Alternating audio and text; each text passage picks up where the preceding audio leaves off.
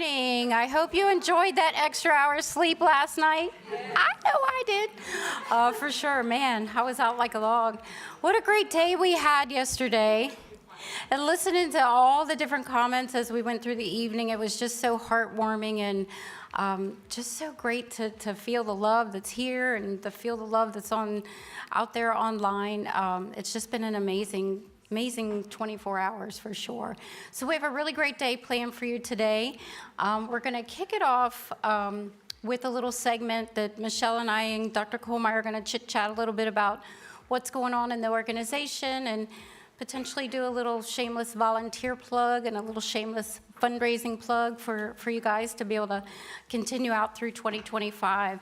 I did want to just do one announcement really quick. When we go on our first break today, if you're checking out today, you do need to bring your luggage down, and you can put it where we had the registration yesterday, and it'll be perfectly fine there. So, yeah, without further ado, I want to get us kicked off. We're going to just kind of sit here and chit-chat a little bit, and we'll be open to potentially a little bit of questions at the end of it.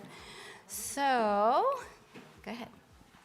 Good morning, everybody. I'm Lynn Kohlmeyer, and I'm chair of the Medical Advisory Board, and I just want to give Michelle and Patty a standing ovation for everything they do for us. We couldn't do it without them.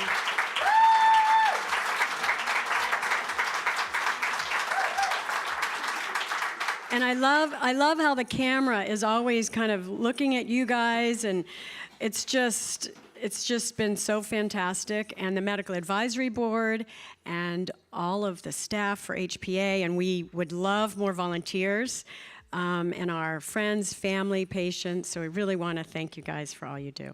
And we'll Thank you so much. Going to make us cry to kick things off here. Lordy be. I got to hold on here. I'm twisting. Okay. So what we thought we would do. Chairs are not made for short people, y'all.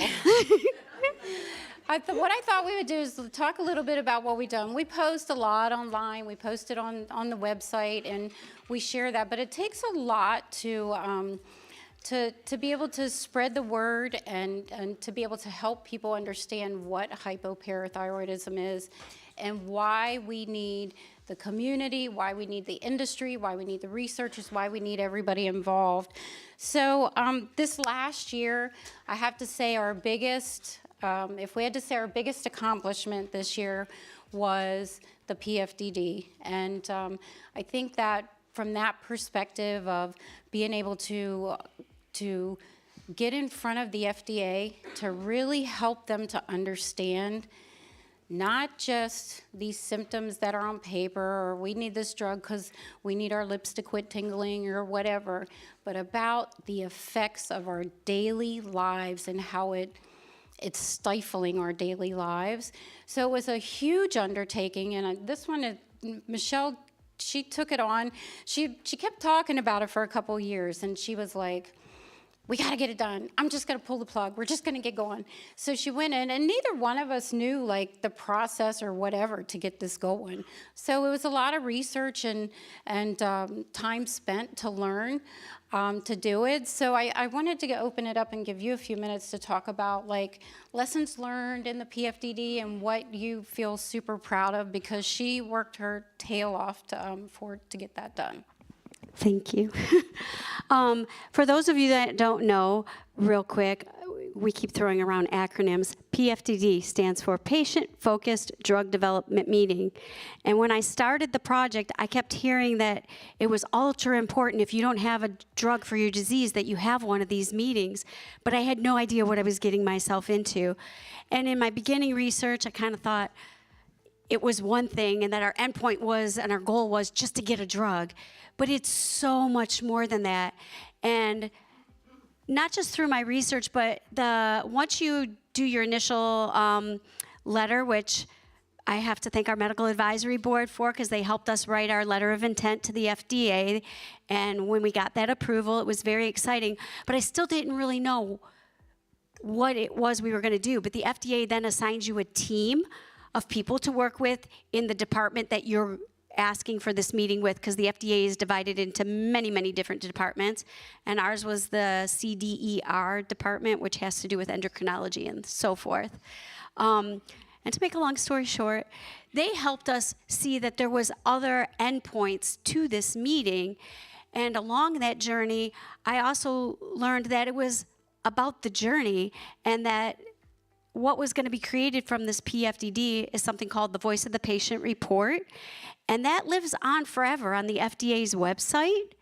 And they said that academia and researchers will access that for all of time to figure out, what does hypoparathyroidism really look like?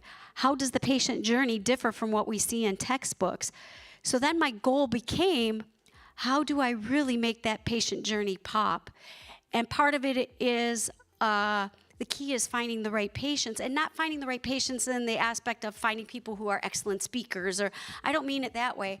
I needed to make sure that we represented our entire patient population. So that became my biggest goal last year, was I needed to make sure I represented people on standard of care, people on off-label, people on clinical trials, people that were genetic, people that were idiopathic, people that had autoimmune, which we don't hear that much from. So our panel was made up of a couple of different genetic types, post-surgical types. We had an APS1 patient, and for those of you in the room who don't know that what that is that's an autoimmune disorder where hypoparathyroidism is a key signal in that disorder, but it's not the only thing they have. So it was neat to see how their journey differed from the rest of hypopara patients. But I thought we needed to see that. We needed to see the differences in all of us, but yet that we were all the same in some way. So that was a great part of that journey. And if I can take just 2 seconds here, we have almost half of our PFDD panelists in the room. If you would all just give a little quick stand up. I cannot thank them enough for their speeches. These are our panelists. We had 13 total, and we have 6 in the room. So thank you guys, because without you, we wouldn't have gotten our message across. Absolutely, and they spent just so much time practicing and getting ready and understanding what they needed to do. So we really do appreciate all of you for that. So Dr. Kohlmeyer is the chairman of our medical advisory board. So when you think about doing the ELPFDD, it makes an impact on the medical community as well. And I know you watched it and felt really great about it. Absolutely, I was part of it, and mostly listened and added some of our experience as providers. I think that our education, and you guys know this because you're trying to educate your providers, I think it's really important. It was very helpful. If it wasn't for that and your working with all of us and industry, I don't think that we'd have our options as soon as we are. And I want to make another quick reminder that Voice of the Patient report I talked about is about to be published, and it'll be up on the FDA website within the next few weeks. It is finished. We worked with a scientific writer all year to get that done. And I want to give one more thank you out to Dr. Rubin, who's in the room, who was our medical expert that spoke to the FDA that day. Thank you, because without you, we wouldn't have been able to, tell them scientifically what our signs and symptoms are. And Dr. Manstadt had to leave, but he was there as well and able to speak to them. And then we had the chief of endocrinology from the FDA that was there as well. So she spoke about it, and she was sincerely touched to understand what a hypoparathyroidism really was. So it was a great event that'll go on for years and years, and I had the fortune to moderate it because we're a nonprofit, so we don't have bankrolls running out the door. So we had to figure out, how do we do this financially, because it's very expensive to do something like that. And luckily we had this amazing team, the AV team, that worked with us and helped us, coach us as well to get through it. But the moderation part of it, you had to go back and really learn, watch hours and hours of videos to understand how do you even moderate something like that. So it was a great learning experience. We felt really proud of it, and we hope that it'll really make an impact for years to come. So the next thing, one of the biggest things we did this year was we were asked to participate in a Parathyroid Summit These were with experts around the world. Oh my gosh, it was like pretty amazing to be a part of it. And I will admit I was slightly intimidated at the beginning of it because I'm like, oh my God, these are like experts. Like, I feel a little bit weird. I don't know this medical stuff. Sorry, Michelle, I have to keep moving. I'm twisting. Yeah, it was wonderful because the clinicians want to understand a patient perspective as much as they can. So being able to be a part of helping to update the guidelines on how do you treat hypoparathyroidism patients was just such an amazing journey. We started it in, February, and the actual summit was in June. So we had regular meetings with that, and it was definitely, I felt like we got our voice across to Definitely, the experts. like you said, that first meeting, we had no idea what to expect, and we were on there with these 28 amazing physicians, and Patty and I were like, we're just here to listen, right? They don't, and then they started asking us questions, and a couple of times I, voiced my opinion, because I'm known to do that, and it was great because I did that, and then I was kind of like, maybe I shouldn't have said anything, but there was this one doctor in particular, and he, like, 20 minutes later said, no, he said to Dr. Shobek, he goes, no, Michelle had a really good point a little while ago. I think we should go with that. And it just made me feel so validated. Like they really do want to know how this looks from the patient's viewpoint. Yeah, we get our information. So we have our stories, obviously, because we're patients. But, we're online with you guys. We're listening to you. We're understanding. That's how we created the agenda that came up for these 2 days. That's how we represent when we go out. When you see us out and about, it's not about like Michelle's story or my story. It's about everybody's story collectively.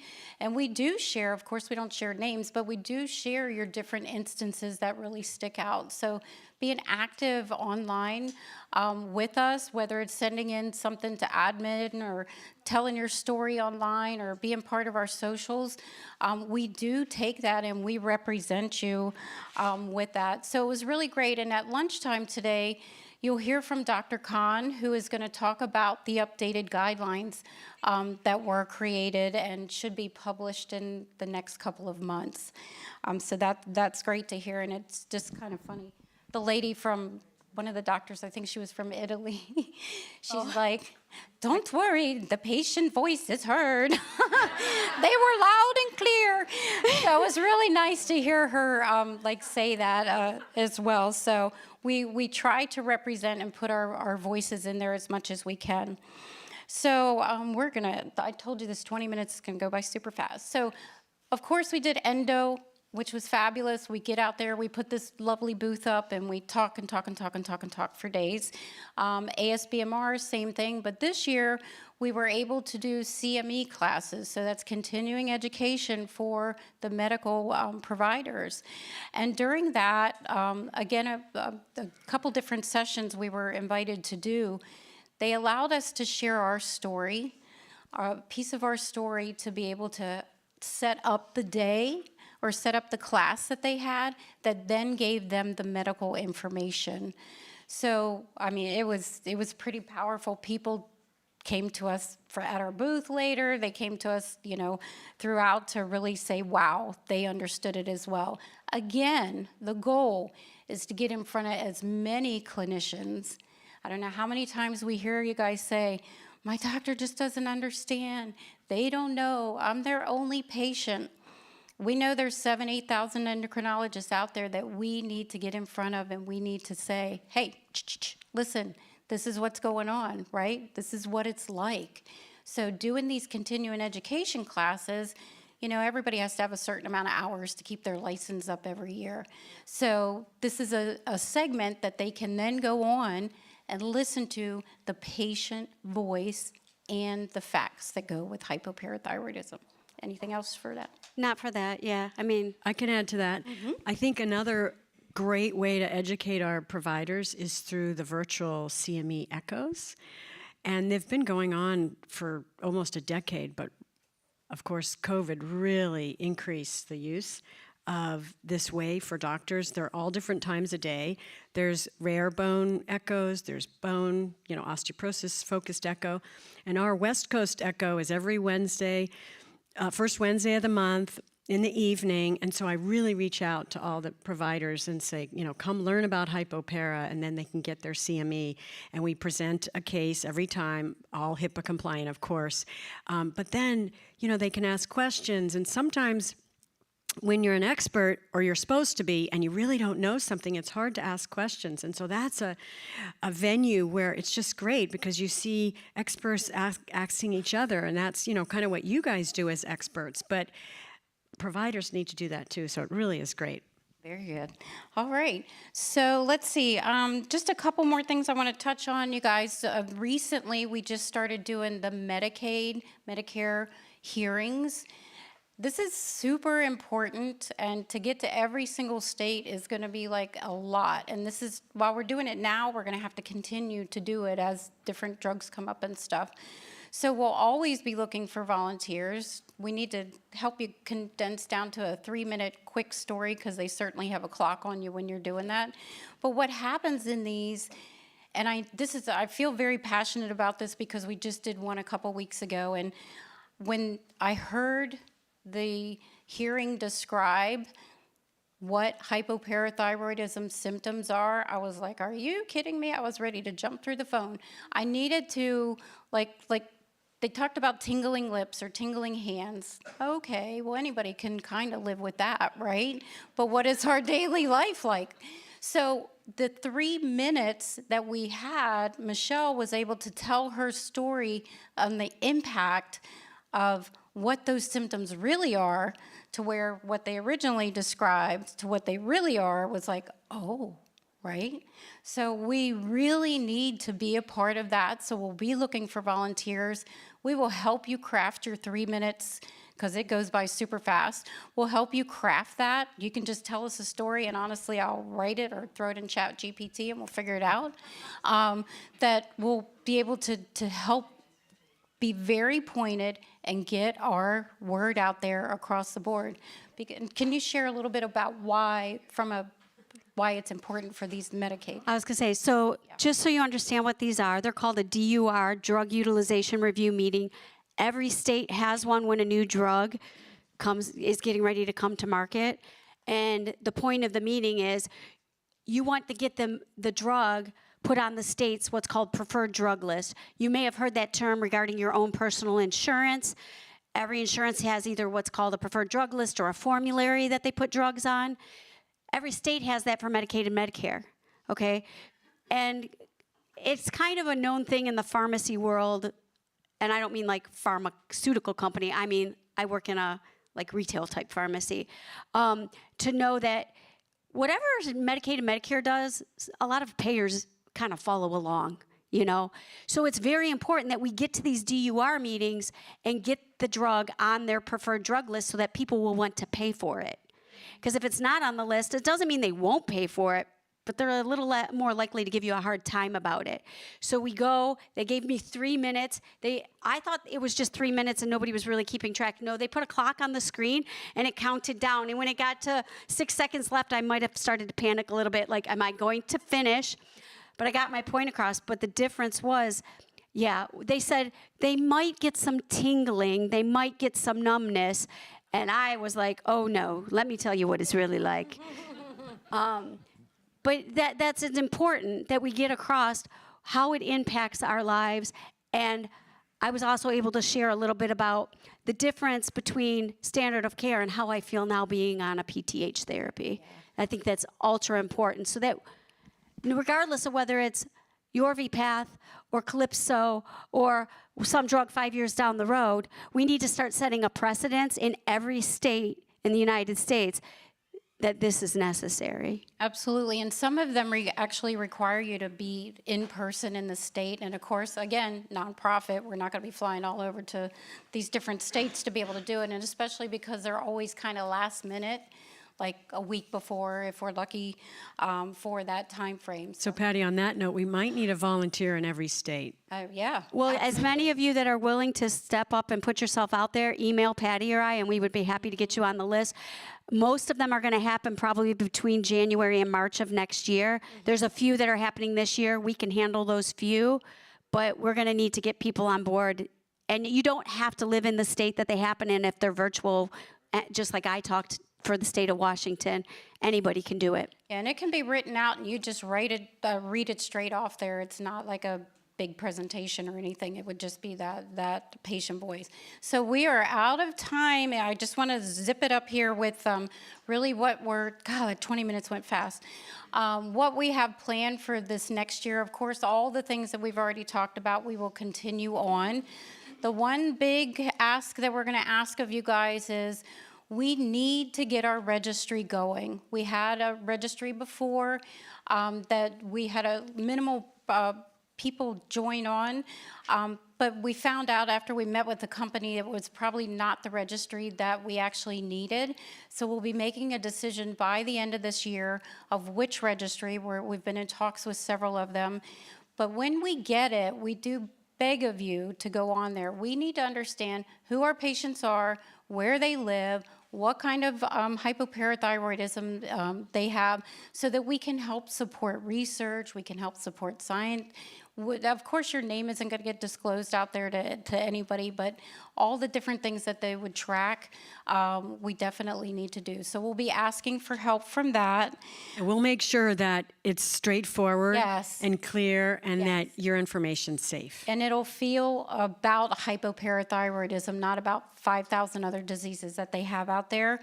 Let's see, we'll be doing CME for clinicians. This is a big thing. We're going to try to take on supporting ourselves, being able to host a CME from the Hypopara Association.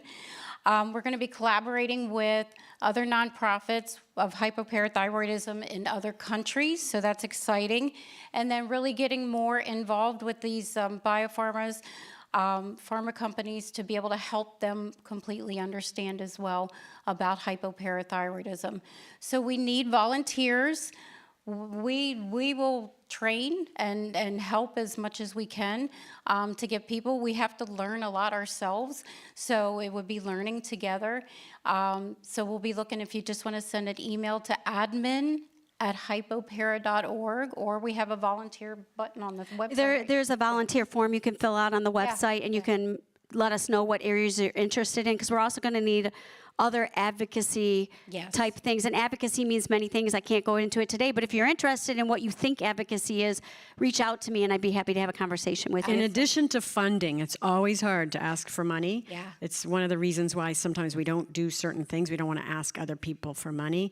But being a nonprofit, any kind of funding you have, if you have other friends or family member that you think would donate. And one of the important points was, and all the caregivers here and friends and family, what you're going through as a patient is hard for you, but sometimes it's even harder for your family and friends. And when you're feeling better, especially when you're on parathyroid hormone replacement, in my opinion, they can relax. And so if you know family and friends that could donate, please do. Absolutely. Thank you so much. Yeah. Yep. So we have our donate button on the website. You can become a monthly volunteer or the donor if you choose, or one time, however you want to do it. And certainly reach out to your family and friends. When we put social posts out there, you know, kind of talking about Giving Tuesday or whatever, share it out with the world, see what you can do, see how you can collect for that. Because in our last edition of the newsletter, you saw we put in, did you know that costs this? Did you know it costs that? What was it for the PFDD, like 80? The PFDD was over 100 grand to put on. Just to do that. So, and you have to, it's not like wasted money. We're definitely very frugal with our money for sure. So, all right. That's it for this segment. Thank you so much for listening, and we'll get ready to queue up our next one.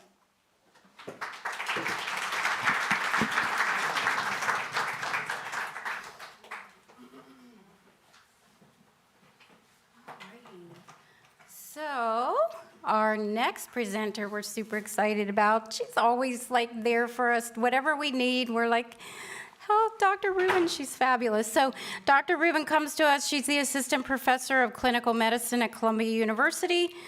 She's here to present the early results of her SHINE study. I know a lot of you have participated in the SHINE study and cognitive function, so welcome, Dr. Rubin.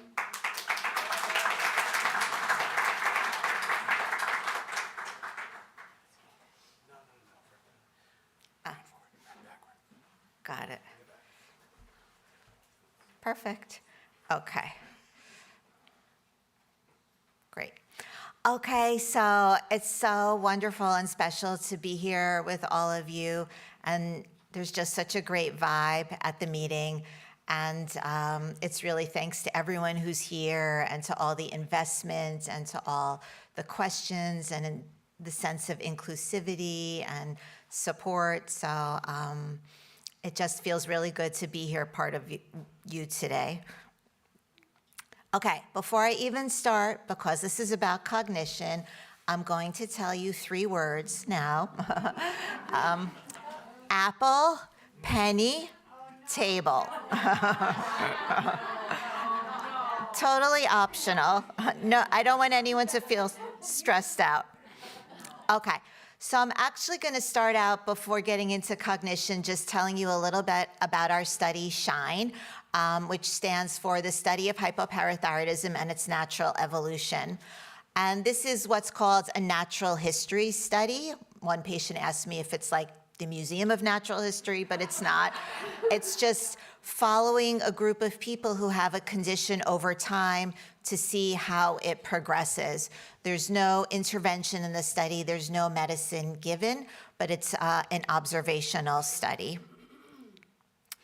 And the reason that we decided to do this study is to look more into both the short-term and long-term complications of hypoparathyroidism. The short-term complications we know well: muscle cramps, cognitive dysfunction, arrhythmias, seizures. Some people also get wheezing. But there's a little bit less known about how the long-term complications progress. And these are all, of course, things that you worry about: kidney stones, kidney disease, brain calcification, vascular disease, bone fragility. So what we really want to learn is, how common are these long-term complications? How likely is it that someone would have a kidney stone?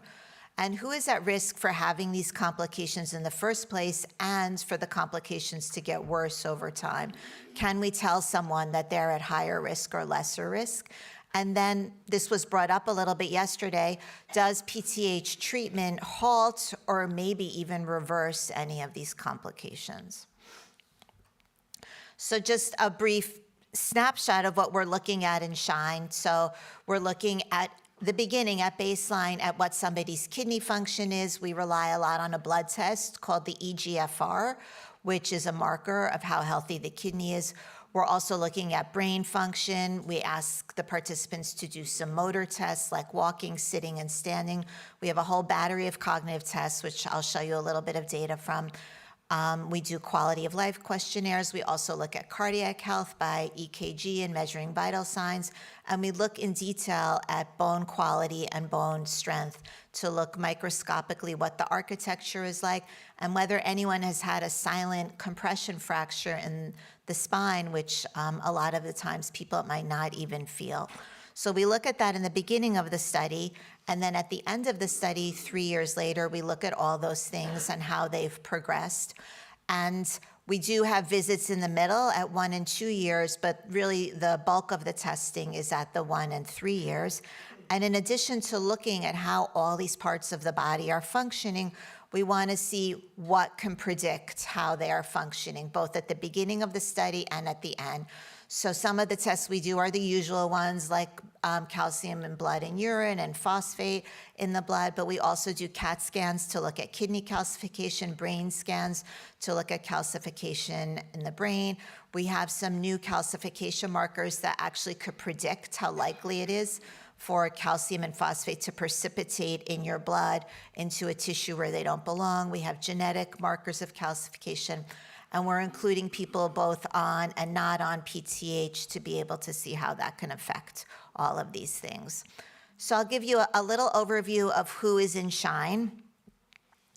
So right now we have 82 participants. We actually have 84 because there's 2 more since I made the slides.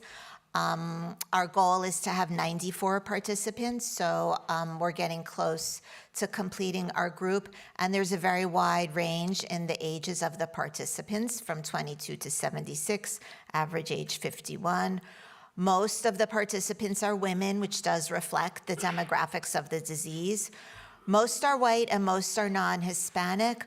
We would and are hoping to have more diversity in the study. And I think that's a problem in general with research in the area of hypoparathyroidism, that there needs to be more men and more people of different races and ethnicities who are included. About 82% of our participants are post-surgical, and about 18% are non-surgical. The non-surgical patients that we have are some with the GATA3 mutation, also known as Barrett syndrome. We have one patient who has autoimmune polyendocrine insufficiency type 1, which, as Michelle mentioned, or Patty, involves other endocrine disorders. We have one patient with autosomal dominant hypocalcemia type 1, which is the disorder that Calcilytics is treating. One patient with Charge syndrome, and one patient with DeGeorge syndrome. And it's interesting, the rest of our patients who are non-surgical, everyone has the genetic testing, but those other patients that aren't listed, their genetic testing didn't show a mutation, which does make us think there are probably many new mutations yet to be discovered. So in our patients in SHINE, before even starting in the study at their baseline visit, they told us that they had a significant number of complications in the past. About a third already had kidney stones before entering the study, 44% had had fractures in the past, and 21% had cataracts in the past. And the breakdown of how many in our study are on PTH and how many aren't is about 50-50. So about 50% are on calcium and calcitriol, and about 50% are on some type of PTH, Forteo, Natpara, or Yorvipath. So I'm just going to show you a little bit of some preliminary data. We're obviously collecting a very rich database, which hopefully will be useful for many years to come, and hopefully will be useful for other researchers also as a resource. So we've really only started to mine and analyze what we have. But just for some very quick looks, we can see that the patients in the study have normal range or low normal range serum calciums. I've split it out here. Blue are the people who are on no PTH or calcium and calcitriol, and orange are the people who are on PTH. And you could see that the serum calcium levels are kept normal in both those groups. But as you would expect, you can see that the calcium dose in the blue dots, those are people who are not on PTH, is much higher, of course, than the calcium dose in the orange dots. Those are people who are on PTH, which we know from PTH studies. And likewise, people who are not on PTH have higher calcitriol dosages in the blue as compared to the people who are on PTH, most of whom who are on no or very little doses of calcitriol while being on PTH. So I think we know this from other studies that have been done, but people who are on PTH required much less or no calcium or calcitriol supplements. We've taken a little bit of a look at kidney parameters, and one thing that we saw was that 10 patients had kidney stones. We didn't do the CAT scan imaging on all our participants just because we didn't have enough money in the study. So the first 50 patients in the study had the CAT scan, and 10 out of those 50 had kidney stones. And what we found was that it was in the patients who had had hypoparathyroidism for longer that the risk of kidney stones was greater. So of course this makes sense. The longer you've been living with an abnormal calcium balance, the more likely you are to have stones. We also have seen that urinary calcium, as to be expected, is higher on people who are not on PTH in the blue than the orange, the people who are on PTH. And this, first of all, is because if you're just taking less calcium and less calcitriol, then your urine calcium level is going to be lower because less is coming through your system. But also because PTH itself has an effect on the kidney to reclaim the calcium that's being filtered through it. So it's sort of those two reasons. There's just less calcium flowing through, and the action of PTH is holding on to the calcium that leads to lower urine calcium levels in people who are on PTH. And we also looked at kidney function in those who are and are not on PTH. And it's just almost a significant difference, meaning that those who are on PTH tended to have a higher level of this blood test called eGFR, which, if it's higher, shows better kidney function. I should say, really, the average levels were normal. We want to see that this eGFR is above 60, and that you could see the mean values in both, whether you're on PTH or not, was certainly greater than 60 and really in the 80s range. But there was this slight tendency for it to be just a little better or higher in those who are on PTH. So kidney stones were more likely with longer duration of hypoparathyroidism, and patients who were on PTH had lower urine calcium and tended to have better kidney function. So I'm going to pause now from talking about our SHINE preliminary data and turn now towards cognitive function in hypoparathyroidism. So I think cognitive function is part of a larger issue in hypopara, which is quality of life in hypoparathyroidism, which really can include physical, emotional, and cognitive symptoms. And there's been a lot of studies using general questionnaires that have shown over and over again that in people with hypoparathyroidism, there's reduced scores for both physical and mental health. Some of you, if you've been in studies, might have done a questionnaire called the SF-36. It's very well validated to be accurate and predictive, and it's used kind of for any illness to show what your quality of life is like. And that includes questions like, how do you rate your health? Have you had to cut down on your time spent on work? Do you feel full of pep or downhearted? How much of the time has your physical or emotional health interfered with your social activities? And multiple studies have shown that patients with hypoparathyroidism have lower scores than the average US population using this tool. But for hypoparathyroidism, we really need questionnaires that specifically target this disease and are not just general questionnaires. So some of that is because we need to include the physical symptoms, because those will impact the quality of life. And everyone here knows the physical symptoms and can describe them certainly better than I can, but tingling, pain, fatigue, heat sensitivity, rapid heart rate, and these are important to take into account. And when we also think about quality of life, we cannot at all overlook the emotional symptoms, which are a huge component of the disease. Depression is very common, and as part of the guidelines that were just mentioned, the largest systematic survey of the literature was done to look at complications of hypopara, and it was one of the top complications to have depression.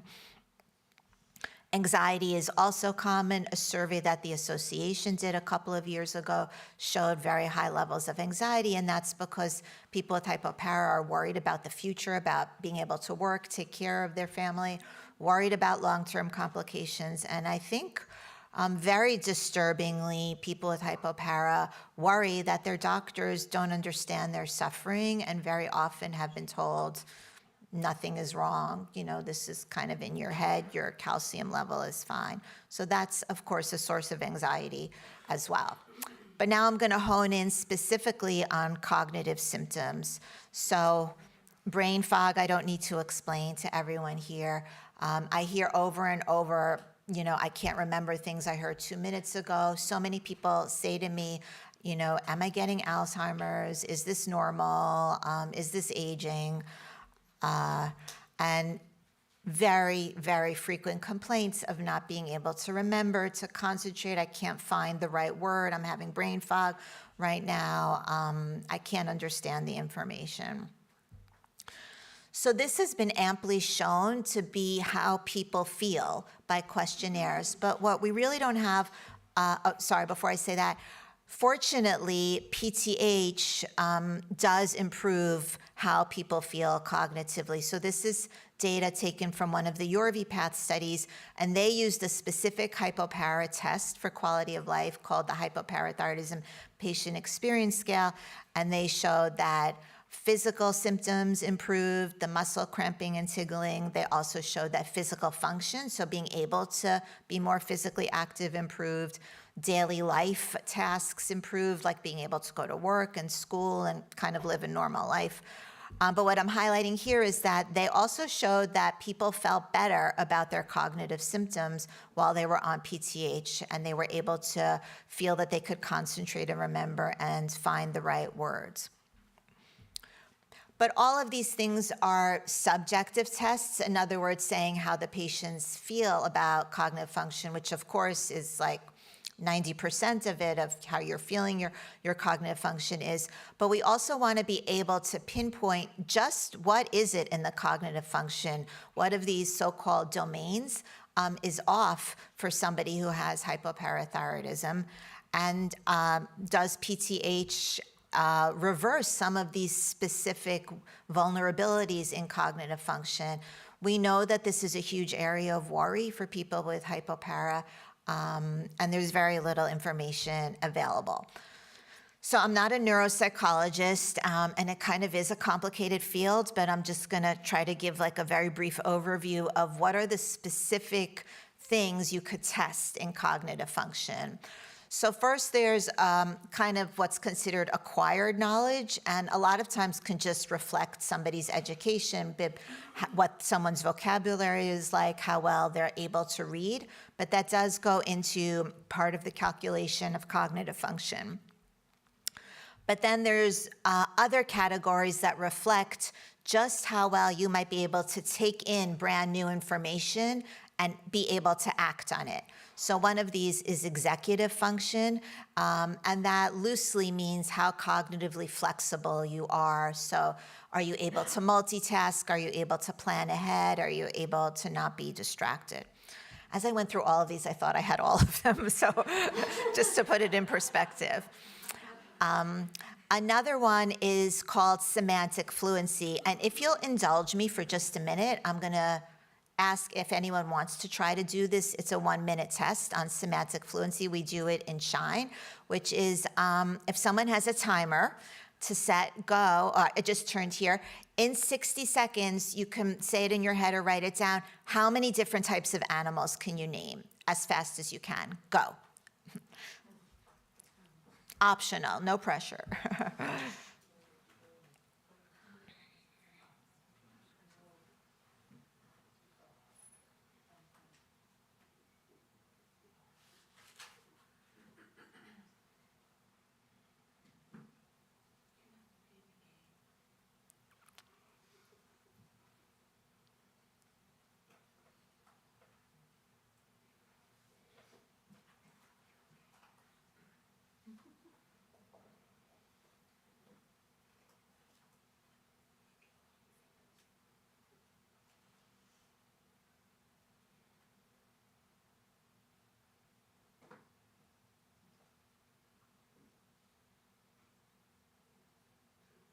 Okay, so that is actually a validated cognitive test, and if it gets scored on how many animals you were able to list, it can't be like an overlapping type of animal, but a crude rule of thumb is that somebody should be able to name at least 12 different animals in that space of time. So I know we didn't really administer it under like test conditions. But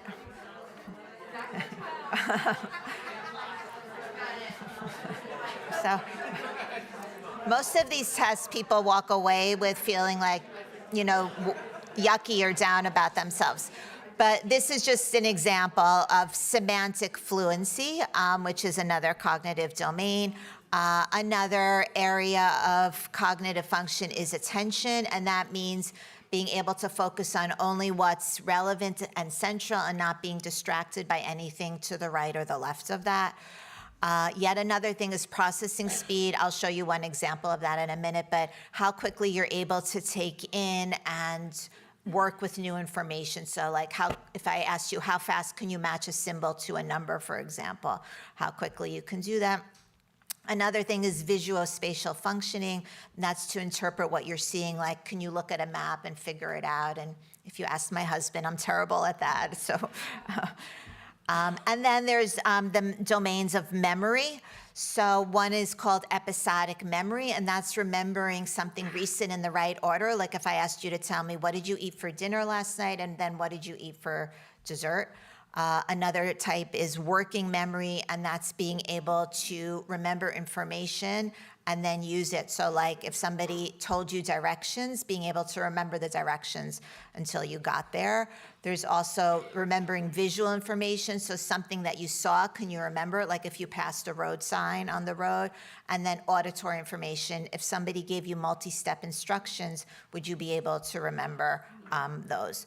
So many, aspects to try to test cognitive function in a rigorous scientific manner. So in terms of prior studies doing these tests, there is a little bit. There was one study in India that only looked at non-surgical patients, and a third of them had cognitive dysfunction. They described that some of the patients had reduced inhibitory control, which meant like not being able to suppress a thought or an action or a feeling. They also noted impairment in visuospatial functioning, which was what I mentioned, like looking at a map, and some psychomotor slowing. And I personally just wonder if some of these non-surgical patients maybe had some brain calcification, which can rarely lead to Parkinsonian-like symptoms of slowing. So I don't know if that was part of what was playing a role. And then there's another more recent study in post-surgical patients where they also did cognitive testing. They actually didn't see a difference between those with and without hypoparathyroidism. But when they did look at people who had lower calcium levels, they found that they did have some deficits, like in visuospatial attention, meaning being able to focus on a spot in space, executive function, which again is like multitasking and planning, and semantic memory scores, which means long-term memory of general knowledge. Like if I said to you, what's the capital of Cuba, or something like that. So definitely, different vulnerabilities have been reported in people with hypoparathyroidism. In SHINE, we're using a whole different battery of tests. I'm just going to tell you about the one that we're doing using that something called the toolbox, because we haven't finished analyzing the other ones that we're doing. But it uses an iPad, and anyone who's been in SHINE, I'm sure remembers it. But it kind of looks at this so-called crystallized, which really reflects what you've learned in terms of reading and vocabulary up to this point, and then the others are fluid, which is how well you're able to take in and act on new information in these different categories. So this is just one example showing processing speed, which is really asking the participant, how fast can you tell me, are these the same or are these different? And how quickly you're able to do that is timed. And you get a score on that. So that's just one example of one of the tests that are included. So I'll give you a snapshot of some of the results that we have so far. So first we looked at accumulated verbal knowledge. So that's really vocabulary and reading. And in all of these, a score of 50 is normal. So you can see that overall, this is SOC means people not on PTH or standard of care, and PTH, but you could see that both those groups come out pretty good and are above the average of 50. That's considered normal. And then when we look at vocabulary, also both groups are above the average of normal of 50. I mean, maybe the PTH group is actually a tiny bit lower, close to 50, but the groups were not different from each other.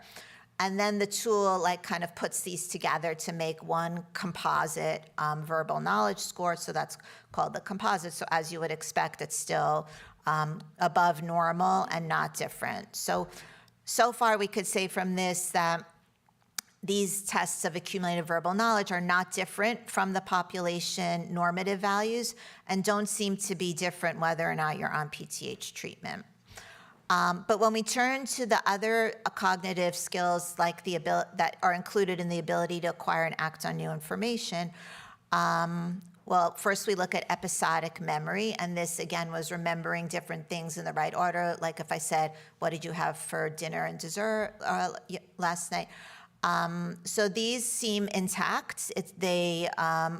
Whether or not you're on PTH, it seems to be at the score of 50, which is normal. And likewise, working memory, maybe those on PTH have a slightly lower score, but it was not significantly different from those on PTH. But when we look at executive function, you could see that in the standard of care group, it's really coming out at 40.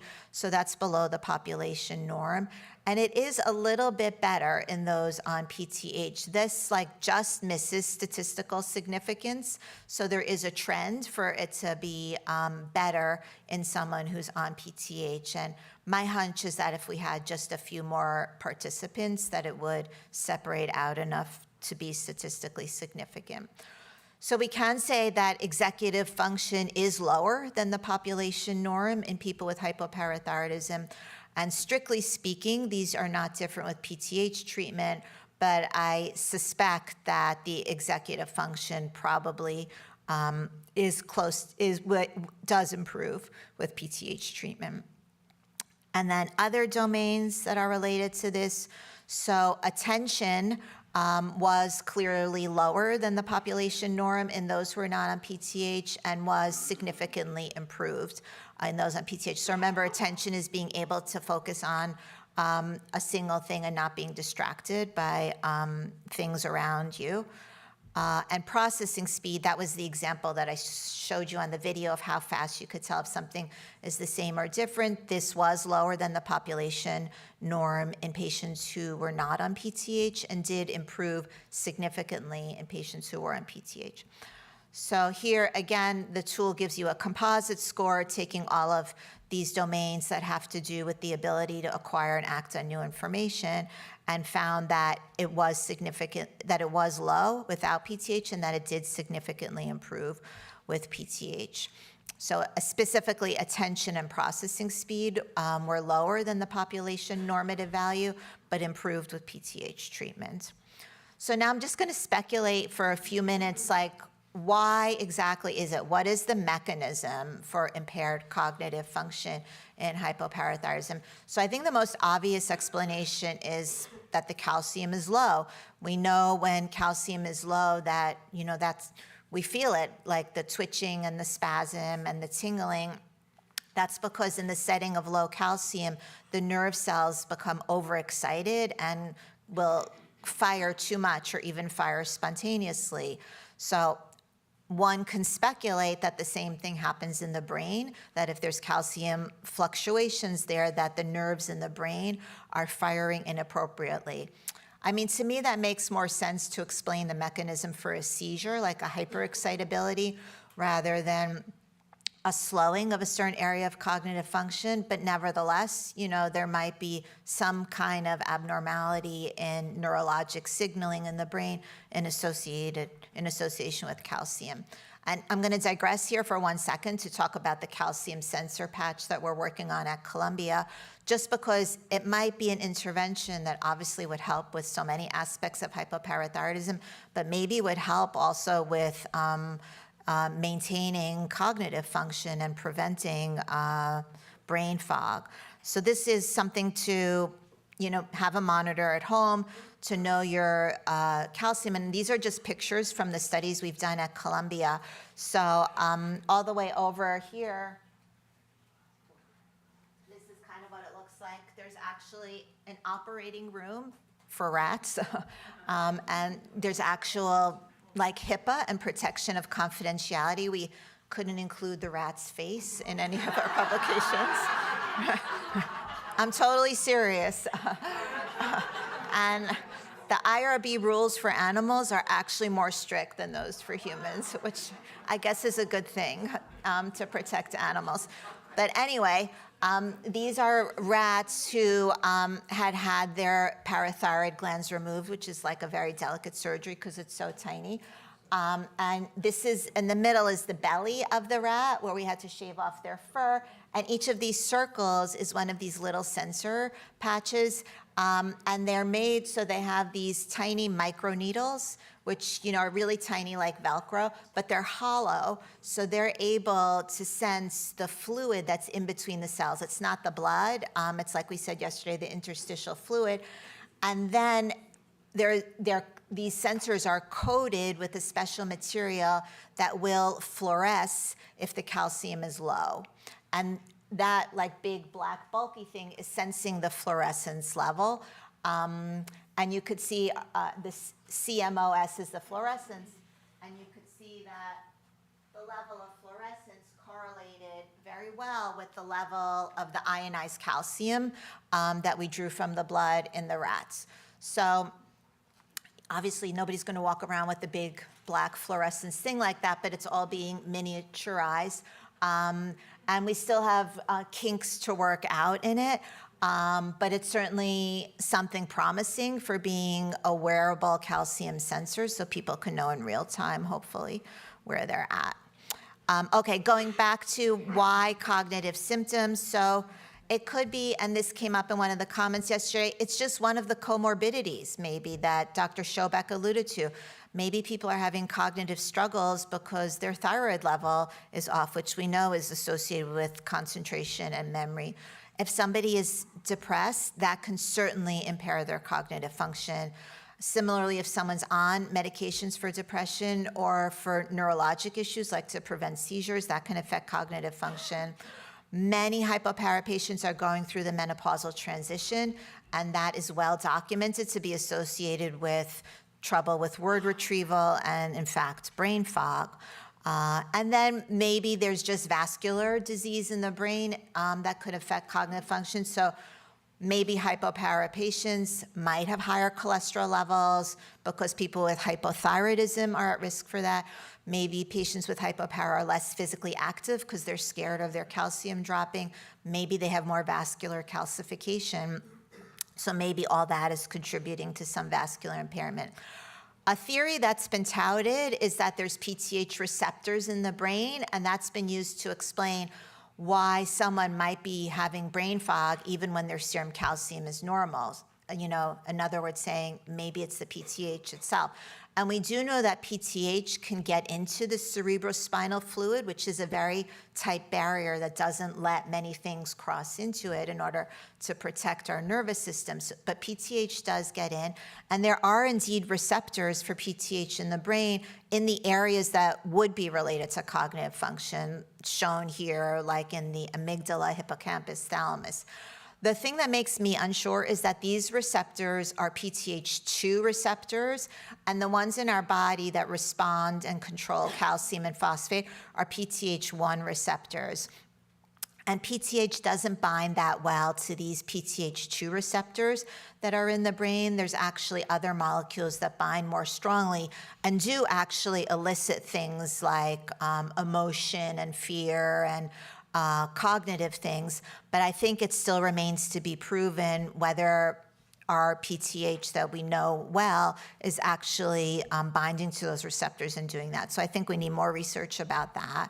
And then a last theory is just PTH makes blood vessels dilate. So if any of you have been on PTH, some of you might notice you get like some redness at the injection site, and that's because PTH dilates blood vessels a little bit. It's not anything dangerous, but that's also the same reason sometimes when people are on PTH, we want to check their blood pressure sitting and standing, because since the blood vessels could dilate, there is a hypothetical chance that blood pressure could drop when someone goes from sitting to standing. It hasn't really been found to be a concern, but some people even say take your PTH at bedtime in case your blood pressure drops, you're in bed. So this hasn't really panned out to be a concern, but just bringing it to this issue, if PTH does dilate your blood vessels, maybe not having enough PTH means you're not getting the full necessary amount of blood flow to the brain, and maybe being on PTH would help that. So this is really just a hypothesis that hasn't, in my knowledge, been shown anywhere. And then I'm just going to end with a very interesting study that was published just a few months ago, showing that the structural part of the brain might be different in people with hypoparathyroidism. So this was a study where there were 36 patients with hypoparathyroidism, 10 non-surgical, 26 post-surgical, and they were compared to 25 healthy controls. They matched them for age, gender, and importantly, the level of education. And all the patients had to do questionnaires. That's what PROs are. They had to do a whole battery of those neuropsychological tests that I went through, like looking for executive function and processing speed. They also measured their calcium levels, and they did MRIs of their brain, which is really the novelty of this study. And they did find, as you would expect, that there was worse quality of life in the hypopara patients as compared to controls, using both the general questionnaires and the hypopara-specific questionnaires. And they did find that using neuropsychological testing, that certain things were worse. Some of the things we saw in SHINE, processing speed, executive function, they also saw worse visual memory and auditory memory. But when they looked at the MRIs of the brain, they did see that the hypopara patients had a smaller size of the hippocampus, and I circled it there on the red. That's a part of the brain that is related to cognition and is affected, for example, in Alzheimer's disease. And similarly, at another part of the brain called the thalamus, it was also found that the size was a little smaller. And that is a site that relates to alertness and processing of information. What was a little bit not consistent is that none of these changes in the brain correlated with any of the neuropsychological test results that were done. But patients who said they had the worst brain fog were the ones who had a smaller size of the hippocampus. So I think it's a preliminary study. It was small. It was just like one snapshot in time. They weren't followed. But it does raise the question that maybe cognitive symptoms are tied to actual structural changes in the brain and hypoparathyroidism.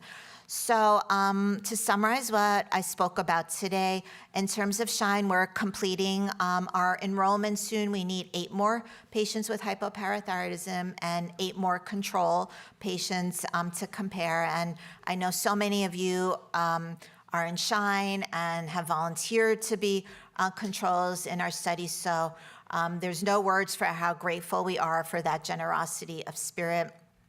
Our preliminary early SHINE analyses show that the longer you've had hypopara, the more likely you are to have kidney stones. If you do get on PTH, that will lower your urine calcium and probably protect your kidney function. Cognitive symptoms, we know, are a fundamental issue for hypopara patients, and we can see that different domains are affected in SHINE, specifically the ability to acquire new information. Things like attention, things like processing speed seem to be specifically impacted. Maybe it's due to calcium fluctuations, maybe it's due to comorbidities, and maybe there are structural changes in the brain that relate to these cognitive symptoms. So we certainly need more information. A plug for our SHINE study, yet again. This is the clinicaltrials.gov number. This is my email.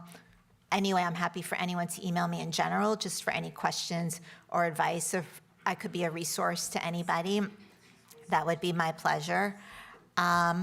And I want to acknowledge the FDA Orphan Products has funded this, but the Hypopara Association has also helped to fund this research. So without their support, I wouldn't be able to be presenting this here to you. And last thing, do you remember the 3 words that I told you? Yay. Okay. Thank you so much.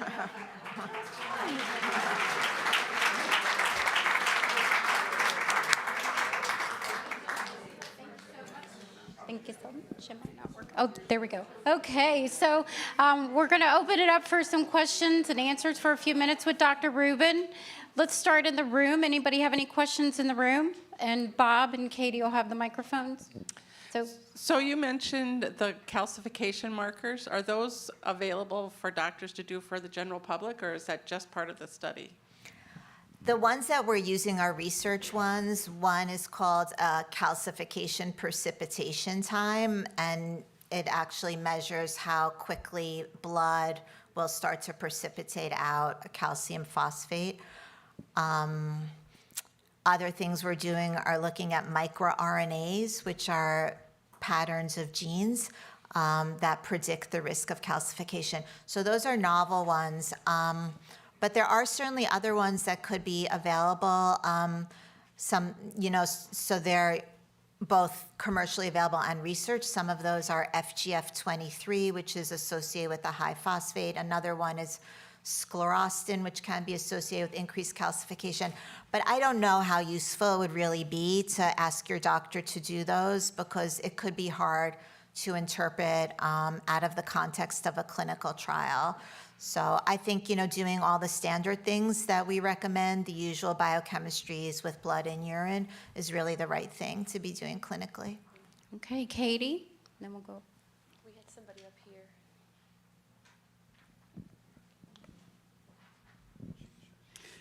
Two questions. First, can you put the slide back up with your contact information? And second is, why did you choose only 3-year longevity to your study instead of longer? Yeah, so it was a funding opportunity that came from the FDA Orphan Products Division to fund for 4 years. So we figured, we needed the time to enroll, which obviously we still haven't even finished, although hopefully it'll give us an extension. Our hope is to apply for a renewal, because I think it would be important to be able to continue for a longer period of time than 3 years, to be able to see who's at risk and what does PTH do to all these issues. So yes. And we do have this information on our website as well. Michelle? There's one online that asks, there has been a rise in ADHD diagnosis in adults, and as a hypopara patient, how can you tell whether your poor executive function is linked to hypopara or ADHD? Yeah, that's very difficult and very tricky to tell. A lot of patients ask me, not specifically about ADHD, but having anxiety or having something that really could overlap with hypopara, and how can you know? I mean, the gold standard would be to treat, either with calcium calcitriol or with PTH, and see if whatever it is, the ADHD or the anxiety, subsides, to be able to try to remove that, as a possibility from the list.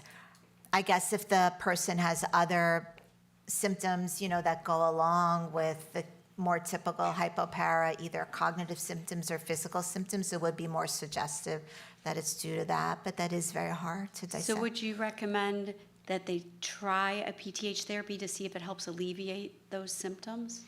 I think so. I would need to see the whole clinical scenario, but yeah, I think that would be the ideal, to be able to see if it's reversed by that. Okay, and then someone is asking, as an endpoint for your study, are you looking at whether or not anybody had calcifications and that they change over time or disappear with PTH therapy? Yeah, I mean, we're measuring calcification in many ways, not just on the brain and kidney CAT scans, but even from the detailed bone density studies, you can look at calcification in the blood vessels. Even from getting a bone density, you can see the abdominal aortic calcification. So yes, we're gonna be looking to see, how much does it progress, what blood test predicts progression, and if you're on PTH, could it stop it? Could it even reverse it? If that's, dare we dream, that could happen. Okay, and we have 2 in the room. We're going to go here, and then we're going to go there. You had mentioned that there were other molecules that bind better to the PTH2 receptors. I was curious what molecules they are and whether they could possibly be used for binding to PTH1 receptors. Yeah, it's I'm probably saying it wrong. It's something like TP138. There's like this small body of literature. But yes, that is something that I want to look into. I'm supposed to be working on a review article about that. So hopefully I'll learn more because, yeah, I mean, I think it makes sense that PTH should be affecting your brain. So to really understand that mechanism and how open the receptor there is to PTH, I think is really important. Okay, and final question back there. That's me. Okay, so I'm looking for the hopeful aspect of this. Specifically, I'd like you to address depression/anxiety and growing your hippocampus. And I Googled it while you were talking about it, and they talk about things that normal people can do, you know, reducing stress, exercise, mental stimulation, all those things. So are you saying that if someone's hippocampus has shrunk due to hypoparathyroidism or their stress or all these things, if we do what they're saying a normal person should do, is there hope that we can regrow it to regain some of what we've lost? I know we can't get rid of the calcium deposits, but you know, if we do like a Rosebud counseling app or art therapy, whatever it is, we're exercising, is there hope? Yeah, no, such an important question, and I should have thought to include that. I personally don't know how much plasticity there is, you know, in the hippocampus and how, if regrowth can happen. It's very possible that it can, and I just don't know it.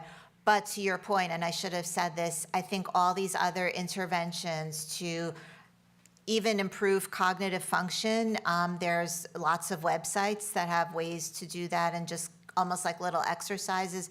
But yes, stress reduction and sleeping well and all these healthy life interventions, I think go a long way towards improving cognitive function.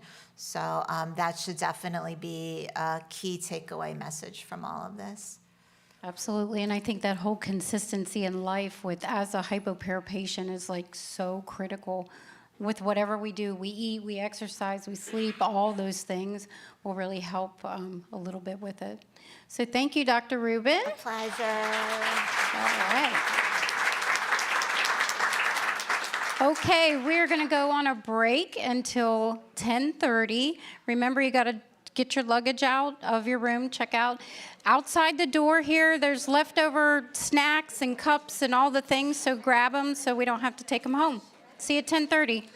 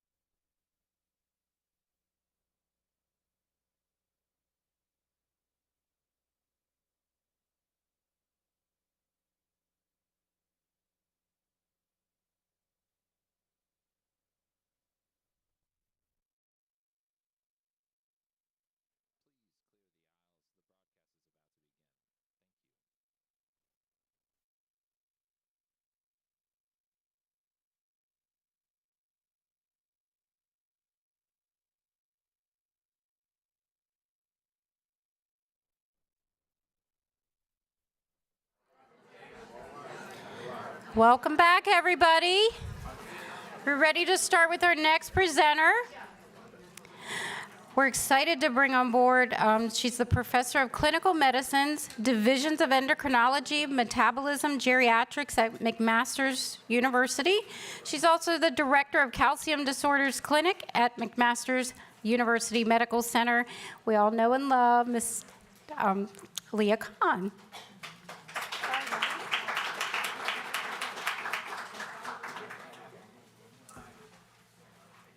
Thank you very much, Patty and Michaela, for this very kind invitation, for the HypoPARAthyroidism Association for putting on this amazing program.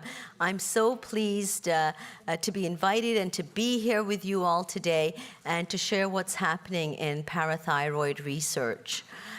So I'm going to be talking about PTH replacement therapy, and I have received research funding from a number of the industry partners for the development of new molecules for hypoparathyroidism. And I just wanted to remind everybody of what the parathyroid glands do. And I don't have a pointer, or I do. Do I have a pointer? No. Oh, okay. No problem. Okay, so basically, if you look over here, this is a schematic illustration which shows us that when serum calcium goes down, it's sensed by the calcium sensing receptor. And these calcium sensing receptors are distributed throughout the body, and they're very highly concentrated in the parathyroid glands on the surface of the chief cells. And when the calcium goes down, then it is sensed by the receptor, and we have an increase in the synthesis and secretion of parathyroid hormone. So this receptor acts like the thermostat in our house. So when the temperature in our house goes down, the thermostat picks it up, and the furnace goes on, right? And now you're going to start heating up the house. So the same thing happens with the parathyroid glands. When the calcium levels go down, it's sensed by the calcium sensing receptor, and the synthesis and secretion of PTH goes up. And when PTH goes up, that will help to bring back calcium through our kidney. So every day, we filter 10 grams of calcium through our kidney. That's a lot of calcium. For those of you who are taking calcium supplements, you know that could be like 3 grams at breakfast and lunch and dinner, plus an extra gram. That's 10 grams. Well, we filter that much through our kidney, and we reabsorb 9.8 grams. So most of that calcium is reabsorbed. And it means that we only lose about 200 milligrams through the kidney every day. And if we have normal parathyroid function and we have normal vitamin D levels, then the amount, if we were to take in a gram of calcium, we would absorb a net of 200 milligrams, and we would lose 200 milligrams through the kidney, so we're in balance. But what if you don't have normal parathyroid function? Well, this becomes a problem because we've just filtered 10 grams through the kidney. We can't reabsorb 9.8 grams because we don't have PTH. And PTH helps us to reabsorb that calcium through the kidney. So now we have a huge calcium leak through the kidney. And that leak is dangerous. It's bad for our kidneys. It will cause kidney stones. It will cause calcification of the renal tissue. The renal parenchyma will calcify. It will damage kidney function. And it will also contribute to kidney stones. So this is a big problem, is the hypercalciuria. And for everyone in this room who has hypoparathyroidism, it's very important to know what the urine calcium levels are like and to be able to ensure that these normalize. Because in the new guidelines that we developed, we said that we need to normalize urine calcium. So that's one of the effects of PTH, is it helps to bring back that calcium through the kidney. And if the hypocalcemia, if the low serum calcium continues, then the next effect of PTH is to increase bone resorption. So PTH binds to PTH receptors in the skeleton, on the surface of the osteoblast. The osteoblasts are the cells that form bone. And when it binds to the surface of the osteoblast, it causes the release of a signaling protein called rank ligand. And this signaling protein causes osteoclasts to form, and these osteoclasts munch out the bone. They dig out a hole in the bone. And when they dig out the bone, it releases calcium and phosphate into the bloodstream. And to prepare for that phase, in the first phase, when PTH helps to bring that calcium back, it also gets rid of phosphate. Because the next phase is going to be a release of calcium and phosphate from the bone. And so if we don't have that phosphaturic effect, then phosphate levels could become very high. So what happens in patients with hypoparathyroidism is not only are we losing all this calcium through the kidney because we can't bring it back, but phosphate levels are high because there isn't any PTH or enough PTH to get rid of it through the kidney. So phosphate levels are high. And the high phosphate binds with the circulating calcium in the brain, and it causes calcium deposits in the basal ganglia. And what happens if you have calcium deposits in the basal ganglia? Well, it could affect the function of the basal ganglia. It could cause Parkinsonian-like features. It may contribute to other aspects of neurologic function, but our ability to understand that right now is limited. So we're beginning to understand, well, what happens to people with and without basal ganglia calcification? How much of an impact does it have on brain function? But we also know there are PTH receptors in the brain as well. So if your calcium is normal, your urine calcium is normal, your phosphate is normal, still my patients tell me, I can't think clearly. Why? Why is that? You've told me all my lab tests look perfect, but I can't think clearly. And that's because PTH has a direct effect on the brain. There are PTH receptors in the brain, and when we give back PTH, boom. One of my patients is a judge, and she told me that after she developed hypoparathyroidism following neck surgery, she wasn't able to work as a judge anymore, even though her lab was totally good. When we gave her back PTH, she said, now my brain has woken up. So clearly, there are direct effects of PTH on the brain itself.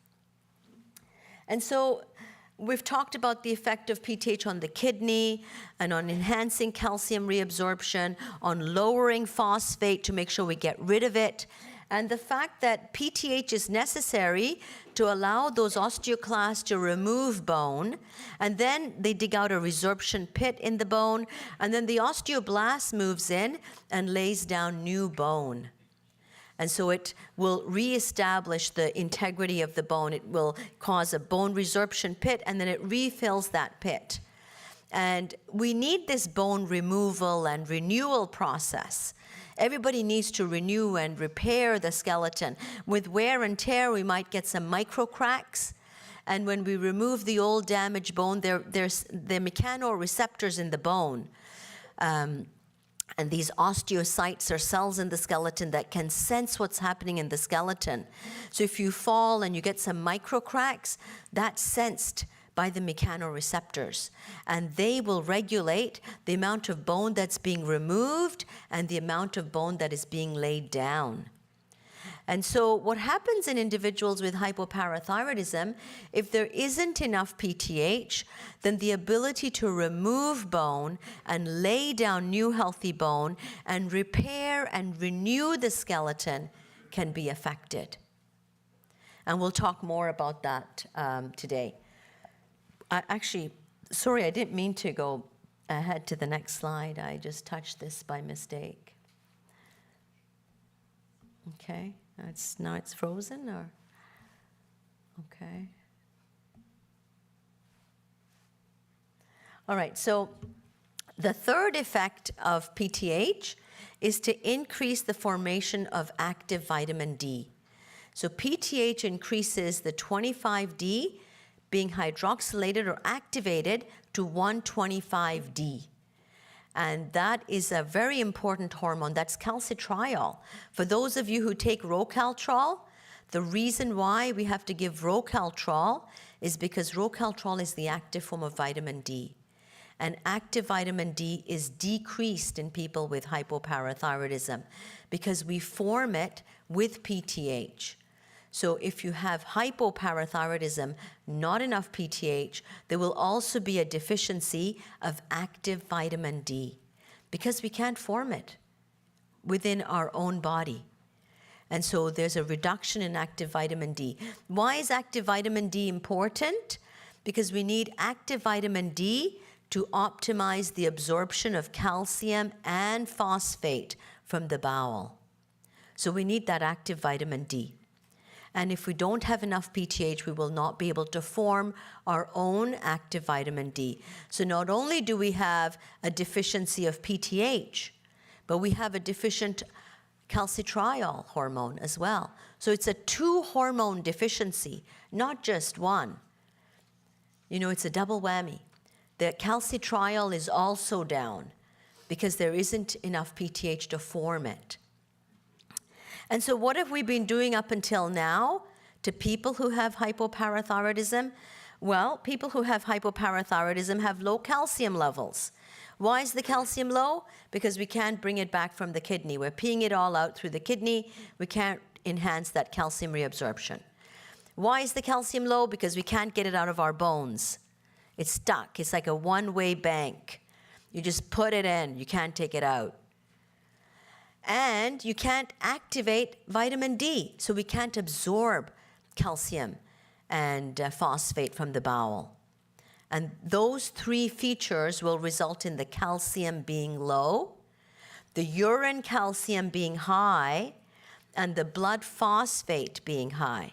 And a high blood phosphate with a high blood calcium, well, calcium might be high if we give too much calcium as well, but even if the calcium isn't high, the high phosphate will bind with calcium, deposit in the brain, it can deposit in the lens, it can deposit in the kidneys.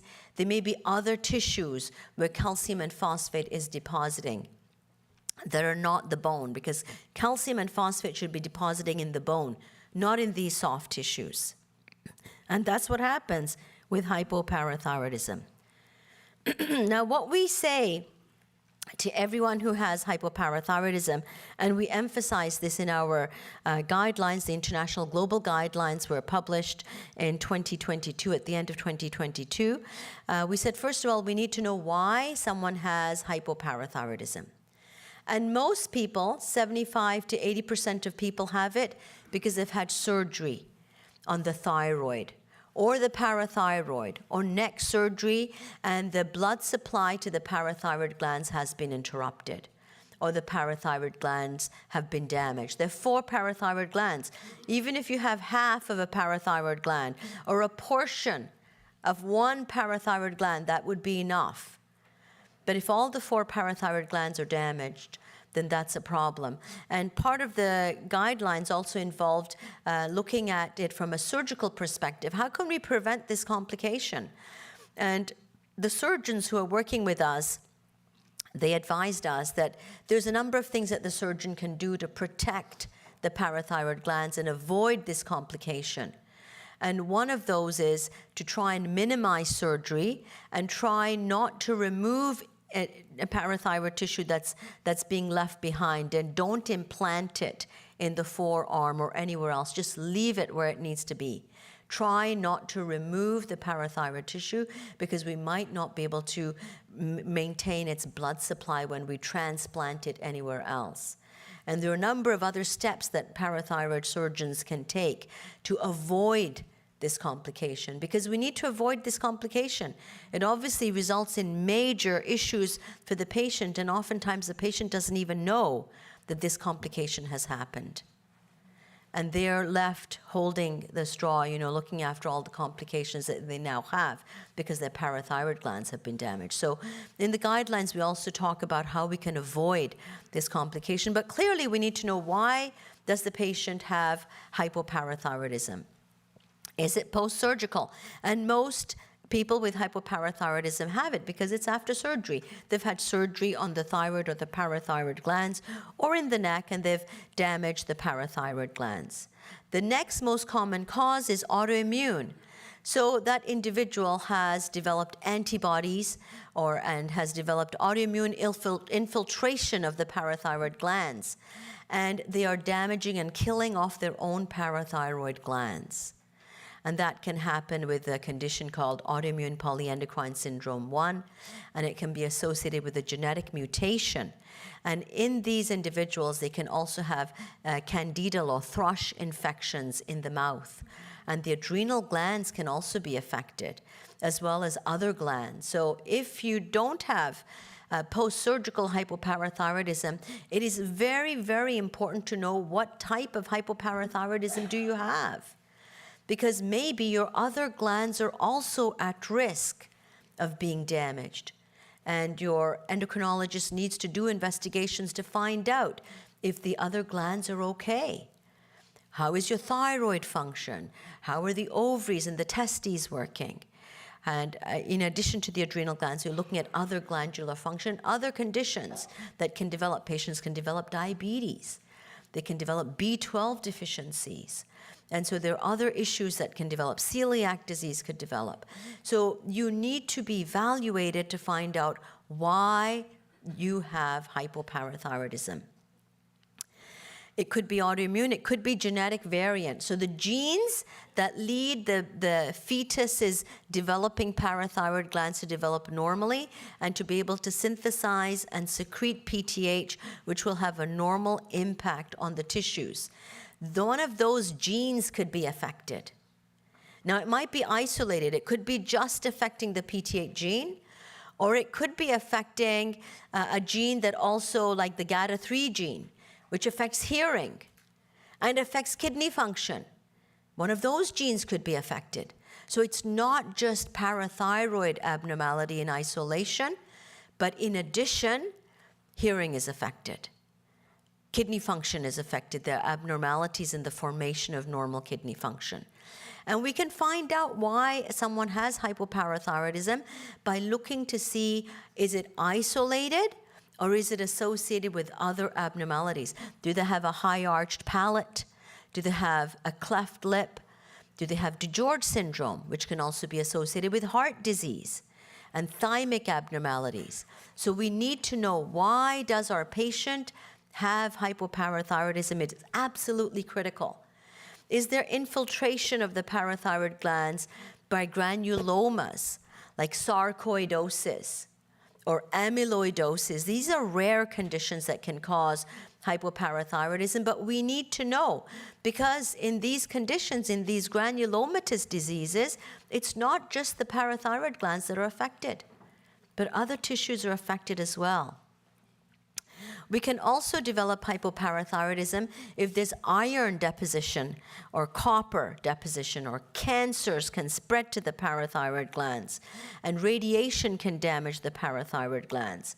And magnesium has to be normal, because if we have too much magnesium, then magnesium can bind to that calcium sensing receptor and turn off PTH.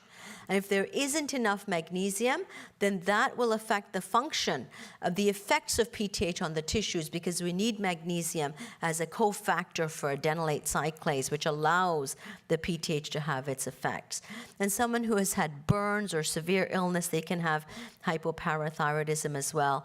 And if the pregnant mother, the mother is pregnant and she has an overactive parathyroid, the baby might have hypoparathyroidism. So we advise the doctors to take a look to see why our patient has hypoparathyroidism, and then do the workup to address the underlying cause. And I know in the other presentations, this has been addressed. So I just want to briefly go over this and just say we did a large systematic review looking to see what are the complications of hypoparathyroidism. And we recognize that people can get cataracts, they're more likely to have infections, they're more likely to develop calcium deposits in the kidneys and have impaired kidney function, they're more likely to have seizures, they're more likely to be depressed.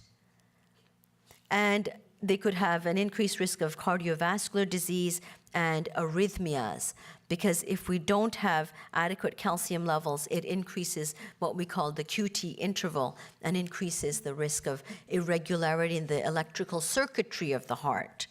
And hypoparathyroidism impairs kidney function, and we know that from all of the global literature. And we know that hypoparathyroidism makes the bones dense, and it prevents the normal repair and remodeling of the skeleton, which is necessary to ensure that we have good skeletal strength. And so when we're managing patients with hypoparathyroidism, if we don't have access to PTH, we're giving calcium and active vitamin D. And, you know, we're in a balancing act. If we give too much, we increase that urine calcium, because we don't have PTH to bring it back. So when the blood calcium goes up, more is being filtered through the kidney. That's going to hasten the patient's demise through kidney failure and kidney stones. So we can't give too much. So we say that if you're on calcium and active vitamin D, we don't want that calcium to be in the middle of the normal reference range. It should be at the end, bottom end of the normal reference range, or just below the normal reference range. But if we don't give enough, then obviously our patients are going to have numbness and tingling. They could have a seizure. They can have muscle cramps. They can have confusion. I tell my patients I could not do my job if I had hypoparathyroidism. If I wasn't on PTH, I wouldn't be able to work, because I wouldn't be able to think clearly to be able to solve anybody's problems. So we need to have optimal clarity of thinking with a normal serum calcium that isn't going up and down, up and down, up and down. And we need to have PTH levels as well that are ideally present. And if we give too much calcium, then patients are going to develop high blood calcium that can cause dehydration, and you can die from dehydration and end up in hospital either way. Either you have too high a calcium, you're dead. If your calcium is too low, you're dead too. You know? So you have to be at the right level. And that's, you know, the teamwork. The doctor and the patient need to work together so that we get the patient at the right level. We want a calcium that is close to the normal reference range or in the bottom end of the normal reference range. We need a phosphate that is in the normal reference range. We need a urine calcium that's in the normal reference range. And we need to follow kidney function. And we know that calcium and active vitamin D, they have side effects. They can cause abdominal cramping and constipation and vomiting. And they can increase urine calcium and phosphate. If we give too much active vitamin D, it increases phosphate. And we already have a high phosphate. So it's a balancing act. And we said in the global guidelines that we want everyone to begin with conventional therapy, because we don't know how much will be required.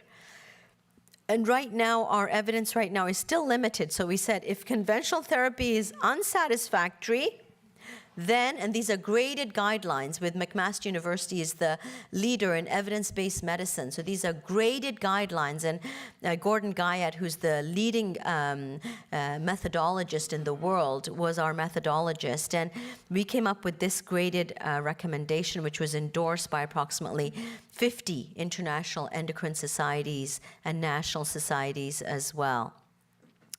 And so we said that when conventional therapy is deemed unsatisfactory, the panel considers the use of PTH.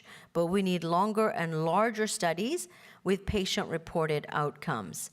And conventional therapy is considered unsatisfactory if the patient is intolerant or unable to continue conventional therapy. So if they can't keep up with 10 grams of calcium pills, taking calcium, multiple doses, and can't keep up with the active vitamin D, then we should move to PTH replacement therapy. If they're having symptoms of hypocalcemia, they can't concentrate. They don't have energy to do their daily activities. They have to stop working. They're sitting at home on disability. They had to drop out of school. This is not good. We need to move to give back the missing hormone. If the calcium is high, that is very detrimental to kidney function. It will damage kidney function. And if we have to give so much to alleviate their symptoms that sometimes they have high calcium, that's not good. We have to move to PTH replacement. If their phosphate is high, if that urine calcium is high, if their kidney function is impaired, we have to move to PTH. If they have malabsorption, say they have celiac disease, they can't absorb all these tons and tons of calcium pills and all that active vitamin D, they can't absorb it. So don't persist with therapy that is suboptimal, because we now have PTH replacement and we can give it. And if they have calcium deposits in the brain or the kidney or in the lens, move on to something useful. And this is what we did, a systematic review looking at all of the PTH molecules that have compared PTH to placebo with active vitamin D and calcium supplements. And NatPara was evaluated in doses of 50 to 100 micrograms a day in the REPLACE study. And what it did was it normalized calcium, it dropped phosphate, it dropped urine calcium. Because it only lasts for 3 hours, the urine calcium was no different to the urine calcium in the group not receiving PTH. So it was, because all these patients were very closely monitored. So urine calcium actually went down in both groups, in the group that received the PTH and the group that didn't receive the PTH. So it was not statistically better than conventional therapy. And Karen Weiner has done a number of very important studies looking at teriparatide, and she has shown that if you take this in multiple doses or as an infusion, we can achieve a normal serum calcium and we can drop that urine calcium. But teriparatide only has a 1 hour half-life. So what are you supposed to do for the rest of the day? You know, it's not enough.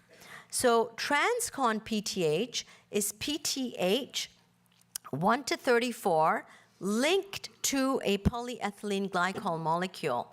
And in this phase 2 trial, it was given in 3 different doses, 15, 18, and 21 micrograms a day, in comparison to conventional therapy and placebo. And the comparator was for 1 month. And in that month, it dropped the urine calcium significantly in comparison to placebo, because TransCon PTH or palopeg teriparatide lasts for 60 hours. So it's like walking around with an infusion, you know, and that's the beauty of this molecule. 1 needle can last you for 60 hours. Its half-life is 60 hours. So it's like an infusion. And in the phase 3 trial, it was looked at for 6.5 months, and TransCon PTH compared to placebo plus conventional therapy was effective in dropping urine calcium, normalizing calcium, dropping that phosphate, and 93% of people were able to stop their active vitamin D and drop their calcium supplements significantly to 600 milligrams or less. That's very, very effective therapy. And they were also associated with that dramatic improvements in quality of life.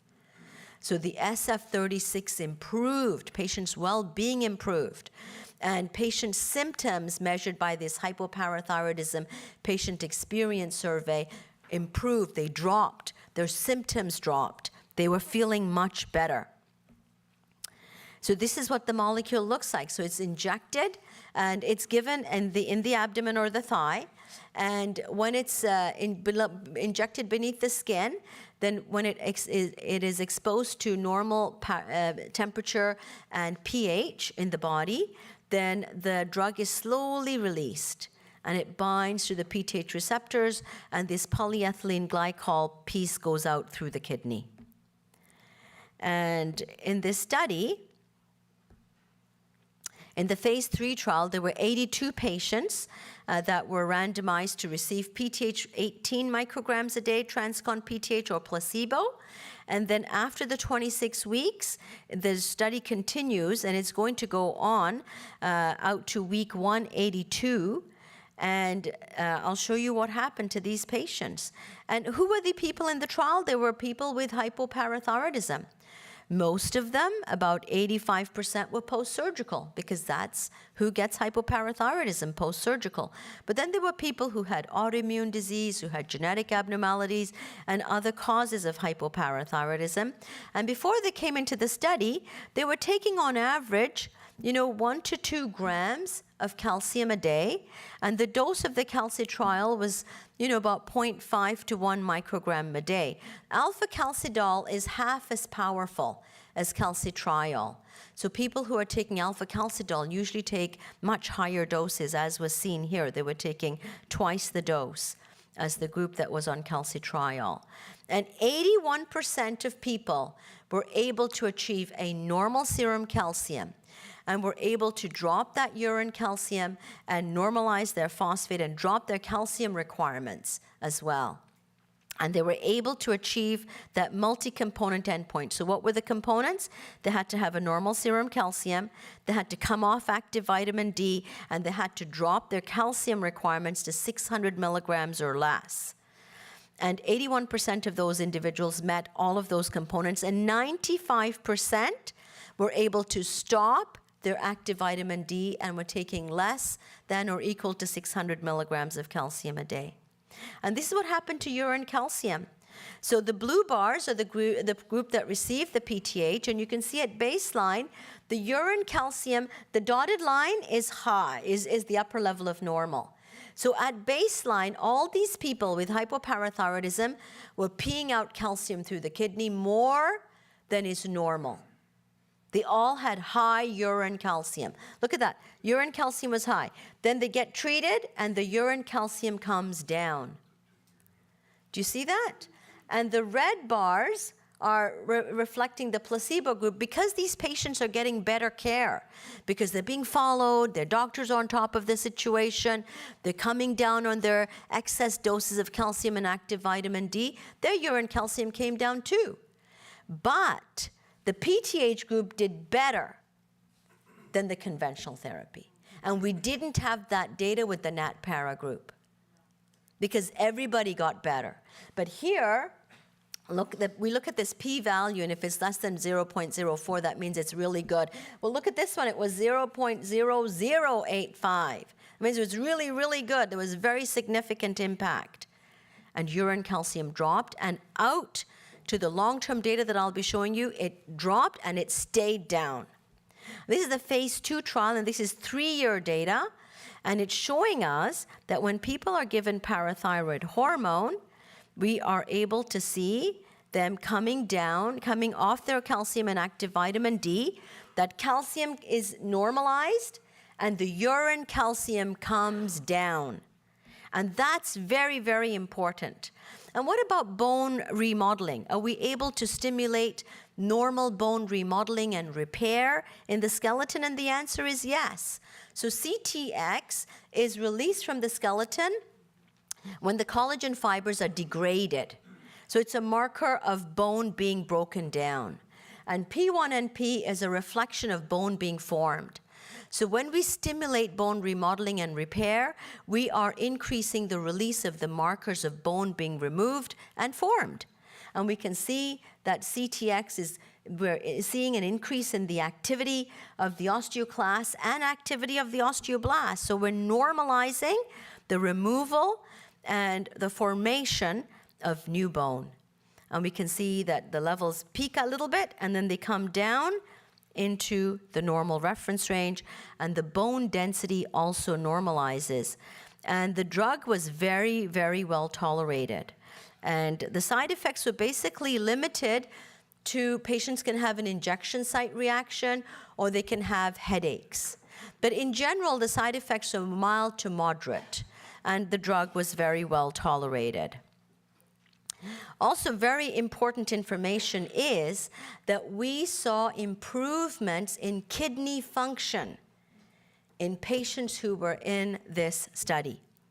In the phase 3 trial, when we looked at all those patients and their impact on kidney function while we're taking them off PTH and dropping their calcium and active vitamin D supplements, taking them off the conventional therapy and putting them on PTH, we saw that kidney function improved.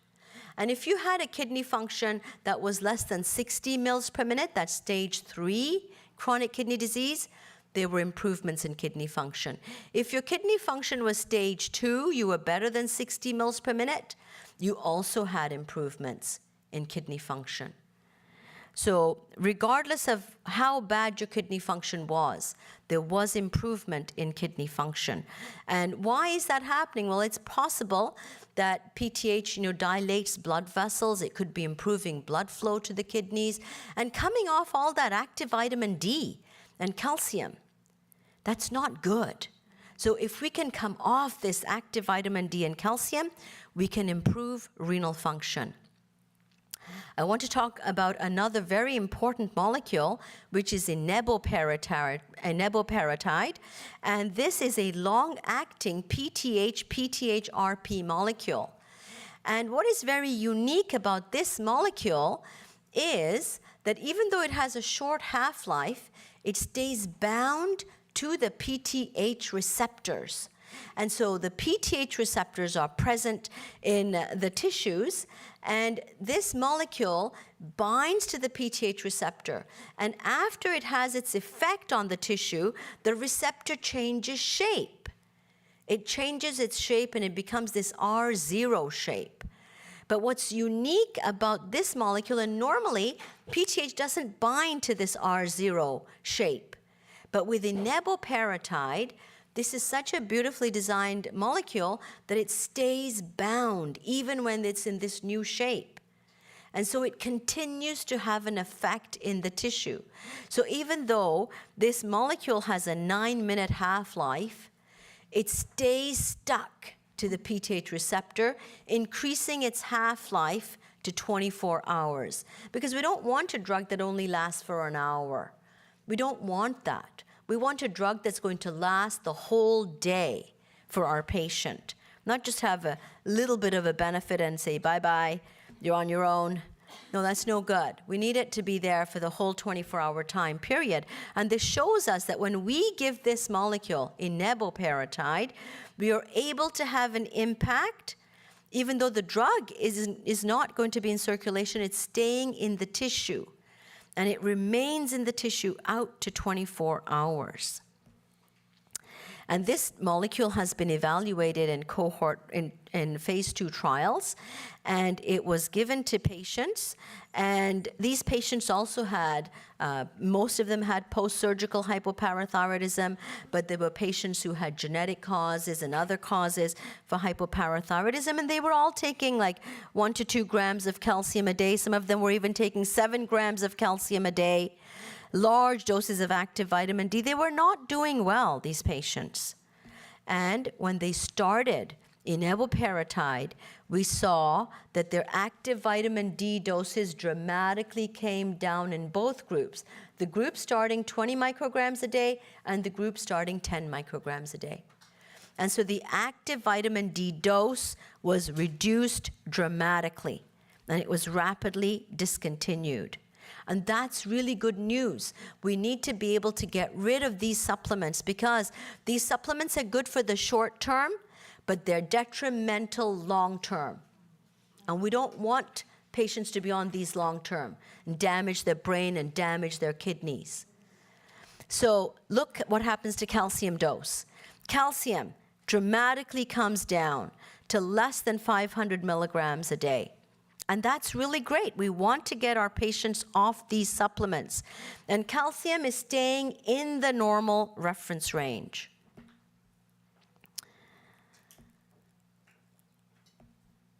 And what about urine calcium? We talked about how important it is to normalize that urine calcium. And we can see that, look at the beginning, that urine calcium is high.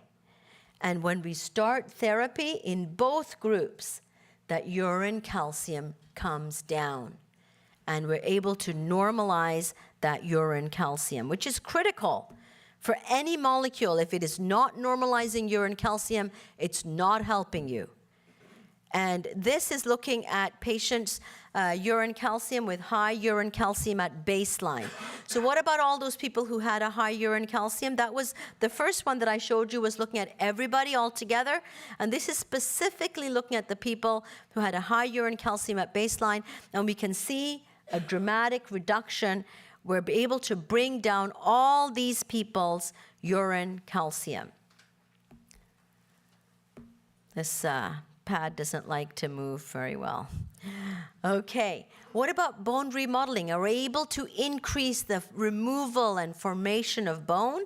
And yes, we are able to see rises in these biomarkers. So CTX tells us how much bone is being removed from the skeleton, and P1NP tells us how much bone is being laid down. And so this is looking at CTX for both groups, depending on which dose they were receiving. And we saw these rises in the amount of bone being removed, and it went up from the abnormally low levels at baseline and went up nicely into the mid-normal reference range for postmenopausal women, for both removal of bone in both groups. And then formation of bone went up very nicely into the mid-normal reference range for postmenopausal women. And it came back and it normalized. So it normalizes bone removal, it normalizes bone formation. And so this is really, really good news for people with hypoparathyroidism. And this molecule is right now being studied in the Calypso trial. And this is a very important study looking at eneboparatide in comparison to placebo, and we're monitoring patients very closely. And this molecule, we're waiting for the data from the Calypso study. Is going to be very exciting. And I want to end by saying a little bit about another oral molecule that is being developed, and this is actually a pill. And this is a molecule that will be able to bind to the PTH receptors, and it actually is acting like PTH, and it is stimulating that receptor. And this is in the process of being evaluated. So we only have rat studies right now showing us that this molecule is able to normalize serum calcium. What will it do to urine calcium? What will it do to phosphate? What will it do to kidney function? All needs to be determined. But right now, this molecule has started phase 1 trials in Australia. So we are looking forward to seeing those results. So to conclude, I want to say that hypoparathyroidism is a rare disease, but unfortunately it is a complicated disease which has multi-system manifestations. And it does have a significant number of long-term complications which are detrimental for overall health. And patients who have hypoparathyroidism are not doing well. They have poor quality of life. And when we start patients on therapy, we can dramatically improve quality of life. I had one of my patients with hypoparathyroidism. She was an OR nurse. And when she became hypoparathyroid, she had to go on disability. And she started PTH, she started TransCon PTH actually, and she actually did so amazing that she was able to go back to work.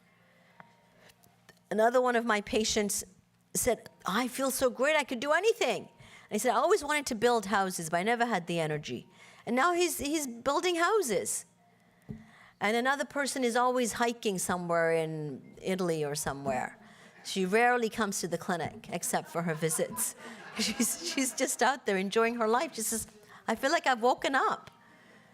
So it makes a huge impact on quality of life. It makes a huge impact on reducing urine calcium, and we expect that would improve long-term impact on kidney function. And we do have data now showing reversal of the effects, the harmful effects on kidney function. So we have several therapeutic options with different mechanisms of action. I've only shared with you today the PTH data. We also have a lot of exciting data with encaleret in patients with autosomal dominant hypocalcemia. I know that's going to be addressed in another part of the presentation. So with that, I'd like to thank you for your attention and answer any questions. Just in time, your phone was ringing there. Somebody's calling you and saying, you're done. So anyway, we are actually at time, but we're so fortunate because we're going to have her back during our lunch and learn. So she's going to review some of the guidelines, but she can also do some Q&A. So thank you so much for this, and we'll see you back at lunchtime. Thank you.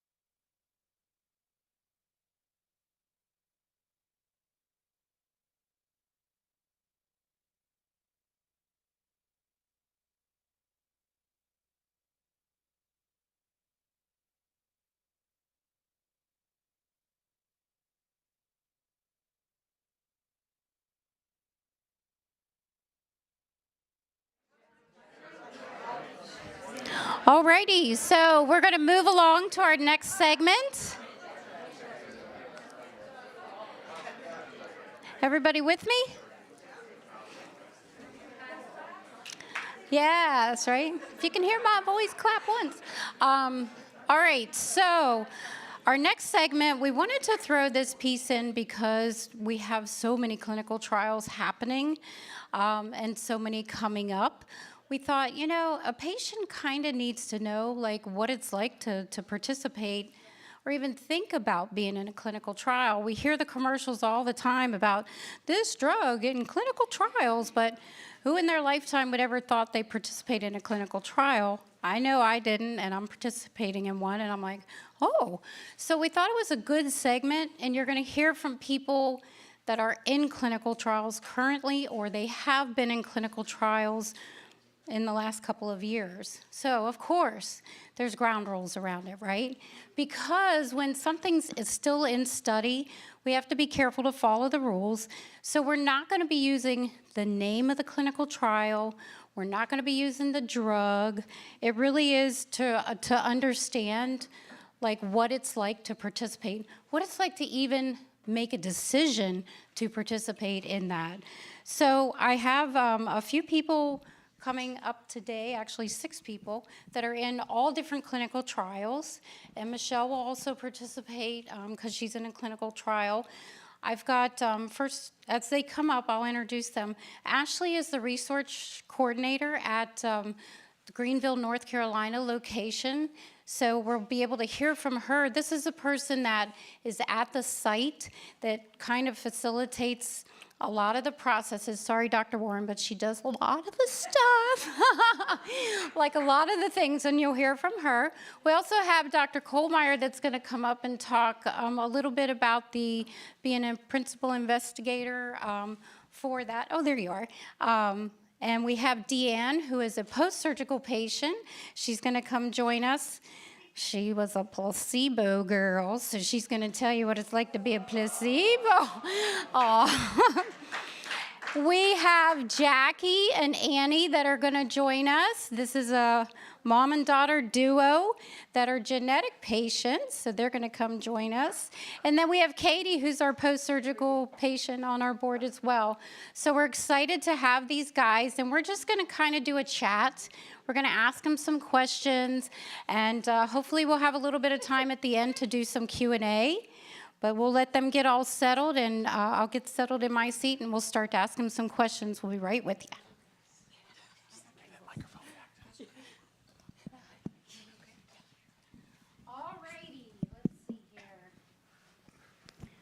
first up.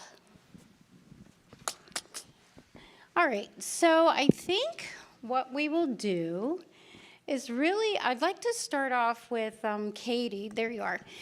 Katie has recently been in a trial for a couple years. So Katie, share with us a little bit about, like, how did you even decide? What was your journey like? How did you feel being part of that clinical trial? Well, I'd like to say first that it was a much easier choice than it was for me getting on this chair. Because I can, so if permission to laugh if I take a tumble. But in terms of my decision to join the trial, I mean, it genuinely was very difficult. I was diagnosed with postsurgical hypopara after having thyroid cancer. And so my diagnosis came in 2019 after the second of 2 surgeries to remove my thyroid. I was 24 at the time, and I'm 29 now. And I turn 30 next month. At the time, because of my age, I had a lot of considerations. And I feel like that's something that there's some that are universal that we can all relate to, but there's some that kind of related to me specifically and that other young women can consider, right? For those of us who are considering motherhood and having kids someday, being 24 when I was diagnosed, made a difference to me. And having to think about, I think, the burdens as a whole was a big deal, right? So I was thinking about what I'm doing on standard of care and how that's affecting my life.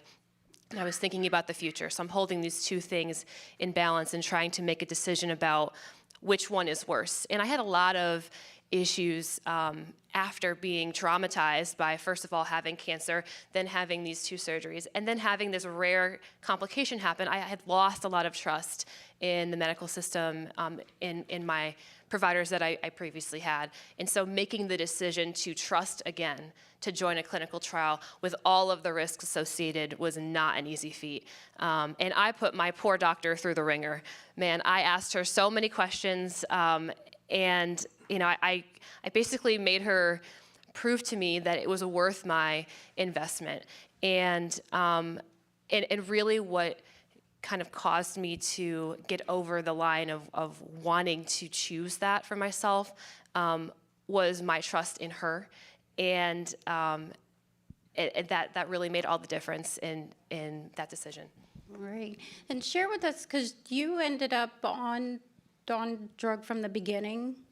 I did. Okay. How did it feel like in the beginning, a couple of weeks? Were you like, what were you thinking as you went through? Because you probably had the, oh my gosh, I think I got placebo, or oh my gosh, I think I got drug. Share a little bit more about that.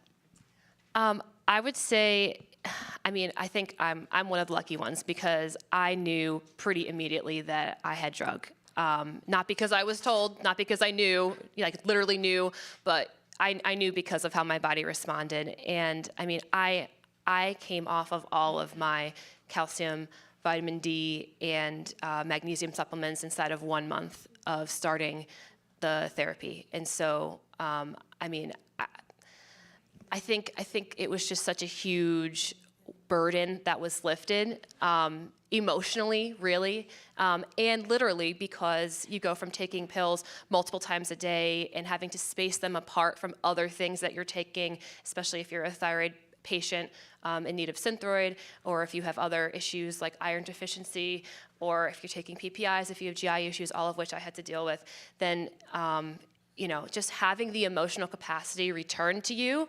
was a huge burden lifted. Very good. Thank you. All right, Miss D. You were a placebo patient because you're an open label now, so you know that you didn't have the drug to begin with. So talk to us a little bit about what that journey was like. First of all, signing up for the clinical trial to begin with, and then what was it like when you realized you were on placebo? Well, signing up for the trial was a no-brainer. I felt like my doctor handed me a lifeline, and I trust my doctor. He was the site director, and so, of course, I'm going in because I was so depressed. I was at my lowest level, wasn't leaving my house. I had left my job, and I've had 3 seizures. So I was afraid to leave. So this was my lifeline. I had become fearful, and I only felt safe at home. So, yeah, I jumped. And I was joking to my doctor, I don't want placebo. And I fought to get in there. I was number 2, and I'm like, ain't no way I'm getting placebo. 2 weeks, I restarted all medications. So yeah, I tanked, and he kept, despite increasing the drug, I had to stay on all medicine. But it was no different than standard of care. And anybody that's looking for a clinical trial, I recommend it, placebo or not, because you're going to get the drug eventually. And how do you feel now? I'm doing better, a lot better. I'm leaving my house. Obviously, I'm here. I wouldn't have been able to come before, but I'm still adjusting. I've been on the open label. This is 6 months. My 1-year appointment is in 2 weeks, so I will sign for the extension, definitely.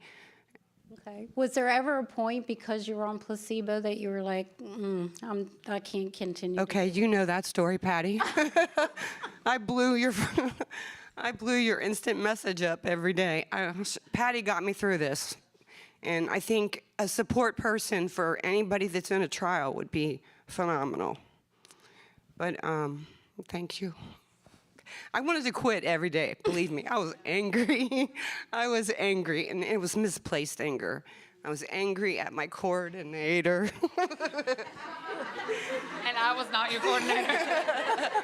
But it was misplaced, and it wasn't her fault, and I know that, but I wanted to blame somebody because I didn't like her. No, it was all misplaced. I do like her. And so when I get to my 6-month mark, I'm like, I've got to turn my head around because I was still in that angry spot. Poor me, and my life sucks.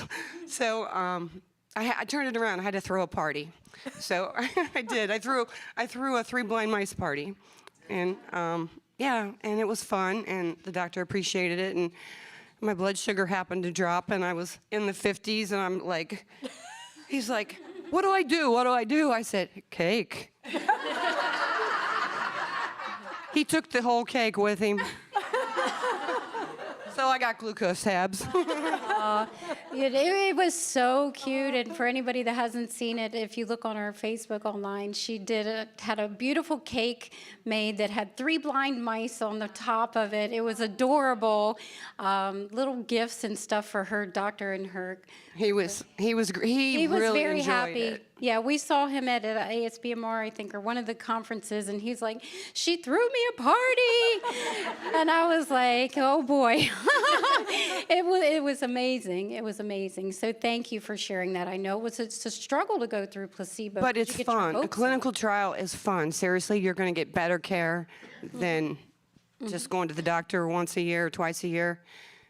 They're going to follow you closely. Even if you get the placebo, they're not going to let you sink. They're going to take care of you. Yeah. You know, so. Very good. Thank you so much. All right. So Miss Jackie is a patient in a trial as well, and also mom to Annie.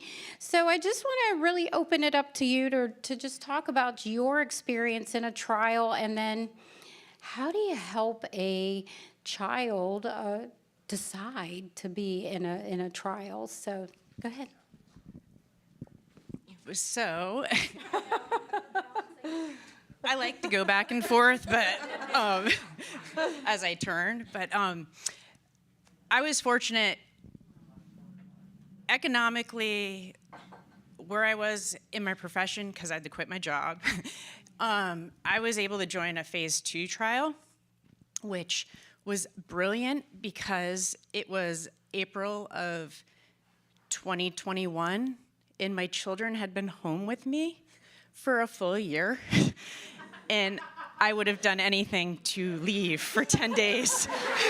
So I had worked, I reached out, clinicaltrials.gov, and I had been on that para, and I felt great for 4 hours a day, and then when that stopped, got got reminded how horrible life was, and started doing my own research. I'm a nurse.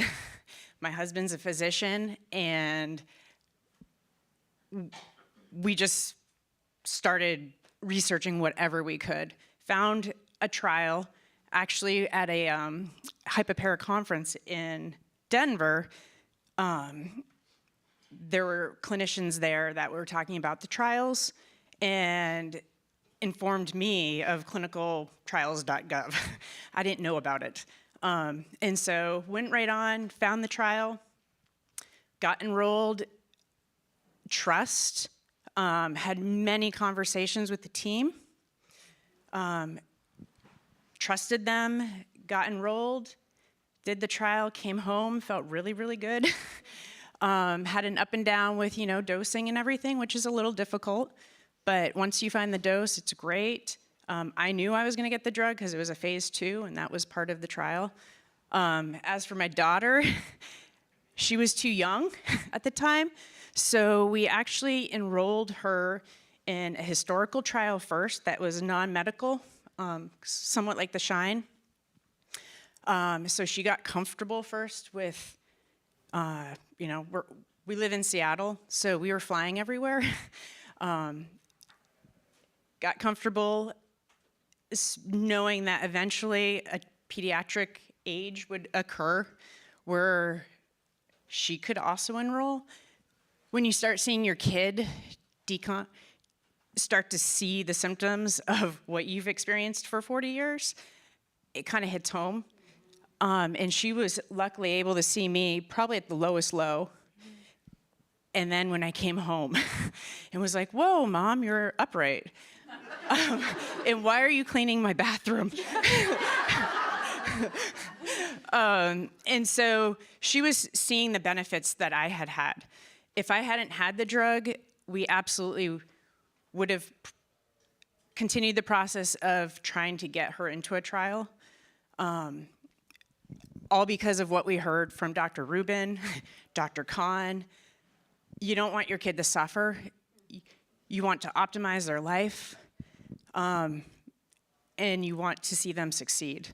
So that was kind of the background as to why. Support was huge. I think for you, having the trust in the trial team was very important to talk to them at a, you're 17, right?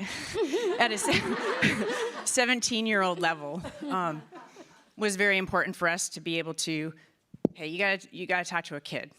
A very mature child, but you need to understand, coming from what the doctor is saying, we can translate it for you, but you have to understand yourself what you're getting into. Very good. Thank you so much. And Annie is a very mature child, and she participated in our PFDD this year as well and did an incredible job. So Annie, talk to us a little bit about how like when you got the opportunity, what did that feel like? And then being in high school, how did you talk to your friends, and like what did all that feel like? So just share with us a little bit about that. Yeah, so when I got the opportunity to join a trial, I immediately said yes because what I saw my mom experience, and I knew that I was like getting more symptoms, and I didn't want to like continue standard of care because of my kidneys, so I wanted to get on a drug that would like help save me and prevent future damage. So that was like an easy yes, and like the historical trial definitely helped like gain my comfortability to like to all the doctors in the trial team, and so that was very helpful.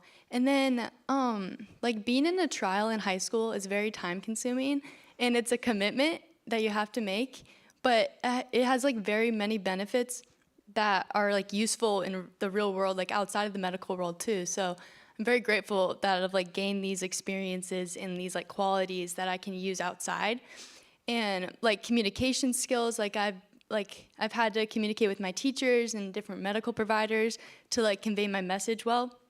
And like talking to teachers, like I've had to like ask for work early or like be prepared more and like just tell them that, hey, I'm gonna be absent from school pretty frequently this year. Like I'm gonna be gone every week, so I need this work now. Like give it to me, please, and it's for a valid reason. Like I'm not just skipping school. And some teachers like don't understand, but others do, and it's like, it's really nice when like people understand and they try to help you with it. And yeah, like I've gained so much confidence through the trial too, like talking with medical providers and like actually being able to tell them how I feel and not just like, oh yeah, I'm good, like I'm okay today, like it's okay, but actually saying like I'm not okay and I'm actually like I need help. So that confidence has like grown my personality too and like helped me be less, I'm like twisting around. But yeah, that confidence has like definitely helped me in the real world and like getting a job too, and like talking to my boss and talking to different like people in charge of me. And so it's been really helpful, and I would definitely do it again if I had the choice to do it again, I guess. Do you feel like you've missed out on anything as you've gone through this in your adolescent years? I would say I have missed out on stuff. I'm a student athlete, and so like being involved in sports is kind of hard to do while in a trial, but it's doable, and you just have to like communicate with people and your coach. But I've definitely missed practices and like not like be able to play in the game the next day because I missed the practice before, or I haven't had enough practices to play in the game. So that's been kind of hard and confusing because like the trial is an important thing and it's a valid reason to miss practice, but the coach just doesn't understand. But yeah, so just like communicating with my coach and like, I don't know, just telling people that, hey, I'm not just skipping this, like it's for a good reason, and I know I'm gonna miss out on stuff, but it's not just for me, it's for like the whole hypoparathyroid like community, and like that's the reason why I do it, and I still do it because it's not just for me, it's for everyone. Oh my goodness.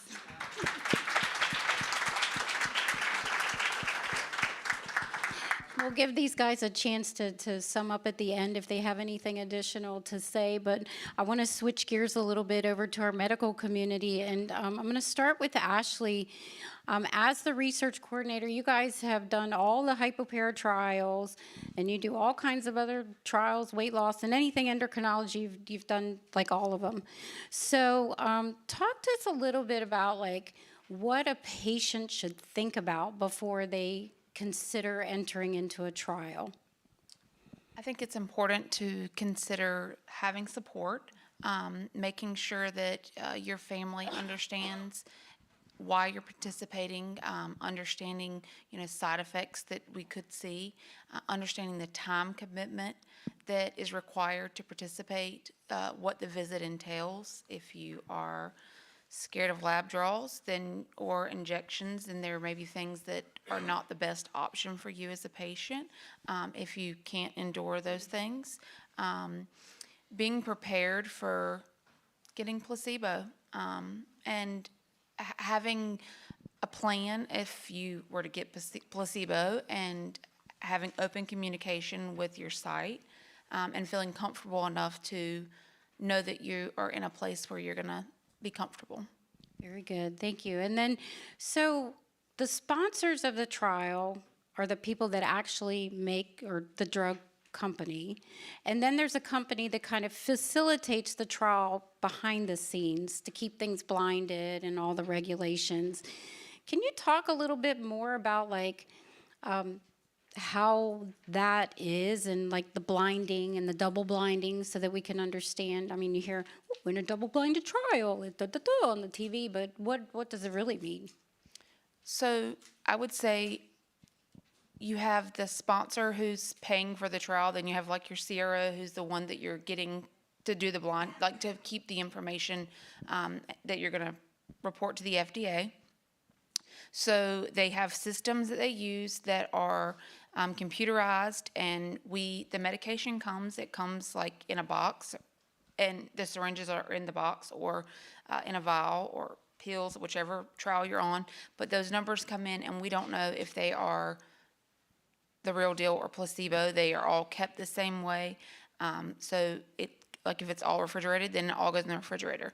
When you sign the consent and you're okay to randomize, once you're randomized, we get a lot number. We pull that lot number and verify it, and that's what we give. And so there's no way for us to know what you're getting, and we don't have any control over that. And so it's all automated and computerized. And you used the word randomized, and another word is optimized.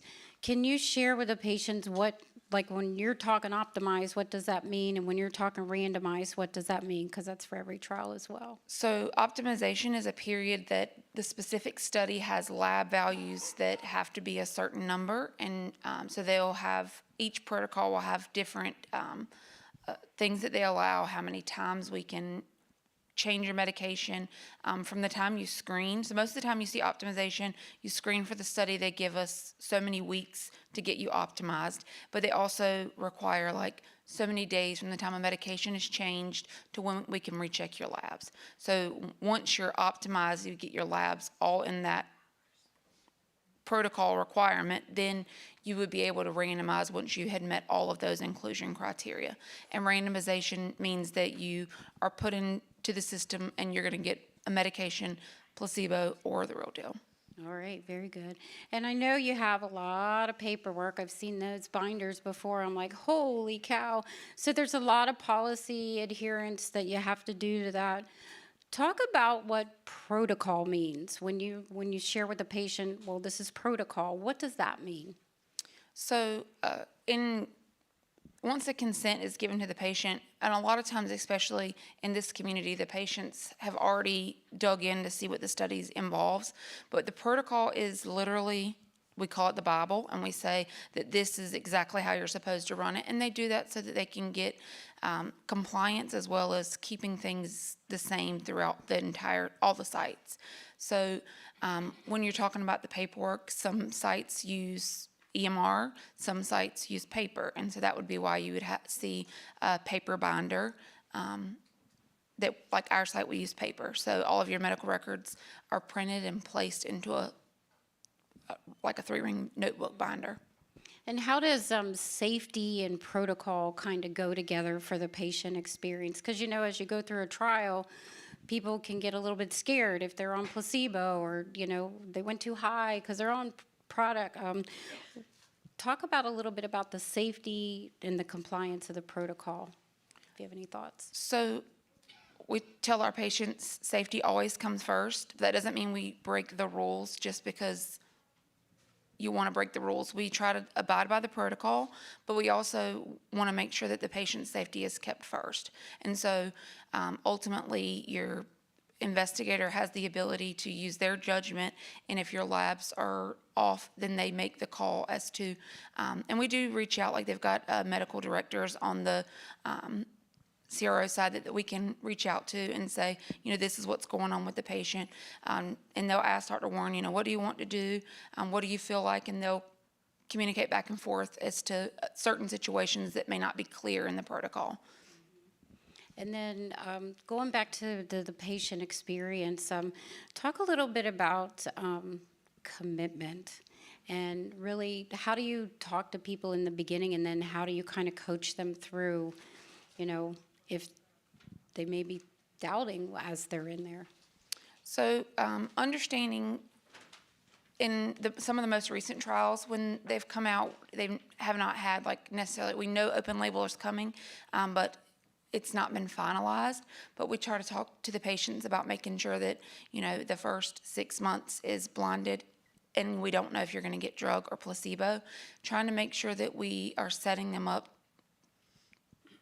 in the right manner to support them so that they understand that there's going to be a blinded portion. We have to have both sides. We need data from both sides. Both of those points are extremely important to be able to show that the medication efficacy is there. And if we don't have that, then we risk a trial. And there's been trials that have been done that we're not able to show the efficacy because of dropouts.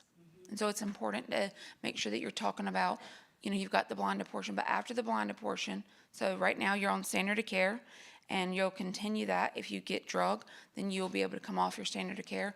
But at 6 months when you finish, you're going to get drug. And so I'll be your cheerleader in the meantime to make sure that we get through, and I'll help mitigate if there's questions or concerns, or, our patients, if you want labs, have labs. If that's what you need, then we're going to do what we can to make sure that you feel as comfortable as possible. And it's been mentioned in here several times by the different doctors about like not changing doses for 7 days. And for a patient, a hypopara, you're either high or you're really low, and you're like, oh my God, 7 days, how do I make it through 7 days? But do you have any insights on why you feel that's important to wait the 7 days?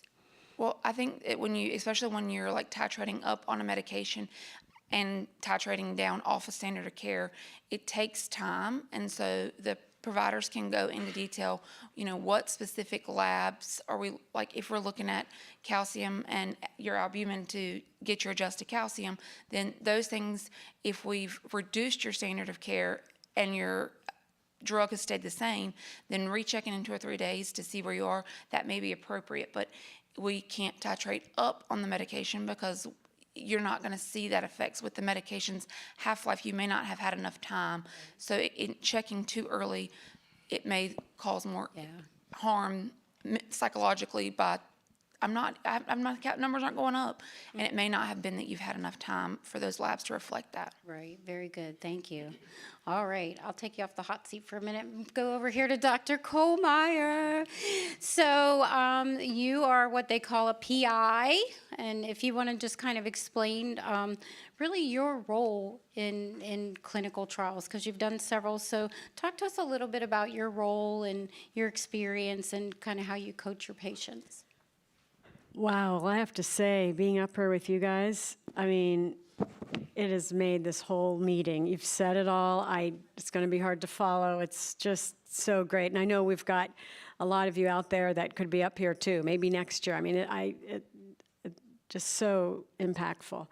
I think Dr. Warren and Khan, and there may be some other PIs or sub-Is in the audience. I don't see anybody now. But, our role is to recruit people and to recruit our patients, to recruit our colleagues' patients, and to do all the things that Ashley and you guys have said to reassure people about our belief in the safety of the trial and, not be too enthusiastic, but be honest and to know that, it's not just for them, but it's for the community, like you said, and to just keep supporting them, encouraging the participants to have a navigator. And that's something else that I think we can do with our HPA support is to maybe help with that, because it doesn't have to be somebody right next door. It could be a virtual navigator, really. And then for these trials with hypoparathyroidism, it is so much more time-consuming than almost any other trial, and you guys know this so both for us as the PI or sub-I, but also for the participants, it's lots of labs and lots of adjustments, and I think that a lot of people don't realize that. So as a participant, you want to make sure you're going to make the commitment, and that placebo effect everywhere else in life, which is 30 to 40%, right? You believe in something, and it's good to have that positive attitude. In hypoparathyroidism too, but placebo doesn't work in hypoparathyroidism. It's a 3% placebo effect. I've never seen such a low placebo effect in any other condition ever. And we usually think as investigators and participants that we know when somebody's on drug right away, but I've been fooled. And is that because they have partial hypoparathyroidism? Yes. Is that because they tolerate, I'm going to say, too low of a calcium because I'm panicking and they're calling going, why are you worried? I'm fine. Because that's why when Dr. Khan presented the data, one of the reasons why some of the urine parameters improved is because the patients were able to get on a lower dose of active D and calcium, not because they should have been there anyway, but because they tolerated it and it was better for their kidney, but maybe not better for them trying to be active or exercise, right? But I didn't understand that when I first looked at the controls. How could that be? So, and getting really excited when I feel and agree with patients when they're on the drug. I mean, within hours, some of our patients can tell. And I'm like, I'm always a skeptic. In endocrine, we're kind of, you know, we don't believe anything over the counter except for calcium and vitamin D. And, you know, we need these placebo blinded trials to prove to us the safety and the long-term efficacy. Otherwise, you're going to just believe everything over the counter that might not even be in what you buy. So I think, you know, trusting how my patients are excited about being on drug, and then supporting the patients that are on placebo. And we're all, you know, praying together. And, you know, some trials are 3-to-1 randomization, some are 2-to-1. But my patients on placebo, they're just amazingly strong, and they're like, I'm in this for everybody. And my 6 months, you know, they're counting down the hours, and it's just so fantastic. And then the other thing, which was really important about Dr. Schobach's comorbidity talk, was that a lot of other things happen too, and you're always trying to differentiate. Is it related to the trial? Is it not? And so I'm getting, Dr. Warren and Dr. Khan and I are getting all the calls, you know, somebody needs steroids for bronchitis, or somebody needs this, and of course your safety comes first. You know, they don't want to get kicked out of the trial, like, no, what you need is important. But, you know, if you have tennis elbow and they're going to give you an injection of steroid, I'm going to say no matter what to that. I mean, do everything else. Stop playing pickleball for a little bit. You know, put ice on your, you know, don't get steroids if you don't need them. But on the other hand, they're life-saving. So I think that our involvement is really important, and it's an honor, but all the work, and I think Dr. Khan and Dr. Warren would agree, really goes to the coordinators and the research team. I mean, there's so much work to these types of trials, so we couldn't do it without everybody. All right, thank you. And so many rules and regulations that you have to stick by. So, and it's hard because you have a patient's life and their emotions, but you have to stick to some of the rules to make it. So when we go to FDA and say, this is why we need this drug, it works. So, all right, so I'm going to turn over here to Michelle and ask her, because she also participated in a clinical trial. Share with us a little bit about how it went for you, and, well, we all know how it went for you, but like how some different things throughout that you want to make sure that everybody knows. Okay, what I want to share is things that so for me, my drug is working fantastically, and I was one of those patients who I knew within the first 2 weeks, and Dr. Kohlmeyer asked me to share this, is that, so I got my drug for the first time on May 17th, and my 25th wedding anniversary was on May 25th. And before I knew I was going to ever enter a trial, before I ever knew whether or not I was going to get drug or when I was going to get it, I had made plans for my 25th wedding anniversary to go to Alaska for the first time. And just a quick little tidbit that my husband and I were high school sweethearts. So I was diagnosed after we got married. So he knew me before I was diagnosed. He knew me after I was diagnosed. But we made these plans with him knowing full well I did not expect to be able to do anything when I got to Alaska. So I took my first injection 2 weeks before going, and I got on that trip, and he said, oh, I would love to go on that ATV ride, but I know you can't do it. And I said, I think I want to try. And I did it. And then on the way back from the ATV ride, he was like, do you think you could handle a 1-mile walk to the glacier? And I was like, you know what? I'm going to try. I just had this newfound, and maybe, you know, it was partially a placebo effect. I had this newfound confidence, but I did it and I didn't crash. And that was the first time in 20 years that I didn't crash. And I knew in that moment that I was on drug, and I actually went back because, you know, in the beginning, that first month, you have to go very frequently for labs, and I had to actually get special permission to go on the trip because of the frequent labs. And I went back to my site coordinator and said, I got drug. She goes, you can't know that. I said, I got drug. I'm telling you right now, I got drug.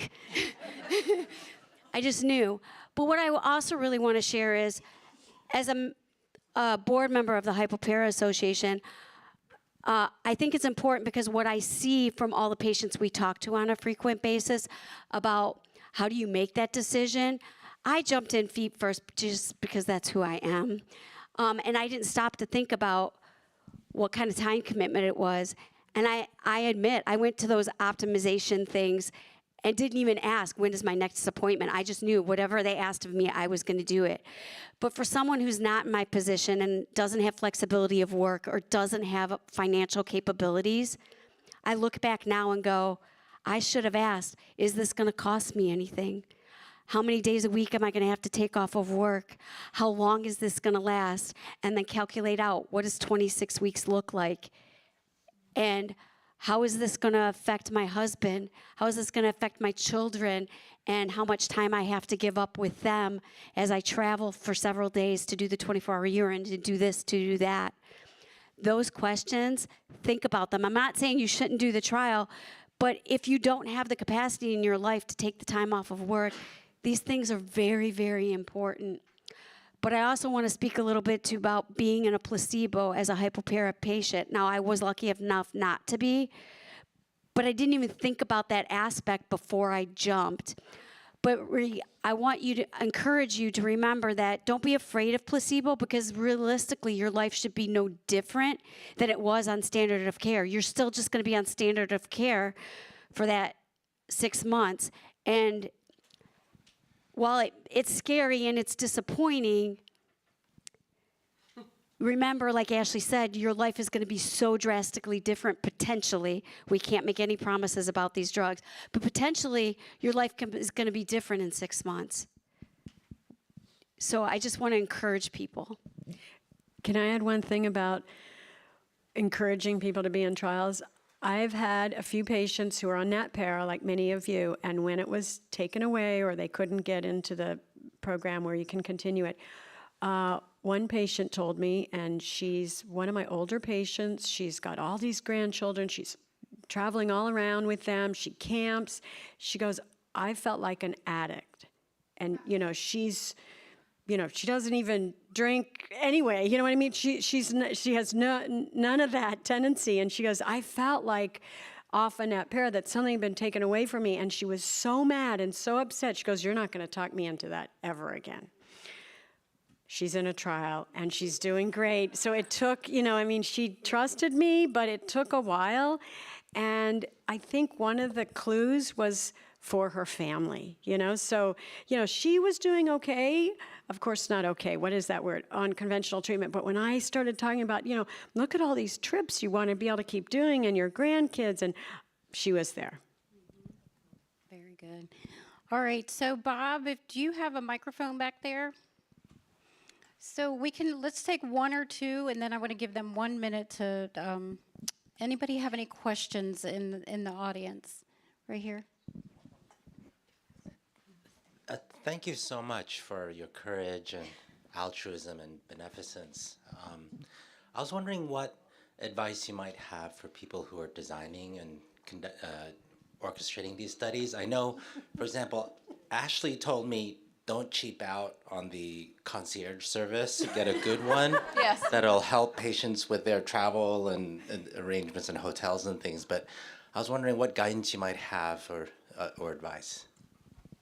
I've got some. I'm very opinionated, but and it's a very difficult thing, especially for trials because of HIPAA. But for sites to be able to put together, and you sign the paperwork, to contact other patients going through this, especially kids who have never met anybody in their entire life with this condition, is so important. There's Facebook groups now. But to be able to travel through this journey with somebody that's going through it, whatever the paperwork is, whatever the legal stuff is, it needs to get done before that first patient starts. Would be my first thing. Thank you. Anybody else?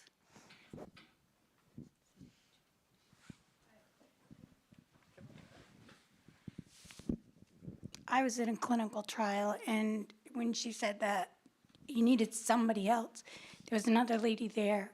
We asked permission to meet each other, and it was granted. We were allowed to talk to each other because we happened to just go in on the same day. So we were allowed to talk to each other. Just gave us permission and gave the study permission. You know, we couldn't give our names to, you know, the confidentiality part, but it was really nice. And now we stay on Facebook and we tell each other how we're doing, what we would have done differently.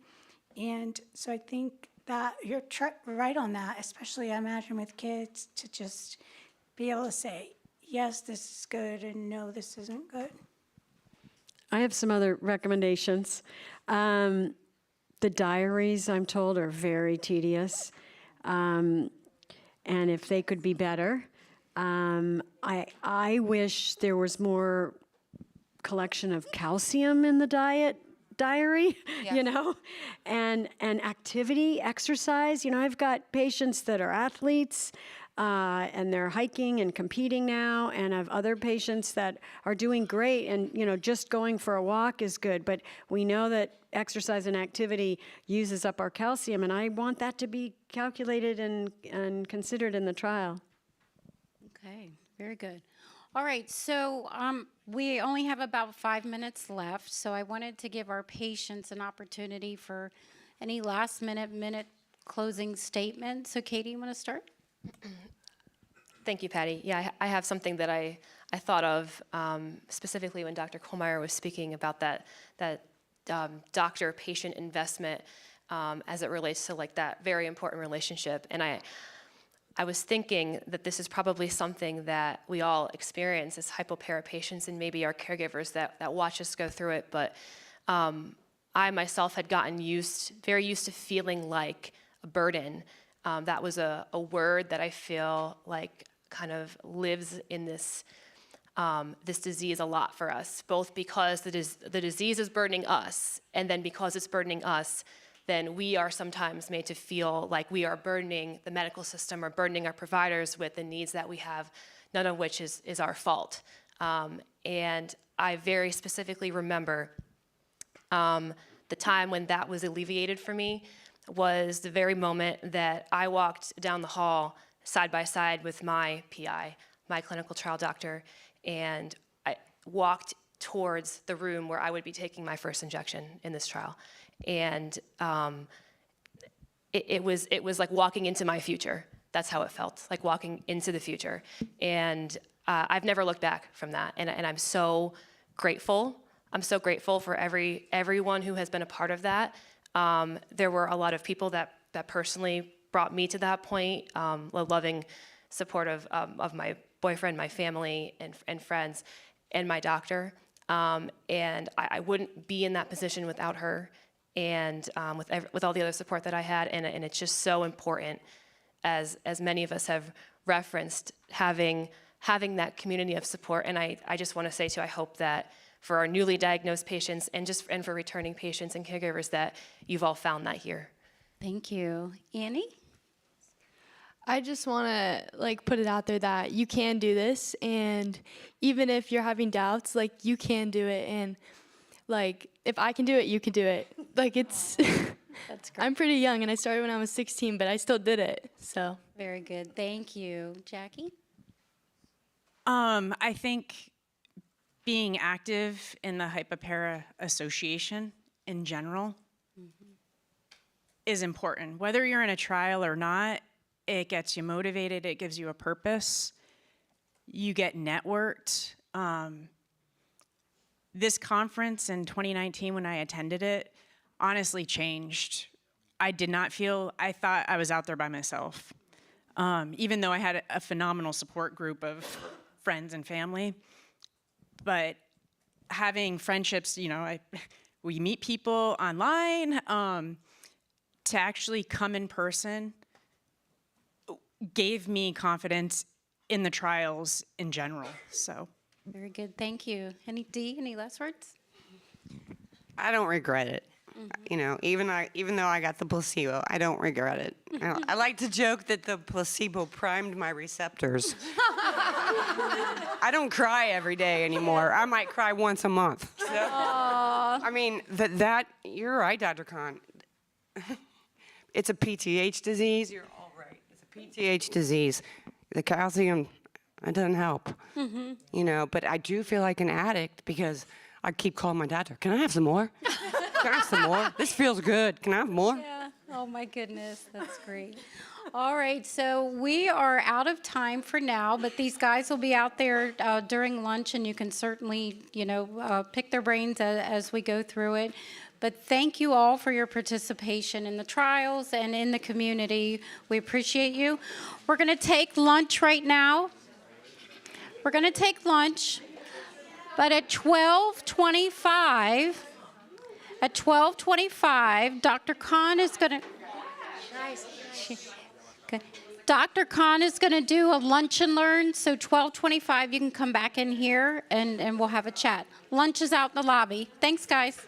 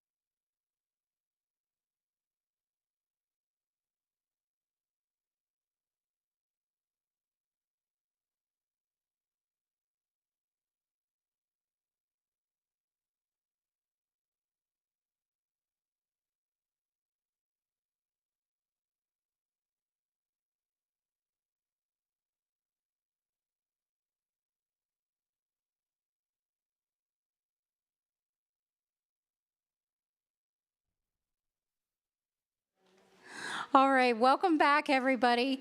We are a little delayed on our Q&A, but we'll get started now, and we're going to go till about 1 o'clock with Dr. Khan. She's going to do just a couple of questions, and then she's going to run through a couple of cases that she wanted to share with you. So take it away. Thank you. Thank you so much, Patty. So let's open up for questions, and then I've got some cases. Yes, please.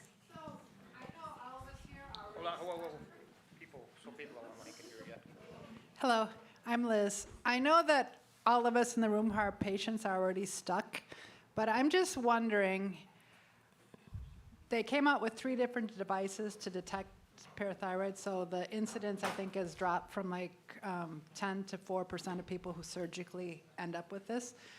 But I've read about immunotherapy for thyroid cancer, and it seems that it's just for the very rare ones, the medullary and some other one, and it's not a standard of care yet, and most of us got here through papillary cancer. And since there still is that 4% risk, or maybe it's higher depending on the surgeon, of ending up like us, what are they doing to look at immunotherapy for other people? Because every time I look at the Facebook group and I see the 5 or 6 people that join every month, or however often they list it, it breaks my heart. So what are they doing to prevent more of us from popping up? And do you see immunotherapy for the more common type papillary as possibly a better choice to avoid the risk we go through? Yeah, that's a really good question. So patients who have thyroid cancer, different types of thyroid cancer, what are advances in treatment options that are going to be available? Well, one of the areas that the parathyroid surgeons are looking at is actually replacement of the gland itself.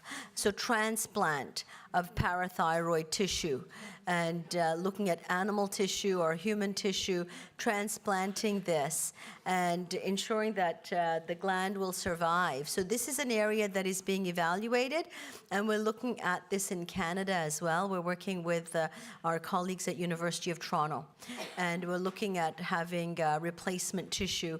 Other areas that are undergoing a lot of research are immunotherapy and other modalities of treatment. But I would say that these are really in their very early infancy, and the most advanced right now are PTH analog therapy replacing the missing hormone.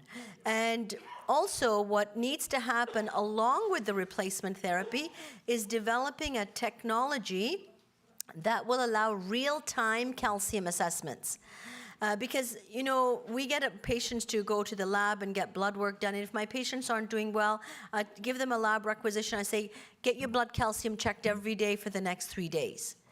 And then I'll base, you know, what's happening, and I'll make some small changes in the management, but I want to know what's happening with the calcium every day.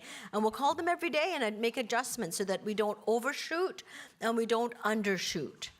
But we don't have a real-time calcimeter. And if we could have a portable calcimeter that patients could check their blood calcium at home and say, you know what, my calcium is this. What should I do now? We could give them advice, and we could even give them algorithms. You know, do this. If your calcium is this low, then take this much active vitamin D and this much calcium and check again, and let us know what you're doing. And sometimes patients say, you know, I felt horrible last night, and I had all this numbness and tingling, and I had muscle cramping, and I couldn't move. And when they go in and check the calcium the next day, it's fine. But I don't know what that calcium was when they had those symptoms. So if we had a calcimeter that was portable and that was reliable, then that would be very, very valuable. And this is being developed in Canada. So right now we do have a company that is looking at developing a calcimeter.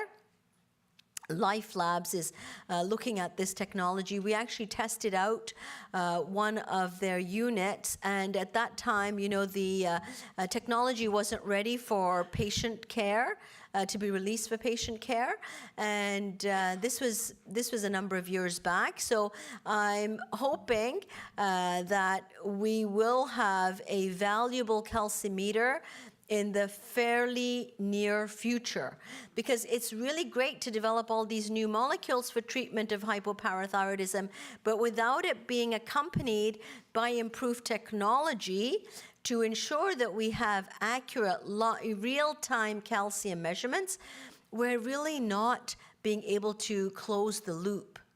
And we need to be able to close the loop. We need to know, patient needs to know, this is my calcium, this is how I feel when my calcium is this is what I need to do, so that they can adjust their own supplements based on what's happening. Okay, wait, Daniel, one more question? Thank you. First, I just want to thank you for your presentation this afternoon or this morning on all of the PTH trials. It was very informative, and I appreciate all of the work that you've done. But my question is twofold. One of the things I haven't really heard is, through all of the PTH trials, the different ones that are going on, what are the risk factors or adverse effects of this drug on the population, and has it been found to be ineffective in any patients with hypopara? And those are really, really good questions. So what are the harms of PTH therapy? Well, you know, the PTH 1 to 84, when it was used in 60 times the dose in rats, we saw an increased risk of osteosarcoma. But in humans, we haven't seen that, and the human skeleton is very different to the rat skeleton. We don't see that continual remodeling that happens, the continual bone modeling that happens in the rat. And in humans, we're not using 60 times the dose. So in humans, we have seen no evidence of increased risk of osteosarcoma, and the FDA has removed the black box warning, relinking the effects of PTH on osteosarcoma and the risk of osteosarcoma. Having said that, it is important that PTH analogs not be used in people who have had radiation to the skeleton, or who have Paget's disease, or who have cancer which has spread to the bones. So if there is cancer in the bones, or there's been radiation to the skeleton, we haven't looked at PTH in these patient populations. So in the studies that have been done, these were the people who were excluded. So we didn't include people who had cancer in the bones, or radiation to the skeleton, or who had Paget's disease. If they did have cancer and it was under control and it was not metastasizing to the skeleton, it hadn't spread to the bones, then that's fine. That is not a problem. But in these patients who have had radiation and who have cancer in the bones, PTH therapy hasn't been evaluated in these people. Also, it hasn't been evaluated in people who have, in the TransCon study, who have a GFR of less than 30 mils per minute. So if you do have a very low GFR, what do you do? Well, probably it would be fine, because we do have data with teriparatide, even in patients who have end-stage renal disease. And it can be very helpful in improving bone health. So I expect that it's not a problem. I expect that it would not be a problem in patients who have severe renal disease, but we don't have the data right now, so I need to explain that. And probably the drug would be safe in other patient populations where it hasn't been tested. But it hasn't been tested in those specific populations. In terms of safety, it seems to be very safe in all of the studies that have been done so far. No one has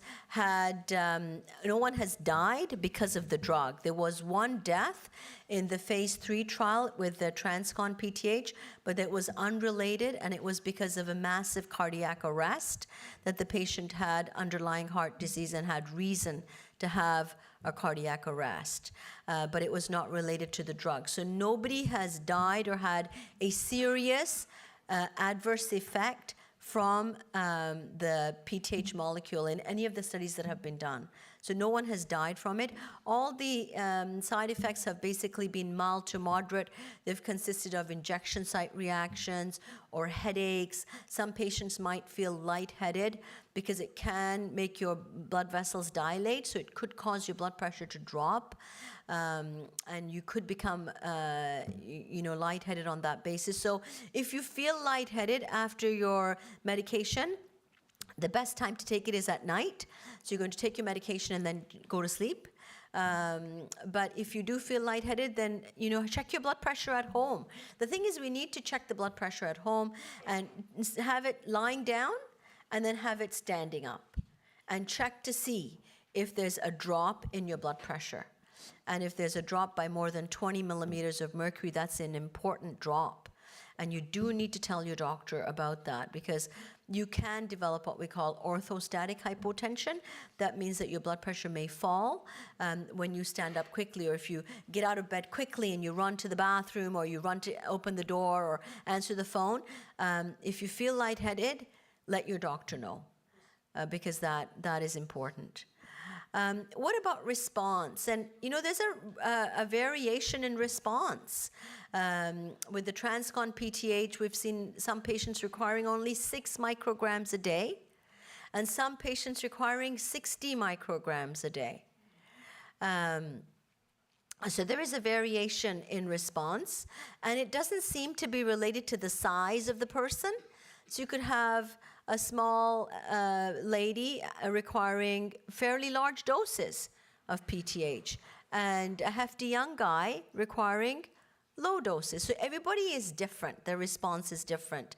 And in one of the studies, some patients have required more drug therapy, and we've had to give calcium and active vitamin D in addition to maximum doses of drug therapy, because response has been limited.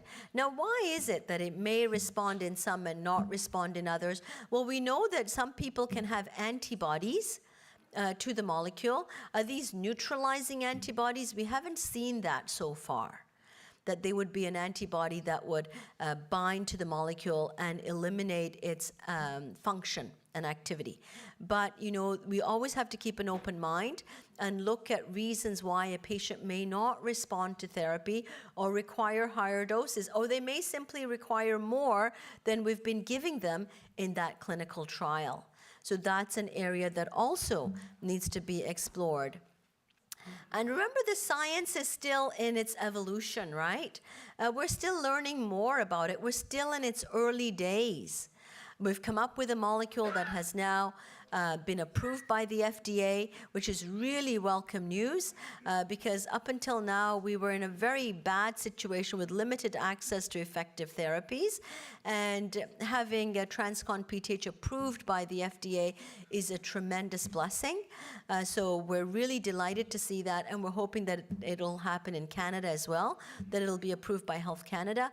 It has happened in Europe, so the EMA has approved it, the FDA has approved it. We want to see it approved by Health Canada, and we are hoping that that will happen very soon, sometime in 2025. But right now, we don't have it approved by Health Canada at this point. So we're still in its early infancy, and we're going to continue to monitor people. So whoever's coming up to the completion of their phase 2, phase 3 trials with TransCon PTH, we do have the assurance that the drug is going to be available by the manufacturer for every single patient.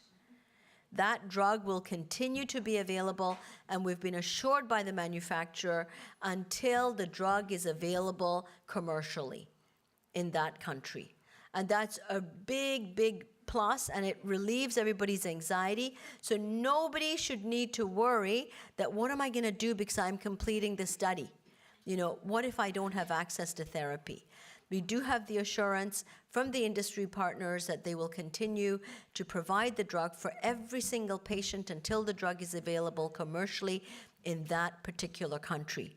So please ask your investigator if you have that concern, because that will be available for certainly all our patients in Canada, and I know that that will be the case also for the US and with other countries.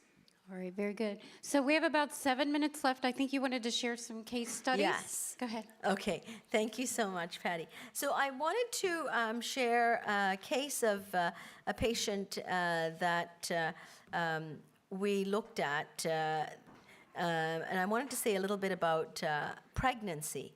And I know that there are young people in the audience and women who are planning a future pregnancy.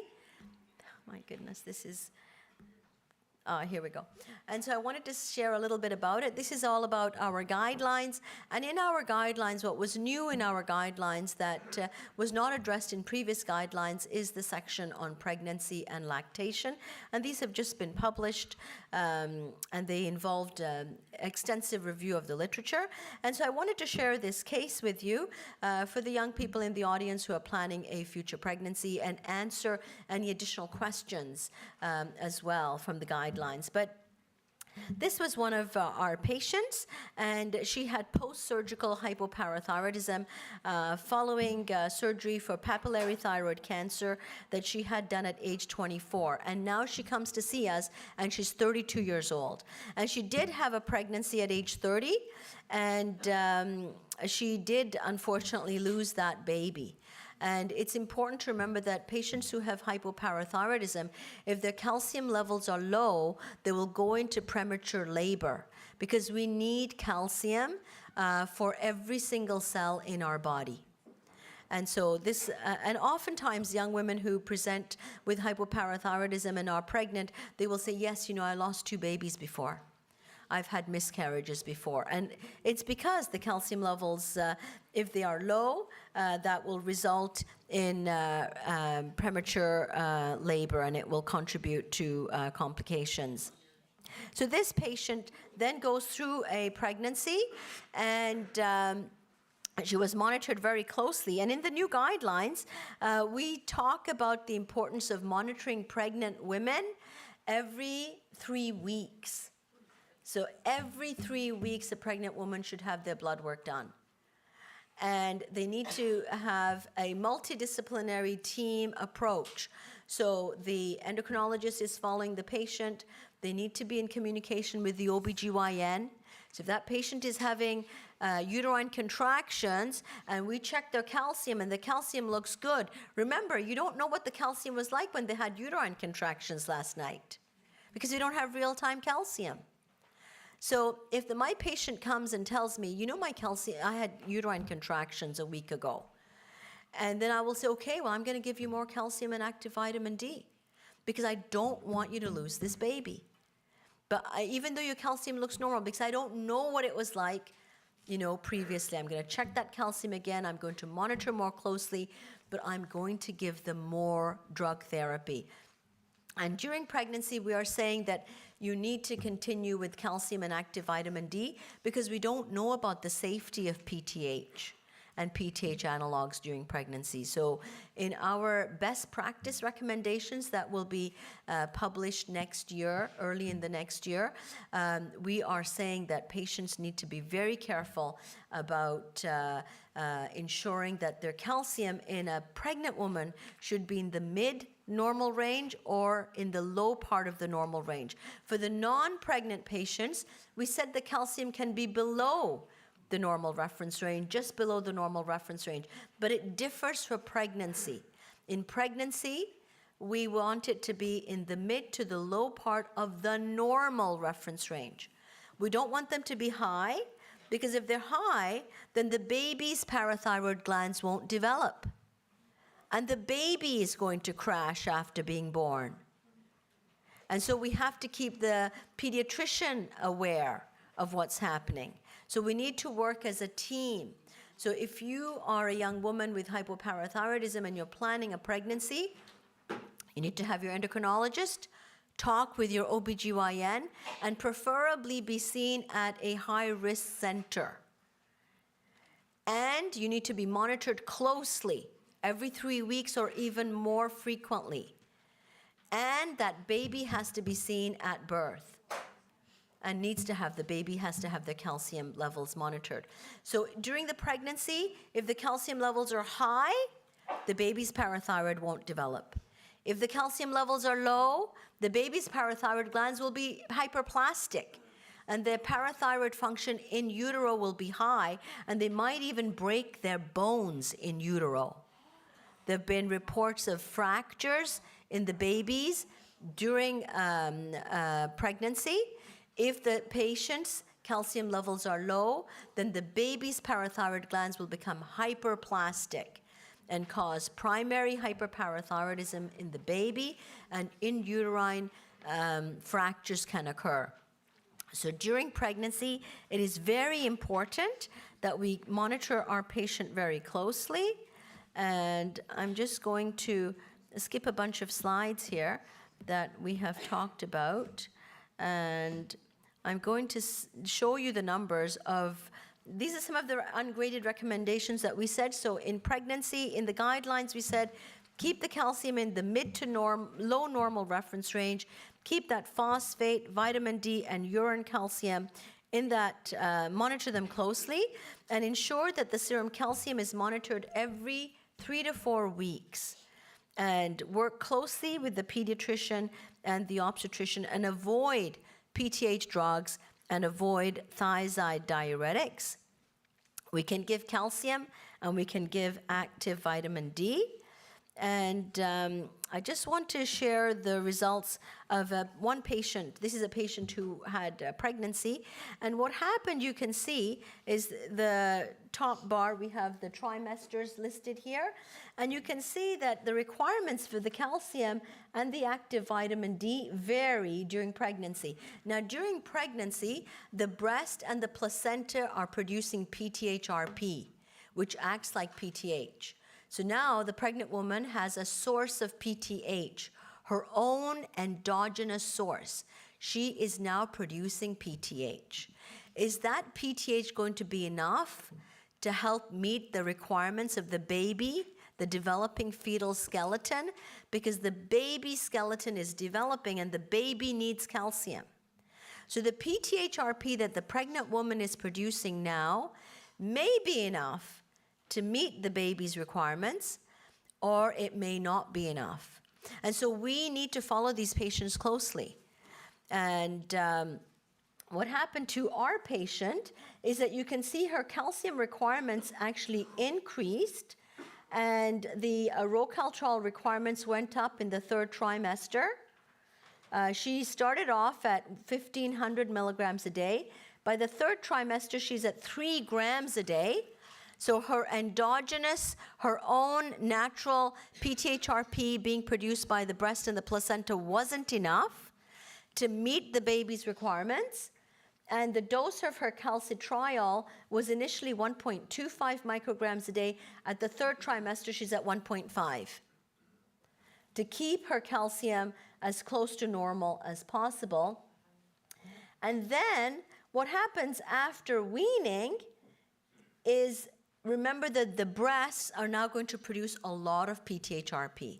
So again, when women are breastfeeding, we have to watch them closely. And when they stop breastfeeding, that PTHRP goes down. So they might, when they stop breastfeeding, their calcium might drop like a rock because they're no longer producing that same amount of PTHRP. So during pregnancy and lactation, patients need to be followed very, very closely. The baby has to be followed very closely. This baby required NICU admission and watched closely because the baby's calcium may not be normal. So with that, I'd like to thank you for your attention, and no more questions because we're out of time. Yeah, we're out of time. We could talk to you all day. Thank you. Thank you so much. All right, thank you to Dr. Khan and their wonderful presentation on several occasions today. So we're getting ready to move in to the next 4 presenters from the NIH. They said, oh, we got some new things we want to share with you this year. So we're really excited. I'm going to just introduce Dr. Rachel Gaffney, who will kick it off, and then she'll bring up her colleagues as she rolls through. So Dr. Gaffney.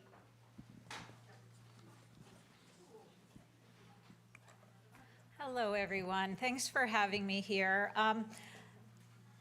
Patty asked me to talk a little bit about pediatric hypoparathyroidism because I guess I might be the only pediatrician at this meeting. I'm not really sure. So I'm not really going to be talking so much about NIH research specifically, but I'll be just giving a bit of an overview and some tips if you have a child or you yourself were once a child diagnosed with hypoparathyroidism, and then my colleagues will present some of the current research that's going on.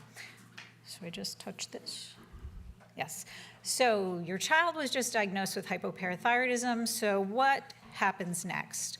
So it's really, really important when you are with the provider that they're taking a detailed history of not just your child, but also your family, because when things happen in children, often there's an important family history. They need to perform a very thorough physical exam because there might be associated features with the hypoparathyroidism. And they should always be considering testing the parents because the parent might have hypoparathyroidism and not even know it. And then, of course, performing genetic testing. And so this is not a complete list of the causes of hypoparathyroidism. And I know most people with hypoparathyroidism have had surgery as the cause, but we as pediatricians, when we see people who have children with hypoparathyroidism, it's almost always genetic. And I kind of like to divide it into 3 groups. And I'm not going to go through all of these, but they can be due to disorders of parathyroid gland formation, so genes that affect the development of the parathyroid in the developing fetus. Disorders of parathyroid gland secretion, so maybe the parathyroids are pretty normal, but something is causing them not to secrete PTH into the bloodstream appropriately. And then parathyroid gland damage or destruction, such as might happen with surgery or autoimmune disorders. So the other way you can think about hypoparathyroidism is it isolated, so the kid's completely otherwise healthy but has hypoparathyroidism, or is it part of a larger syndrome? So a syndrome is just a group of symptoms which consistently occur together, or a condition that's characterized by a set of associated symptoms. And that's why that thorough history and physical exam is so important. So one of the more common genetic causes of hypoparathyroidism is autosomal dominant hypocalcemia type 1, or ADH1. And I know you heard about that yesterday, and my colleague Dr. Roscoe is going to talk about our research at NIH in this patient population. It's a rare genetic form of hypoparathyroidism that is estimated to be present in 1 in 70,000 people. And this is due to a genetic variant in the gene for the calcium sensing receptor, which causes that receptor to be sort of stuck in the activated state. And the body is tricked into thinking that the blood level of calcium is higher than it really is, so the parathyroids don't produce PTH like they're supposed to. And this is an isolated form of hypoparathyroidism. It's not part of a syndrome.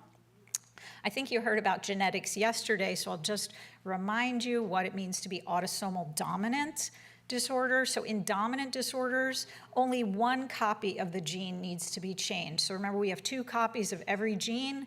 In autosomal dominant disorders, 1 copy is normal and the other copy has been changed in some way to cause a condition. Hello? Am I touching this right? Okay. So if in autosomal dominant conditions, the child of the person affected, the child will have a 50-50 chance of having the condition as well. And it's very common, as you'll hear from Dr. Roscoe, for someone to be the first person in their family to have ADH1, what they call sporadic or a de novo variant. But once you have it, you can pass it to your children. All right, I don't know why this pad doesn't like me. Okay, this is a different condition now called the 22q11 deletion syndrome, which some may be more familiar with the older names like DeGeorge syndrome or velocardiofacial syndrome or Sprinson syndrome. And so this is a syndrome. And this condition is caused by a microdeletion where a small section of the 22nd chromosome is deleted that contains about 50 different genes, including an important gene called TBX1. Rarely somebody can have this 22q11 deletion syndrome where instead of the genes being deleted, there's actually a duplication. So there's an extra piece of the genetic material on that chromosome. And in about 90% of people with this disorder, it's sporadic. So it happens spontaneously. They're the first one in the family. They didn't inherit it.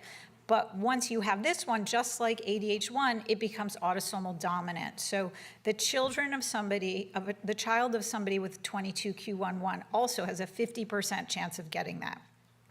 It's very, very common. It's about 1 in 2,000 to 4,000 live births, and it's a very common variant to see in children with congenital heart disease and also with cleft palate. So there's a huge long list of features of people with 22q11 deletion syndrome, and it can be a little overwhelming. If you go on the internet, you see this long list of features, but it's important to remember that in these types of syndromes, you may only have 1 or 2 of these things, or you could have 10 of these things. So it's really, really variable, even within families. The most common things are heart issues, some unique facial features, and underdevelopment of the thymus, which can lead to increased infections, and cleft palate, as I also mentioned previously. In terms of hypoparathyroidism, though, this is somewhat variable. It occurs in about 50% of people have this 22q11 deletion syndrome, but the severity is extremely variable, and it can wax and wane throughout life. There is, just like we have this great support group for people with hypoparathyroidism, there's also an international support group for people with 22q11 deletion syndrome.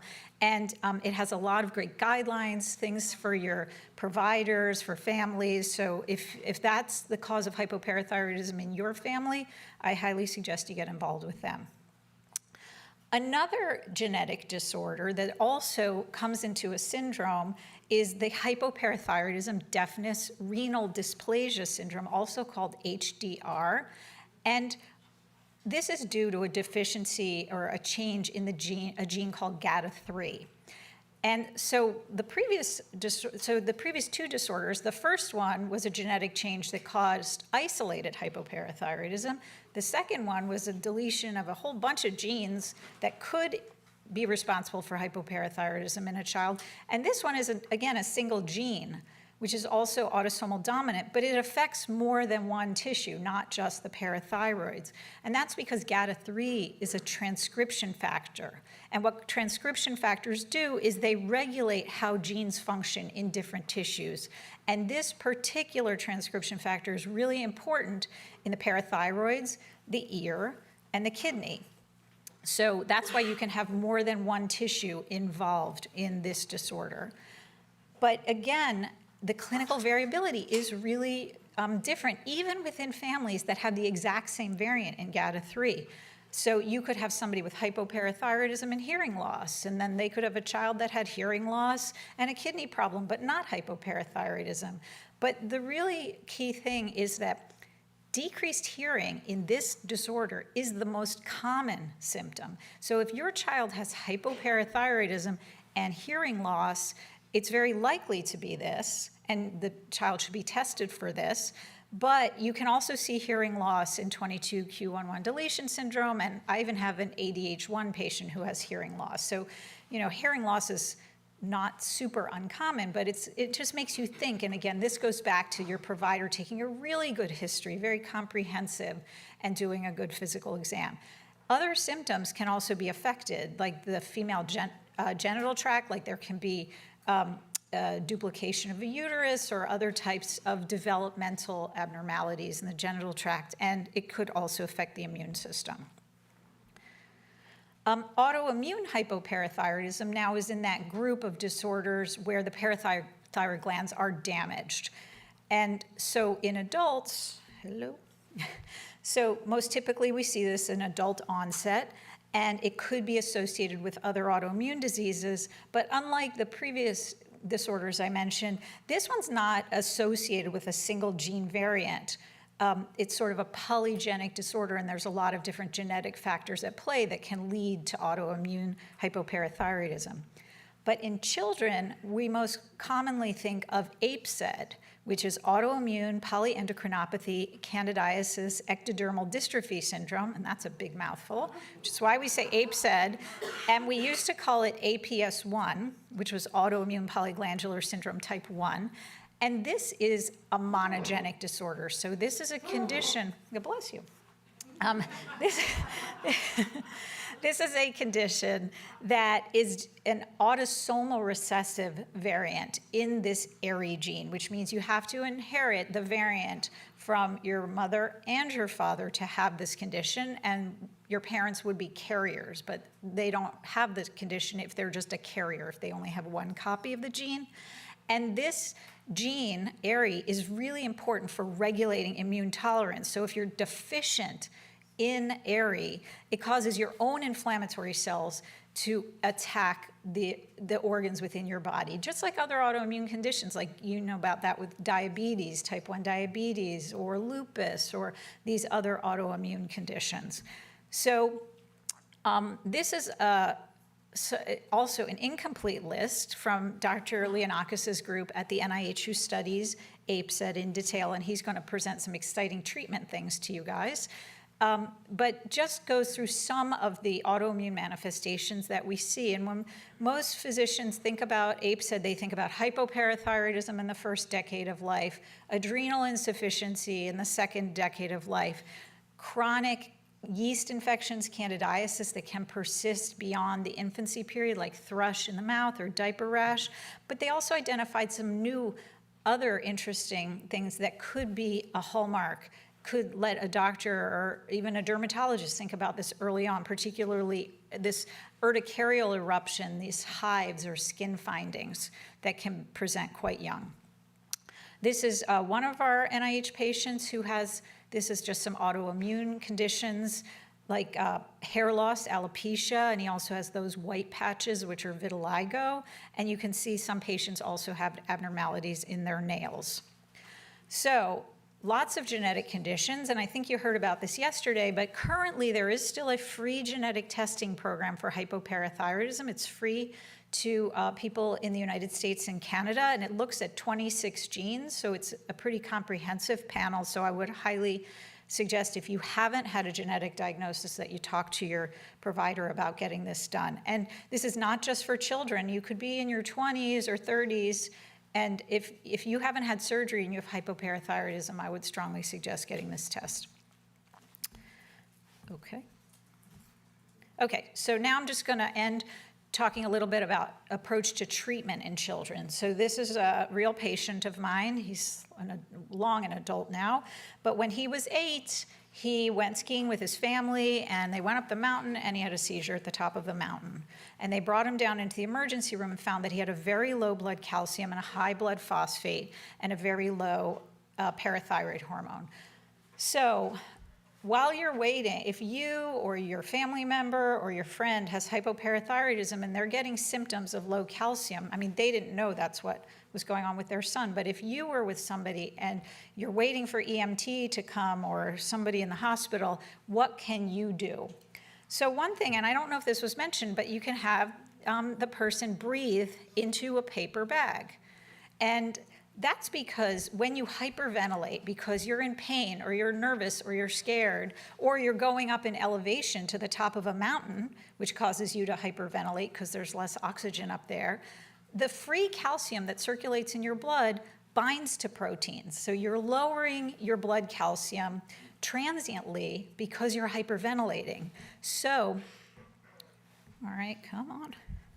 So when you breathe into a paper bag, it increases the acid level in your blood, which causes the free calcium to be dissociated from the protein. So your free calcium level starts to go up, and that can really help with your symptoms while you're waiting for somebody to definitively treat you.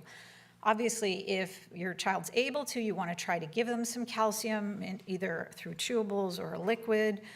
And then when they're in the hospital, they need to get IV calcium. And sometimes that needs to be administered relatively quickly, over 5 to 10 minutes, to stop a seizure or acute tetany. But it needs to be followed up with a continuous infusion of calcium until you've got the oral medications on board for a couple days, because they don't start to work instantly. So now you've treated this acute low blood calcium. Conventional management, which I'm sure has been talked about a ton since in the last day and a half, but of course we give elemental calcium in divided doses. These are just sort of starting doses for children, but everything gets adjusted to the meds. But it's really important that calcium be taken with food, because not only is it helpful to raise the blood calcium, but it also acts as a phosphate binder and helps the phosphorus not be absorbed and go out into the stool. So calcium carbonate, they always say, oh, you got to take it with food. Calcium citrate, they say, you don't have to take it with food, but that's not directed towards the hypopara audience. That's directed towards people who are taking calcium citrate for other reasons, like osteoporosis. If you have hypoparathyroidism, you should always be taking your calcium with food because it will help lower your blood phosphorus. And then again, when you're taking these calcium supplements, read the labels carefully, because everybody gets confused on how many milligrams they're on, because sometimes what the label says is the calcium carbonate content, but what you're interested in is the elemental calcium content. So for example, calcium carbonate is 40% calcium, elemental calcium, and you can see in the top left, it says there's 250 milligrams per serving, but when you look on the left box, it says 90 milligrams. So it's 90 milligrams of calcium, not 250. On the bottom one, it says there's 630 milligrams of calcium, but you got to look at the serving size. It's 2 tablets, so it's only 315 per tablet. And on the right, you can see the oral suspension for calcium carbonate, which is the one we typically use in children. It's 1,200 milligrams per 5 ml, per 1 teaspoon. But that's how much calcium carbonate. It's only 500 milligrams per teaspoon. So understanding the dose that you're taking or your child's taking is important. And the same thing we see with Tums. We see Tums 500, Tums 750, Tums 1,000. But that's not how much calcium's in it. The calcium is only 40% of that, so 200, 300, or 400 per pill. So back to conventional management, and then of course we all know we also have to treat the children with calcitriol or alpha-calcidol. Those are the active forms of vitamin D, but you can also use high doses of regular vitamin D, cholecalciferol or ergocalciferol, and I'll show you an example of that. So just keep in mind that vitamin D also increases phosphate absorption. Some patients also need magnesium, and you can consider being treated with thiazide diuretics in hypercalciuria, keeping in mind that there has to be a low sodium diet if you're taking those medications, and this treatment has not been systematically studied in hypoparathyroidism. So patient number 2 is a 16-year-old girl with APSED and multiple complications, including very significant malabsorption, and she gets admitted to the hospital all the time for hypocalcemia. And when the group contacted me about this girl, she was in the hospital, they couldn't get her calcium levels up. So I said, okay, she's got malabsorption, so calcitriol is short-acting. It has to be taken twice a day. If you are intermittently having malabsorption for any reason, APSED, celiac disease, inflammatory bowel disease, something like that, you might not always be absorbing your calcitriol regularly. But vitamin D, cholecalciferol, has a very long half-life and a wide body of distribution. So it's the kind of medication where you can give a high dose in somebody who has hypoparathyroidism, and the medication will stay around a lot longer. So if they intermittently don't absorb it well, they won't crash and be going in and out of the emergency room. And you can see in this girl, we started her on 50,000 units a day of vitamin D, and her calcium came up into the normal range. Now, doing this in somebody without hypoparathyroidism or somebody who has hypopara but has a pretty decent PTH level, that could cause hypercalcemia, so patients have to be monitored closely. Okay, I'm really bad at this.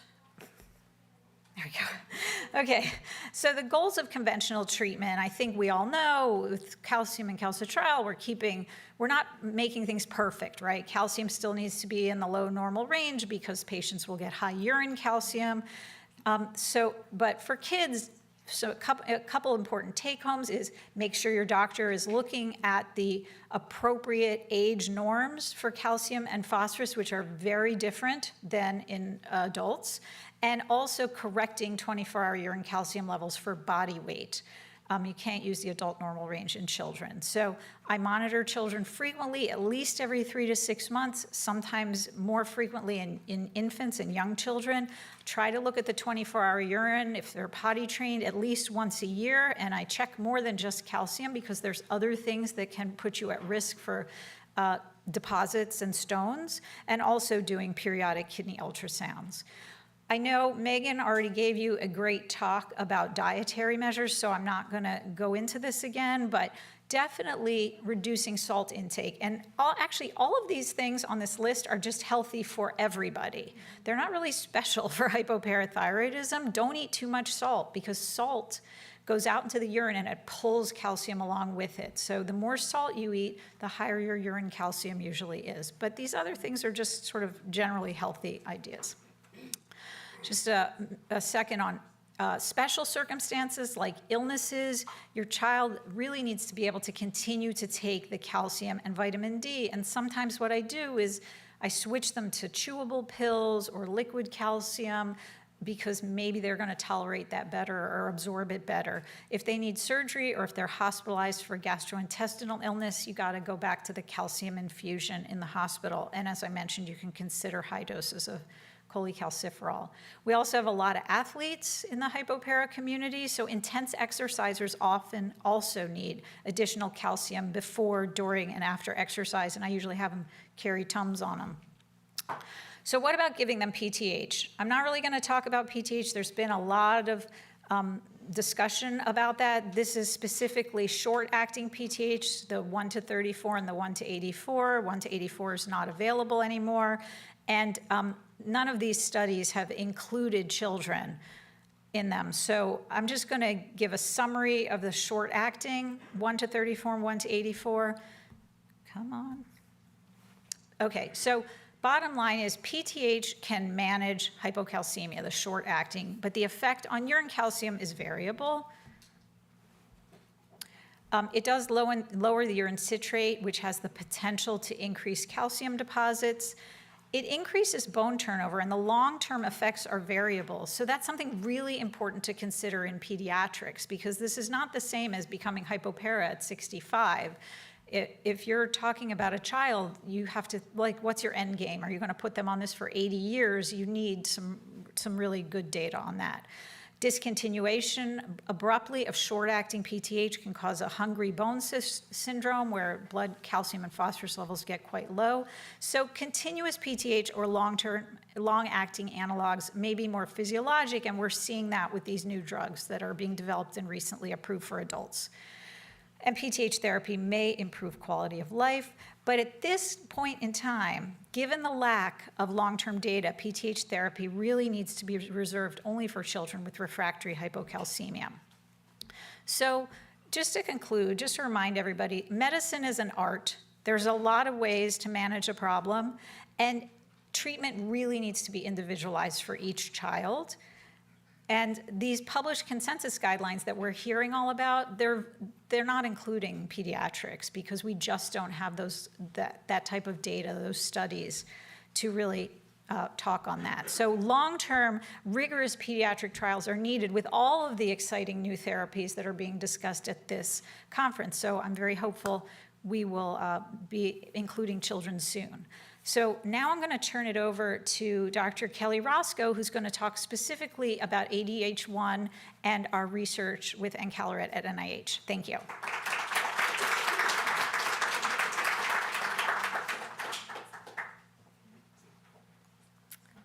Okay, great. Thank you so much. Okay, these are my disclosures. So today I'm going to sort of divide this into 3 parts. First, we're going to talk a bit about the calcium sensing receptor and what that is. Then, what is ADH1? And finally, I'll be showing you some of our data from the NIH in Calcilytics use in ADH1. So I'm sure you're all aware of this figure by now in this conference, but in states of low calcium, PTH is increased and secreted, and this acts at the bone where it releases calcium, and it also acts at the kidney, importantly, and it's telling the kidney to hold on to the calcium from the urine, and additionally make active 1,25-dihydroxyvitamin D, which we all know is calcitriol. So taken together, it's all acting to increase the calcium. So what's the calcium sensing receptor, and where is its role in that?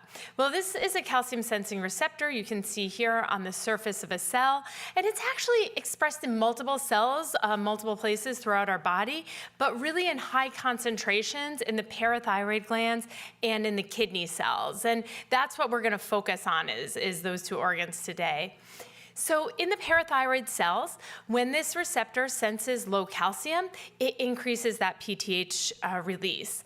And similarly in the kidney cells, when it senses a high calcium, it's going to release the calcium into the urine. So again, acting in both places to normalize that calcium. So think about this like a cell is has some machinery, and the machinery makes PTH. So you can see that the calcium sensing receptor is there on the membrane or on the outside of the cell, and it's going to keep calcium in that really tight range of 8.5 to 10.5. We don't want to go too low or too high. And when it signals calcium, it tells the cell whether or not to turn on that machine and make parathyroid hormone. So in a sense, this calcium sensing receptor is sort of like a thermostat, right? In your house, you've got the thermostat. It senses that the temperature is cold. It tells the radiator to turn on. And likewise, when the calcium sensing receptor detects that low calcium, it's telling the parathyroid cell to make PTH, which is then going to bring the calcium back into the normal range by acting at the bones and the kidneys. So when, again, looking to that machinery, you have your thermostat here saying that it's low and turning off or increasing production of PTH to bring that back to normal. Likewise, when the calcium is higher again, that calcium is going to signal at the calcium sensing receptor and ultimately turn off the machinery so you don't get the production. And in the kidney, a similar thing is happening. When the calcium is high, the calcium sensing receptor is saying to get rid of that calcium and put more calcium in the urine. And this leads to hypercalciuria, or high urine calcium, which is something we're quite concerned about. And I'll be telling you more of that as we go. So now that we really all understand the calcium sensing receptor, I'll talk a bit about ADH1. So ADH1 is autosomal dominant hypocalcemia type 1, and Dr. Gaffney just mentioned this in some of its inheritance pattern. So this is a rare type of genetic hypoparathyroidism with a prevalence of about 1 in 70,000 people. In ADH1, there's a change in that calcium sensing receptor. This could be called a variant or a mutation, and that's going to cause it to be stuck in this more activated state. So essentially, the body is tricked into thinking that the blood level of calcium is higher than it really is. So going back to our thermostat analogy, at this point, it's freezing in your house, but the receptor is sensing that it's not, and your thermostat's saying that it's 80 degrees, and unfortunately not turning it on. So this is the same sort of thing in these patients. In the setting of low calcium, the calcium sensing receptor is still sensing high calcium, and this is why the parathyroid cells are still turned off. Similarly, and importantly, in the kidney, the calcium sensing receptor is also overactive. So these patients are excreting even more calcium in the urine, and their urine calcium levels can become quite high and put them at risk for calcifications of kidney stones and nephrocalcinosis. And I'll mention more in a minute. So, as a quick summary, autosomal dominant hypocalcemia type 1, or ADH1, has a calcium sensing receptor that's signaling that there's plenty of calcium, but in reality, there's low blood calcium, low PTH, high blood phosphate, and high urinary calcium. So because this is a really rare disease, there are many case reports and case series about it, so sort of one patient describing 2 patients or a family, and we really wanted to set out a few years ago to tie this data together and look at a larger number of patients to see what was actually going on and what conclusions we could draw to help the whole population. So we went ahead and did a literature search, and we searched for all the terms that I've listed here for the date range from 1996 to 2021. And then we collected the data from each study and put it together the best that we could. And this yielded 70 papers, so quite a bit of data that we were able to compile. And I'll give you a little bit of that data in summary, what we have time for in this presentation. So this is the calcium sensing receptor, kind of drilled down to a higher level. And you can see it's made up of over 1,000 tiny building blocks, and those are called amino acids. They are represented by each little circle in this diagram. And each of the red circles in the diagram is a place that we found was a potential variant or mutation that a person had with ADH1. You can see here on the receptor that there's an outside part of the receptor that's outside the cell or extracellular. There's a transmembrane part that's spanning through the cell, and this intracellular part inside the cell that's doing the signaling work.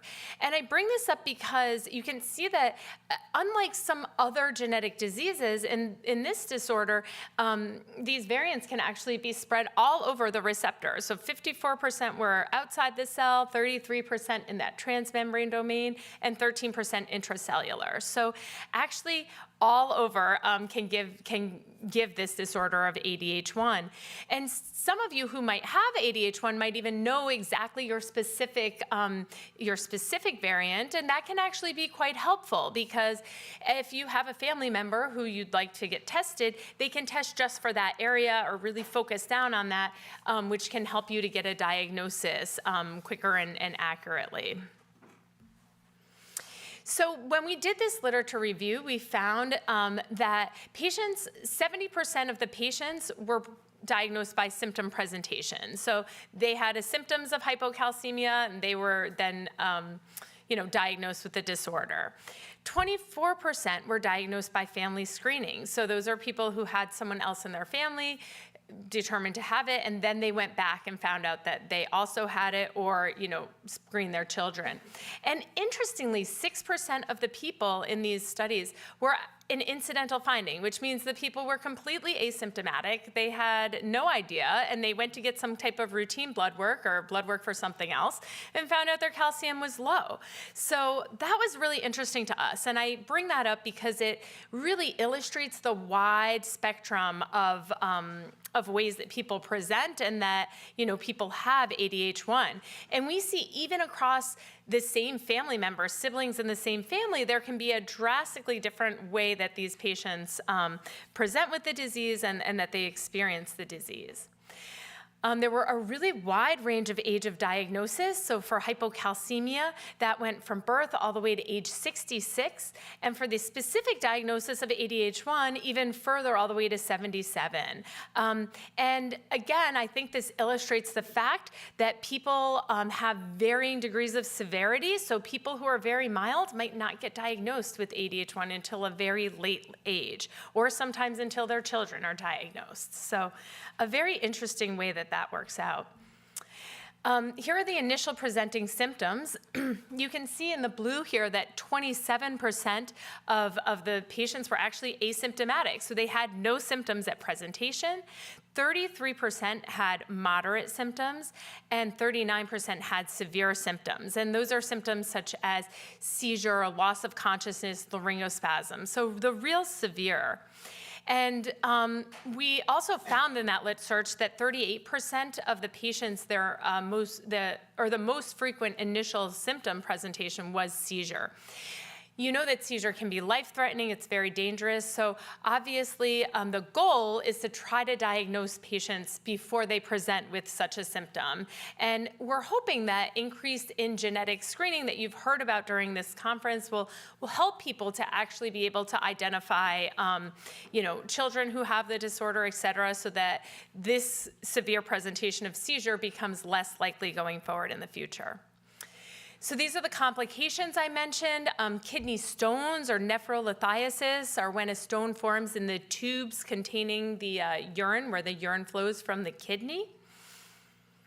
And the other thing is nephrocalcinosis, and this is where calcifications are formed in the kidney tissue itself. So in this diagram, the top 3 circles would be areas of nephrocalcinosis with calcification in the kidney tissue, and that lower circle would show an area of nephrolithiasis or a stone forming, and the stones can sort of block the tubes here and have pain and lead to kidney disease, and they might need to be broken up with something called lithotripsy.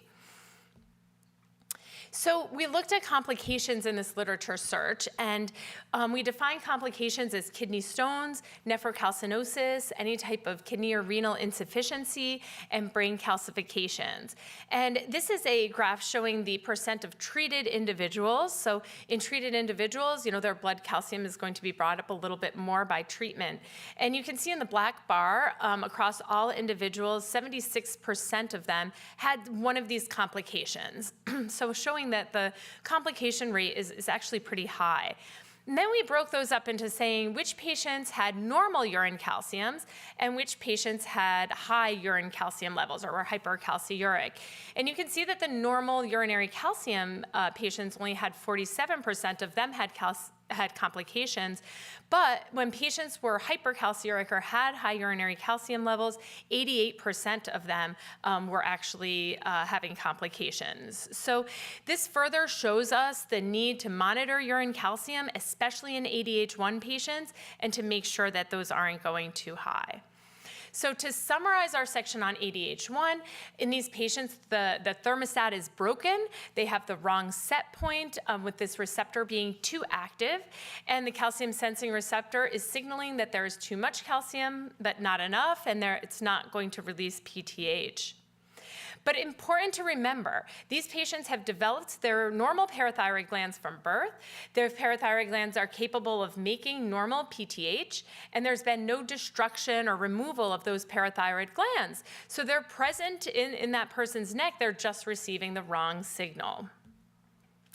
And therefore, now I'm going to talk a bit about the use of calcilytics in ADH1. So back to the thermostat analogy, a calcilytic is essentially a tool here that can correct the broken thermostat. So really targeting exactly the calcium sensing receptor where that change or variant was. So calcilytics are going to turn down the calcium sensing receptor, and thus they're going to promote the production of PTH. So you can see those little green dots there simulating ADH1, the active receptor, and the calcilytics going to come in and turn that down, making us create PTH again, and then bringing the blood calcium back up. And the same thing is going to happen to the kidneys, where you have those overactivated receptors that are putting calcium into the urine. By inactivating those, you're going to decrease the urine calcium. So this was really exciting for us because we had a way now to increase blood calcium while protecting the kidneys and decreasing that urinary calcium. So this was done with encaleret. Encaleret is an investigational oral calcilytic, so it's a by-mouth pill, and we think it's a possible treatment for ADH1 by moving, sort of shifting these curves in the parathyroid and the kidney back toward the normal place for calcium secretion. And this is the study that was done at the NIH.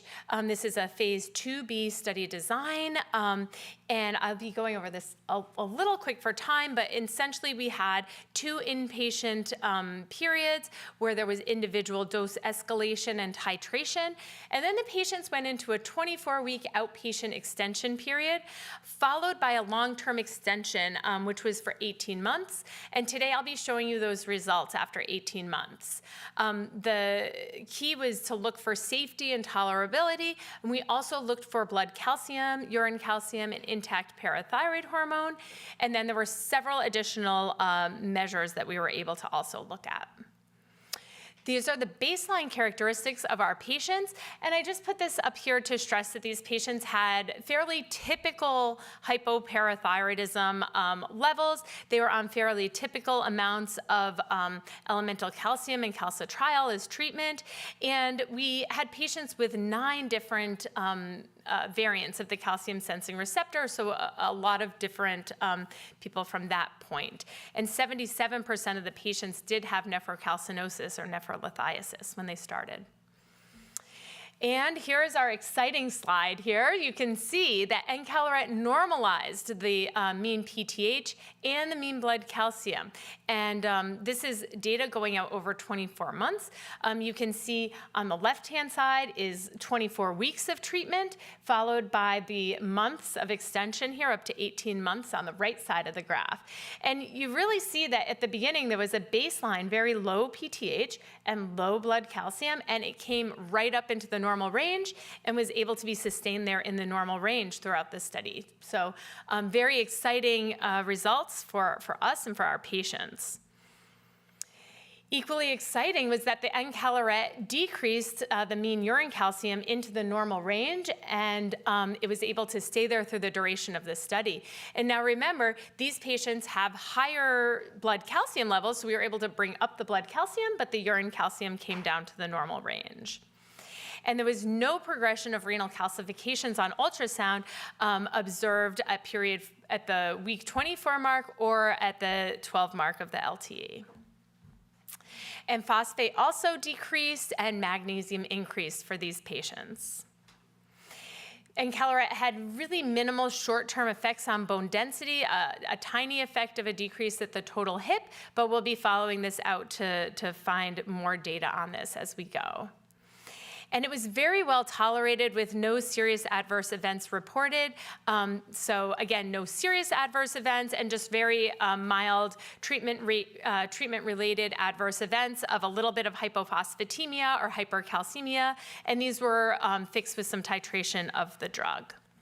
So in summary, in patients with ADH1, encaleret administered twice daily rapidly corrected and maintained mineral homeostasis within the normal range. And that was demonstrated by the increase in PTH, the correction of hypocalcemia, the normalization of the 24-hour urine calcium, the reduction in the mean blood phosphate levels, the increase in the mean blood magnesium, these bone mineral density scores that were stable except for that minimal decrease at the hip. And as I said, it was very well tolerated over those 24 months with no serious adverse events reported.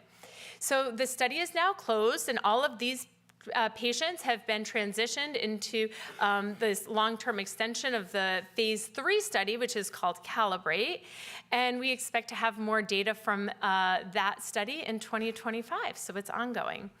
So thank you to everyone. Thank you to all of my colleagues at the NIH. And most importantly, thank you to all of our patients and their families who really make all this work possible. So thank you. And I'm going to hand it over to Dr. Iris Hartley, who is one of my colleagues from the NIH.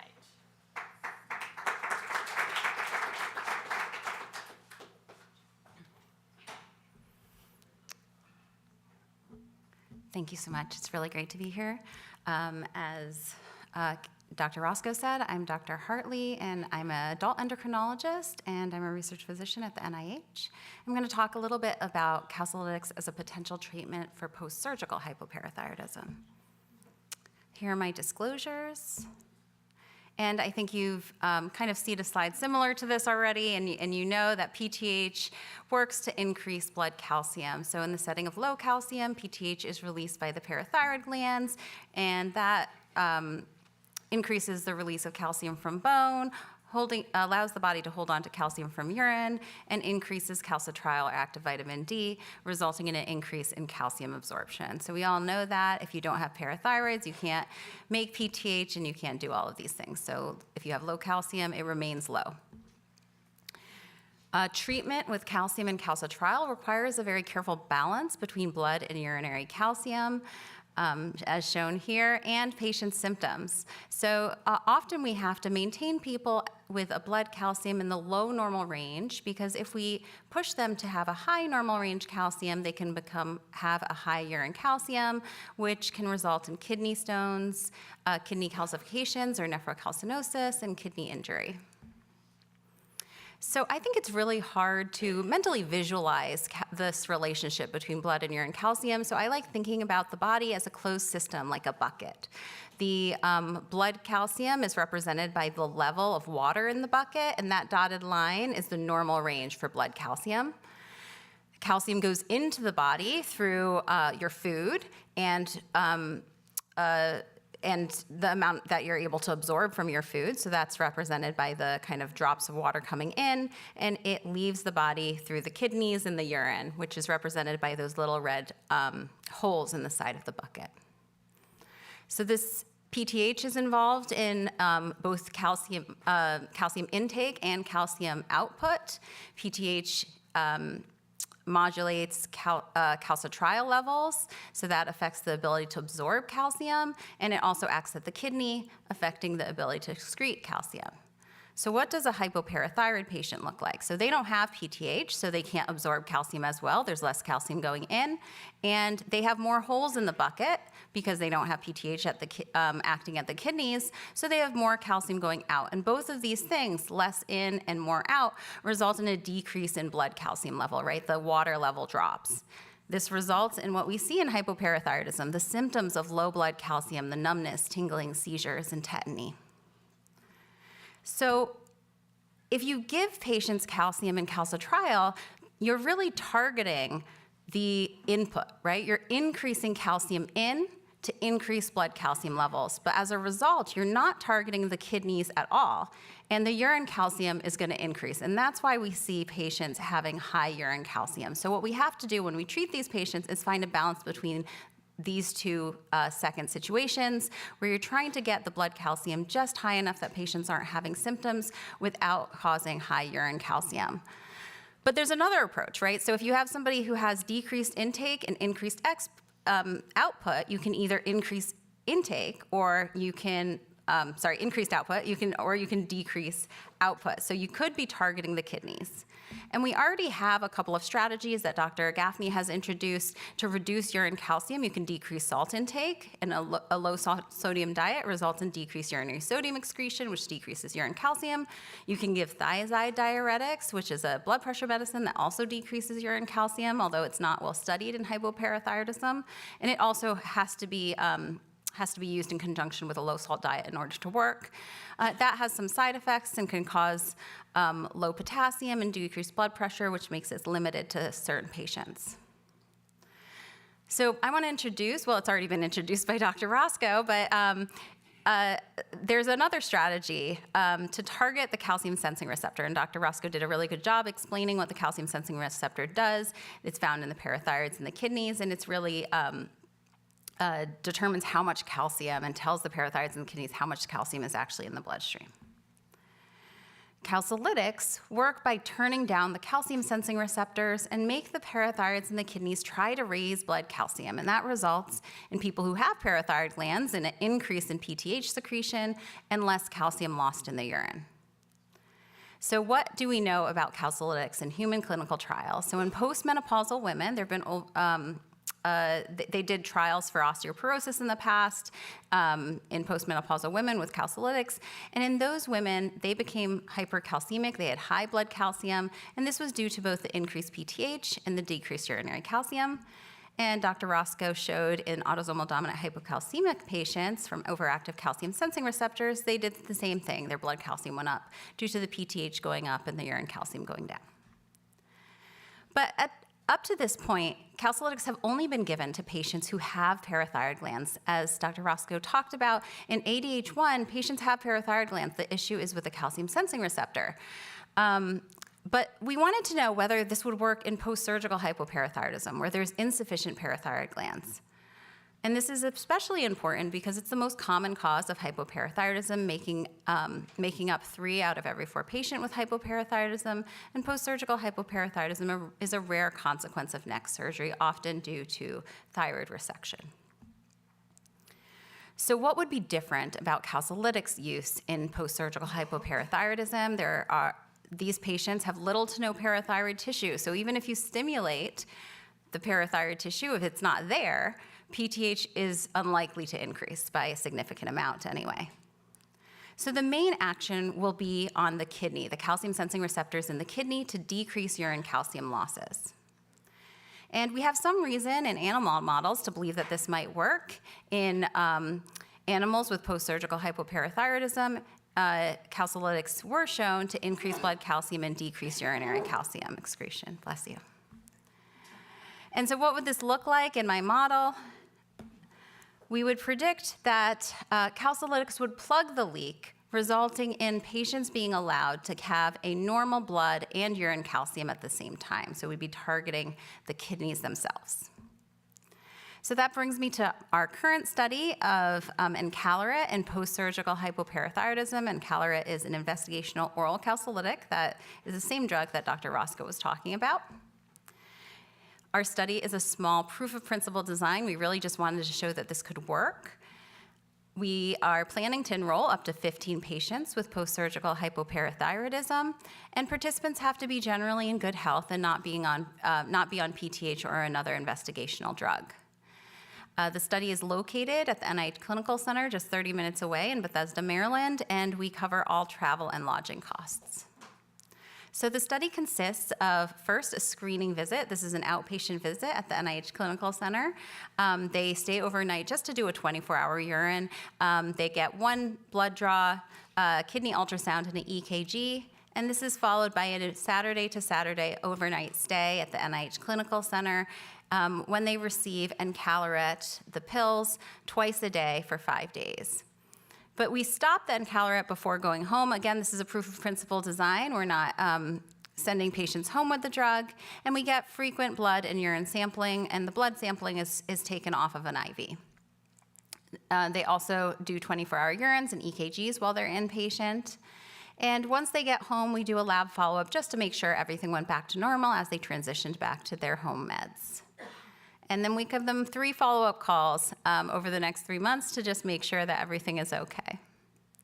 So what were the potential drug-related risks in using this drug in this population? So this is based on the previous studies in other populations. Patients could have a high blood calcium. Now that's kind of what we want, but it could be higher than the upper limit of normal, which would not be ideal. They could also develop a low calcium as part of the study. If encaleret didn't work at all, patients, we take them off of calcitriol and calcium and their blood calcium could go down. And they could have a low phosphate. That's something that was seen in the ADH1 patients, and it's very unlikely in post-surgical hypoparathyroidism because that's likely mediated by PTH itself. And there were no other specific safety signals in the osteoporosis or ADH1 trials that we were worried about. So to address these risks, that's why we had the treatment phase of the study inpatient with very frequent monitoring. Our primary objectives were to determine if encaleret could increase blood calcium while decrease urine calcium, and also to allow patients to achieve both a normal blood and urine calcium at the same time to see if we could do that. And we wanted to explore if encaleret had any other impacts on mineral-related measures. So we have currently enrolled and given drug to 7 patients ranging from 26 to 69 years of age. All 7 of them were female, and they had surgeries between 3 and 12 years ago.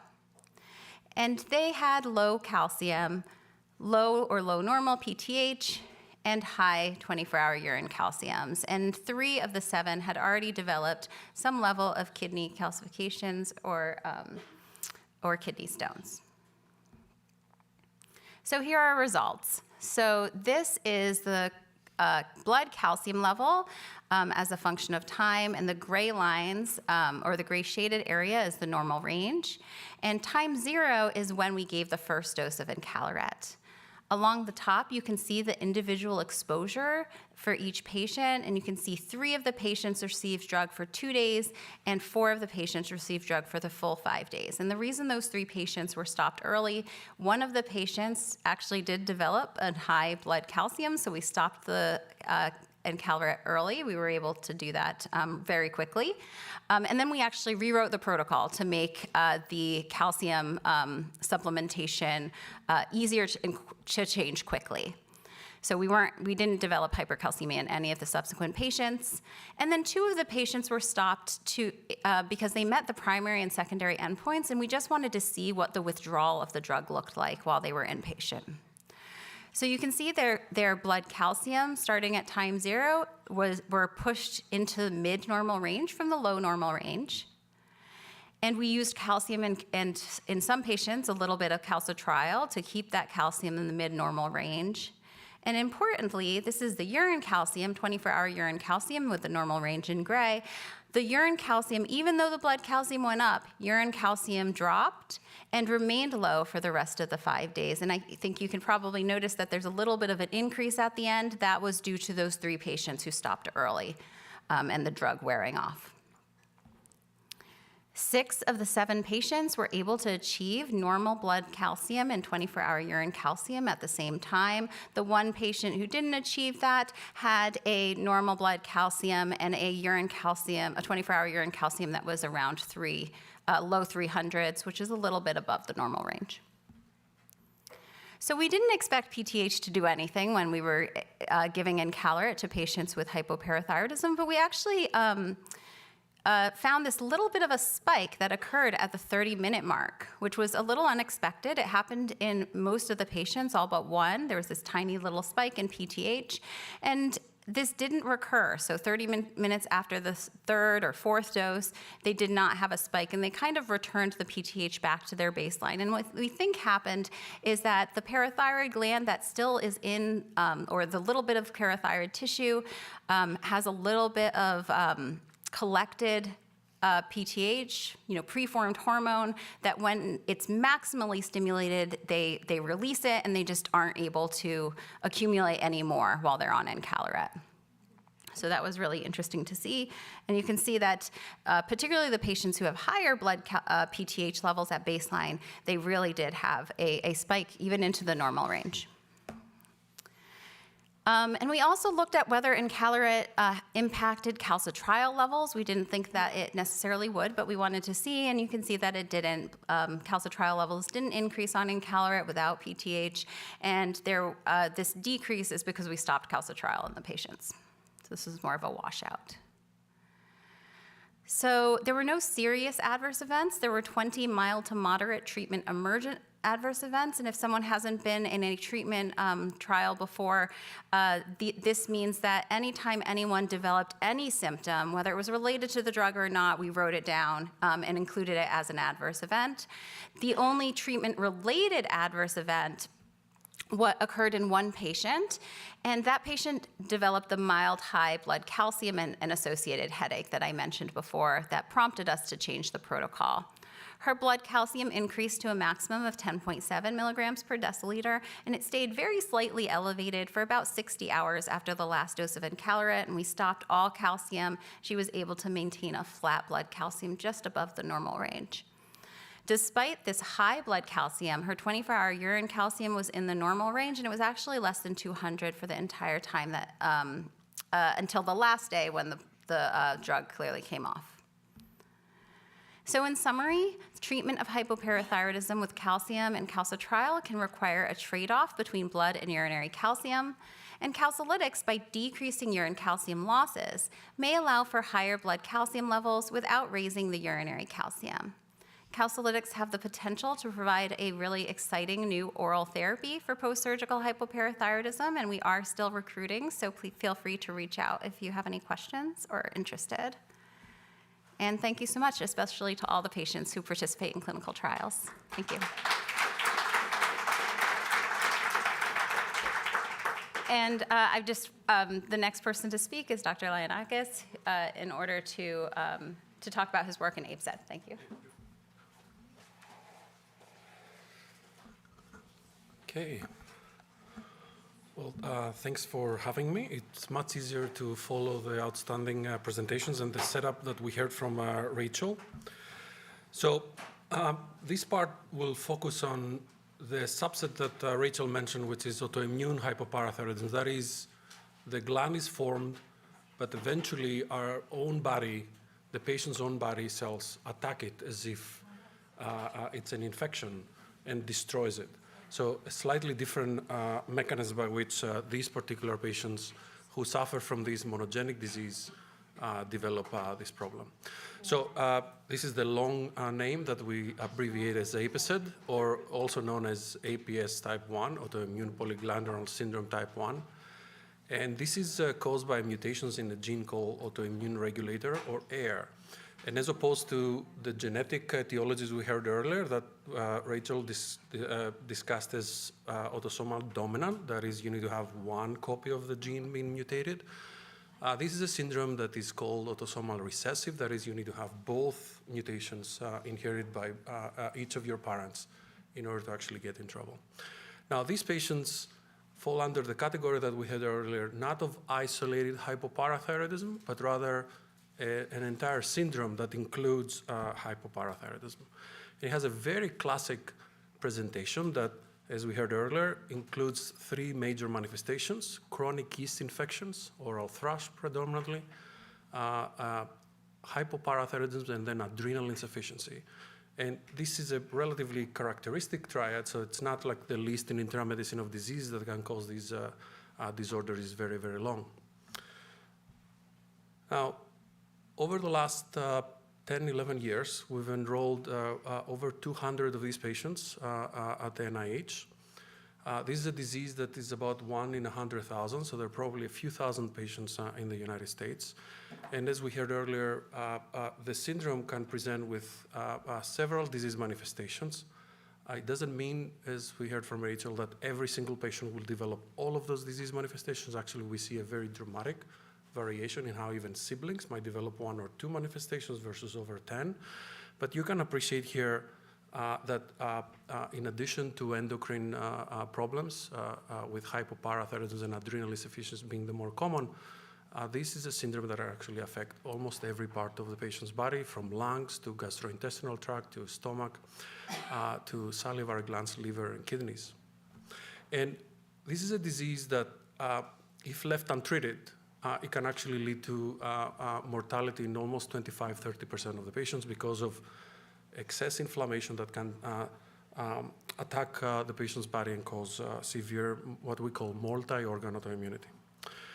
Now, the reason why this disease happens, in simple terms, is because the immune cells, particularly a subset of them that's called T cells or T lymphocytes, which are cells that we all have in order to actually defend against infections, those cells don't get the proper education that they need to get in an organ that is called the thymus, which is sitting on top of our heart. And as a result of that, they're not able to distinguish between attacking an exogenous pathogen, such as a fungus or a bacterium, versus attacking the patient's own body. So this is an example of a patient's biopsy in the gastrointestinal tract. And I have circled there all of these purple cells that you see there are the patient's own body attacking the stomach and the duodenum, as if this is something that they should attack, which is usually an infection, causing all of this inflammation. And what happens in this disease is this infiltration, as we call it, of T cells in their own body causes tissue dysfunction. In the setting of parathyroid disease, this eventually causes destruction of the organ. So the patients end up developing complete destruction of parathyroid glands, PTH drops, and they develop hypoparathyroid-associated hypocalcemia. So over the years, by enrolling a large number of patients and working in the mouse model of APASED, what our key question was, can we understand what are the particular signals that these T cells that cause the tissue injury produce in excess that they can actually cause tissue injury? And if so, can we then intervene to bring all of these signals down to normal to avoid all of this tissue injury? Now, we use words to communicate with each other. Cells make molecules. Parathyroid glands make PTH. Our immune cells produce molecules that are called interleukins or interferons. And one of them, which is called interferon gamma, is very, very important in all of us when we get a viral infection or when we get a bacterial infection. It's produced in order to defend against those infections. So when this molecule called interferon gamma is produced in normal amounts, it's actually protective against infections. But when there is an excess production of this interferon gamma, that can actually cause tissue injury. And what you can see here in this slide is that what we were able to show over a course of several studies is that the key problem that these patients' immune cells have is that they produce a significant amount of interferon gamma. So these are flow cytometric plots. You can appreciate on the right side that there's a much higher amount of interferon gamma in T cells that do not have air from these patients and mice.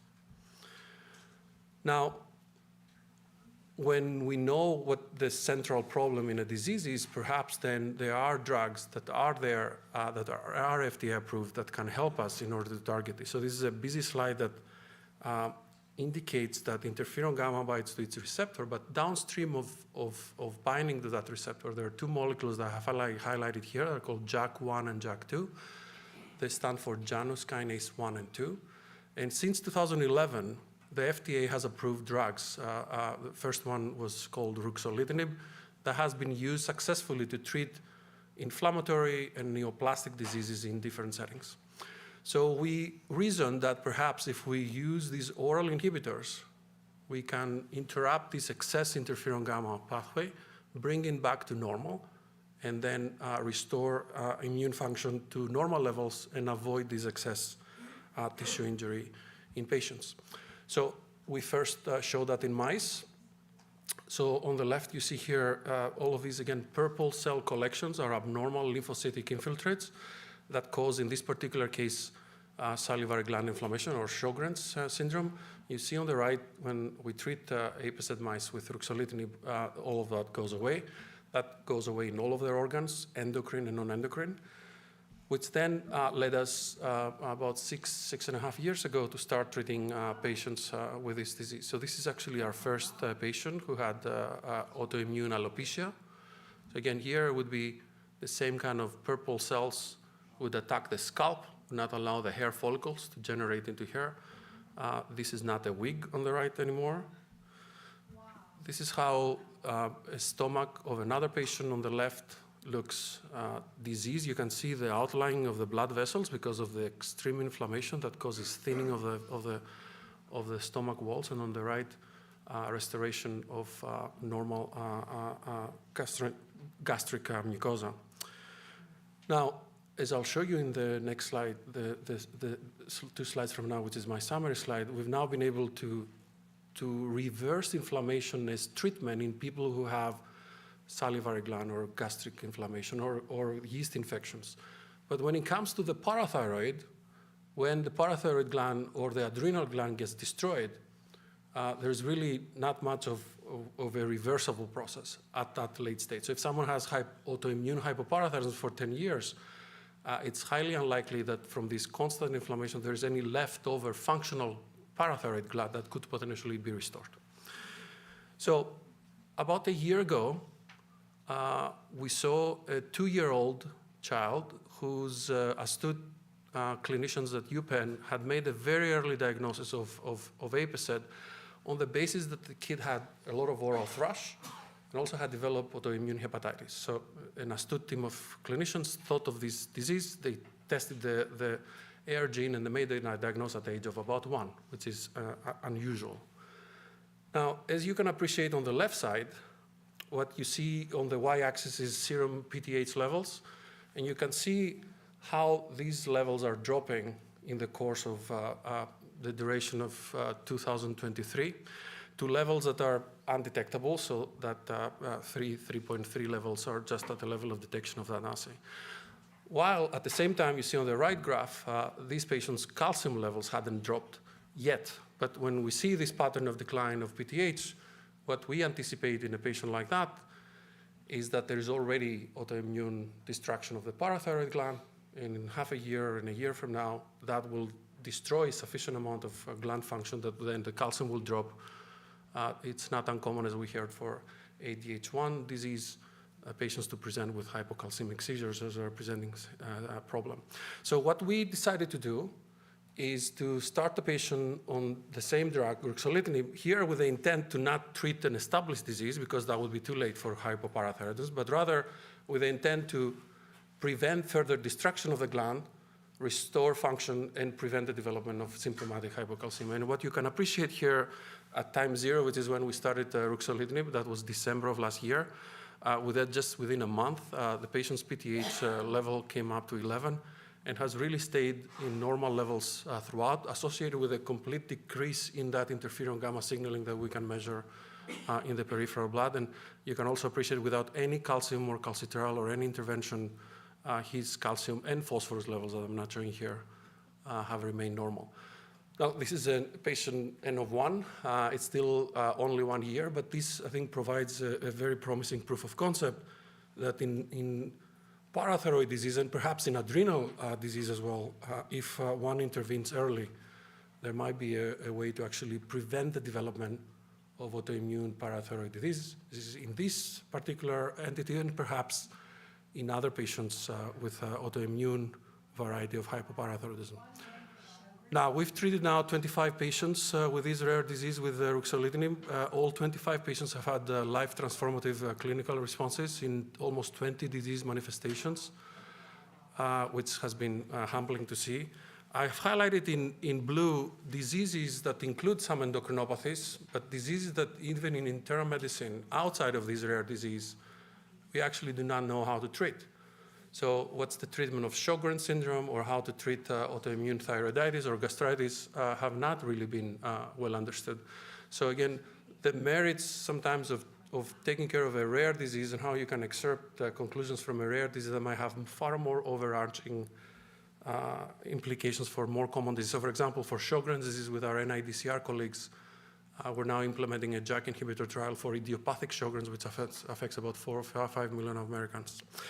We also have a formal IRB-approved clinical trial with this disease, and we're actively enrolling. And with that, I would like to thank the many people in my lab across the NIH and outside, and of course our patients who've made it possible. And I think that concludes our session.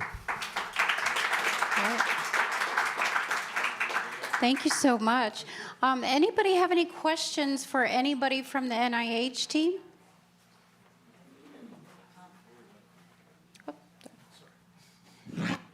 Okay, let's go to Michelle.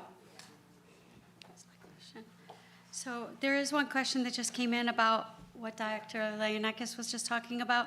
So with that drug, because you said it only treats the other symptoms of the APS1, but it can't repair the parathyroid gland, could you take that with one of the other PTH therapies that are coming up?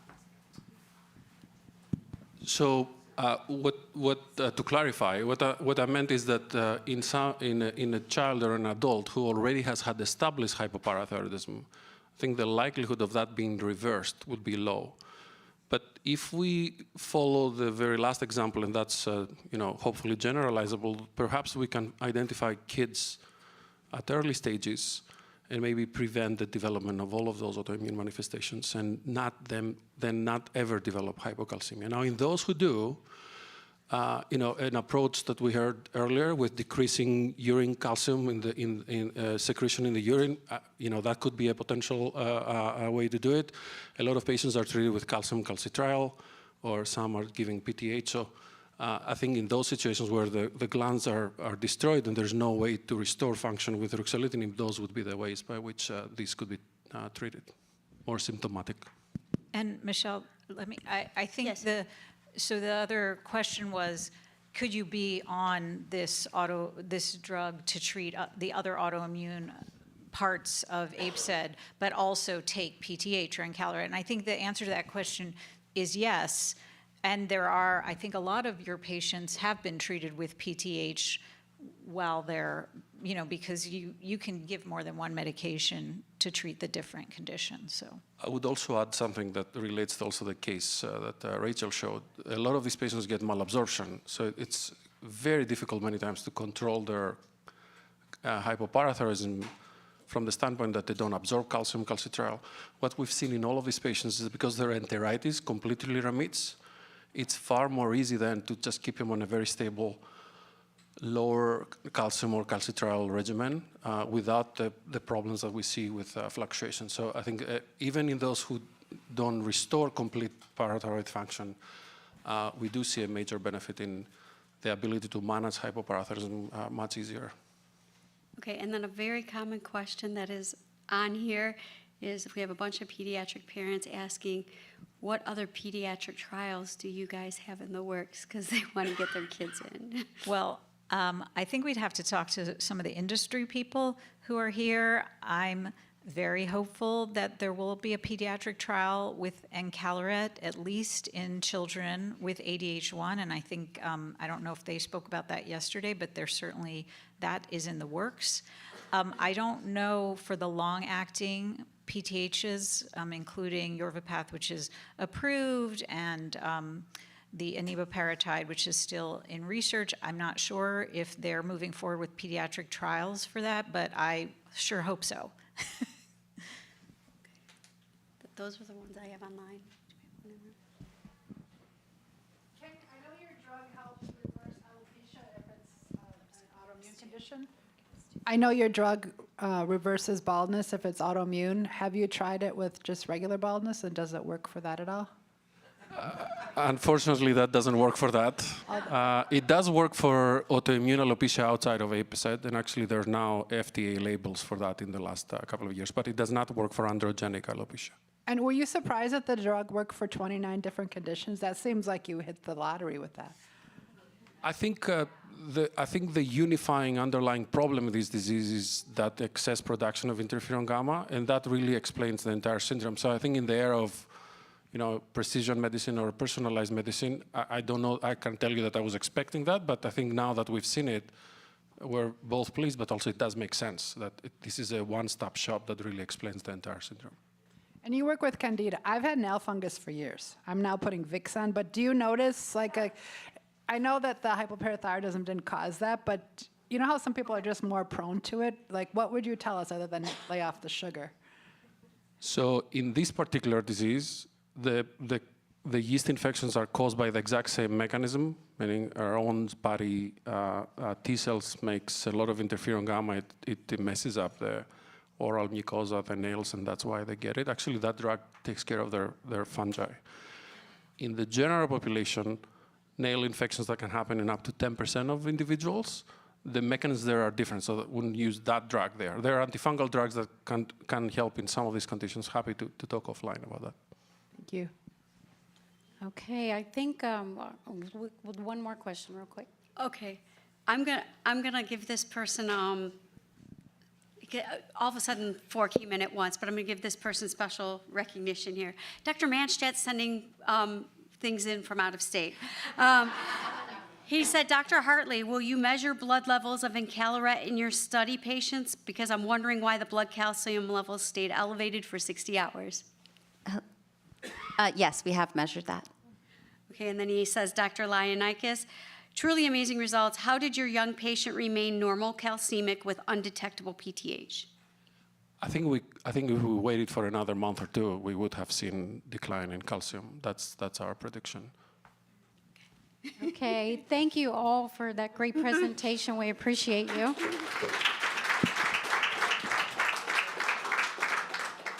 All right, so our next group, and before we do that, I want to do a little programming note. We had a 3 o'clock break scheduled for today, but we're actually going to keep on going and not have that break for the people in the room or whatever adjustments you need to make there. So let's see. So our next group is from NBX Bioscience, which you guys have been hearing about. Another company that we're really excited to partner with. They had us come out to their be part of their meeting last week and be able to talk to all of their people. So they welcomed us with open arms as well and are willing to collaborate with us in their trials. So please welcome Dr. Sam Azoulay, who's the Chief Medical Officer at MBX Biosciences. Thank you. Thank you. Good afternoon. Just let me start by saying I'm sorry that the product doesn't work for alopecia. I would have loved to, but So first I would like to start by thank you very much, Patty and Michelle, for inviting us, inviting MBX to this meeting. I think I've been in the business, in the pharma business for long enough for having interacted with a lot of patient association. I've always been impressed by the quality of the interaction, how focused the audience is. I mean, think about it. We are Sunday afternoon, 3 p.m. almost, and we are here. And also the curiosity you have with the science. That's very, very impressive. I mean, obviously it's about you, right? So that's why there is so much interest. And in the pharma, as a physician, I don't see patient anymore, and it seems to me that I'm working for you.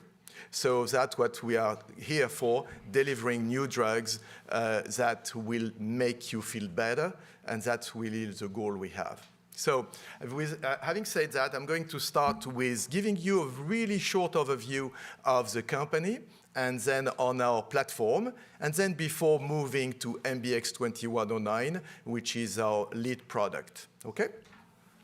So I think that should work, yeah. So the company was created a few years back with really global leader in peptide drug design and development. In fact, with the University of Indiana and one of the most famous person in peptide design, which is Richard DeMarchi.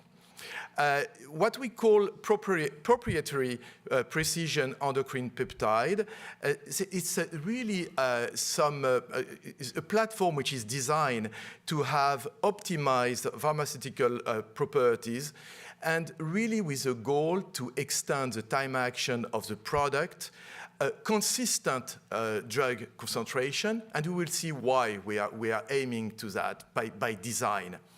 And at the end, to have, for you, less frequent dosing than unmodified and modified peptide therapies.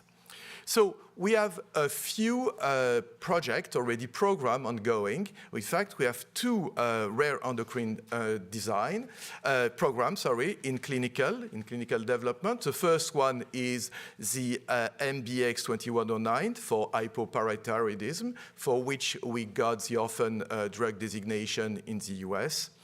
And the other one is the MBX 1416 for post-bariatric hypoglycemia, which is another rare disease which happens following surgery, gastric surgery, when people are obese and we want them to lose a lot of weight, in fact, and they have this hypoglycemia following surgery, which is really, really life-damaging. And in fact, I'm sure you have heard about GLP-1 agonist, right? Everybody has heard about GLP-1 agonist for losing weight. Here, it's an antagonist. That's the opposite action. And we have also in development obesity, program in obesity with MBX 4291, which is pre-IND, that means that we are completing the tox studies to get the product into human, and that should happen next year. In fact, we have also some other candidates for obesity in this field. And we were very, very happy, in fact, that in September we became public. We became a public company in September of this year. So I'm going to tell you a little bit more about the PEP, right? And what do we want to do and how we are going to do it. So first, we start with advanced chemical modification. And the goal is to enhance the physical properties, including stability and solubility for the product, for the molecule. Increase potency, that means a more potent drug, with multiple potential mechanism of action in a single peptide. So that means with a single peptide, you can aim to target multiple receptors with a different action. And especially in obesity is extremely important. The second pillar, if you want, of this technology platform is a programmable drug to precisely time the conversion of the drug from a prodrug to an active drug. And really the aim again, is to reduce the peak to trough ratio. And just what does it mean, peak to trough ratio? When the peak of the drug, the concentration of the drug in your blood, right, that's the peak, and the trough, that's the minimum of the concentration before the next injection, right? And you want to reduce these variations, this ratio, in order to maintain the concentration as stable as possible, as long as possible, right, to avoid the fluctuation. And we will see it. And there is another pillar, which is a fatty acylation. Fatty acylations that we put some fatty acid on the drug, if you want, to extend the life of the half-life of the product. And again, you heard yesterday about the half-life of the product. What it means that a half-life means 50% of the product is eliminated at what time it's eliminated. That's the half-life of the product. Longer the half-life is, longer the product stays in your blood, right? So that's the goal. That's theory here. That's a design that we wanted to. Now we'll see how we make it happen. We made it happen. So here, on the left side, you have the existing peptide drugs. And you see this fluctuation, right? You see this fluctuation can be over time, can be within an hour, can be within a day, can be. That's what we want. And that usually it's a short half-life, and we see this fluctuation in, again, peak to trough ratio, right? You see the peak and the trough, and boom, and every time you inject the drug or you give the product, it goes up and down. And that usually goes with frequent dosing. So now you look at what we are aiming for, what we call this PEP technology, is to extend the half-life, to deliver a constant drug concentration, and also have less frequent dosing. That's the goal, right? That's now, I'm moving to what is of interest for you, which is MBX 2109. How did we make it work? So this drug has the potential to be a once-a-week product. So I'm not going to go through the cause, right? You know it. The symptoms. Obviously, you know better than I do, so I'm not going to go through them. And I go directly to managing the hypoparathyroidism. The standard of care, again, you know it, calcium, vitamin D. And today, Yorvipath, which personally as a physician, again, think is great progress when I'm hearing from patients that their life has changed. Well, success. Well done. I think I'm happy, really happy. It makes me happy. So there is another one, and you heard about this, eneboparatide, and there is another one, which is the oral form. And now we have our products also with a weekly. And that's what we, on the right, that's what we are aiming for, to have a lower peak to trough ratio, normal serum calcium, reduce the urinary calcium excretion, eliminate the pill burden, and the convenient weekly dosing, this should ameliorate, improve the quality of life, and reduce the complications, the long-term complication. Okay, so that's what the potential. So now I'm going to ask you to stay with me for a few minutes in terms of mechanism of action. How does it work? Remember, two things, prodrug and fatty acylation, right? So in red, the helix you see on the red, that's the inactive drug. It's inactive, and you see the two yellow pieces at each extremity, that's the fatty acylation, right? So when you give the drug to a patient, we inject the sub-Q, so when you get, it's inactive by design. It's a prodrug, and it's a prodrug, so it doesn't work. It's not active. You inject the product with these two fatty acylation. This fatty acylation, this fatty acid, help linking to albumin, to bind to albumin, right? So then, because of the pH, physiological condition, under physiological conditions of pH and temperature, right, you have one of the extremity, the N terminal, you see the yellow piece, breaks, and there is a cyclization of the red helix, which is now becoming a green helix. Now the product has been transformed in a drug, active drug, right? Following me? So now this green helix can bind to the PTH receptor. But the beauty of it is that there is still a fatty acid that it stays, right? At the end of the green helix, you see the fatty acid, right? This one? Yeah? This one allows still to bind to albumin.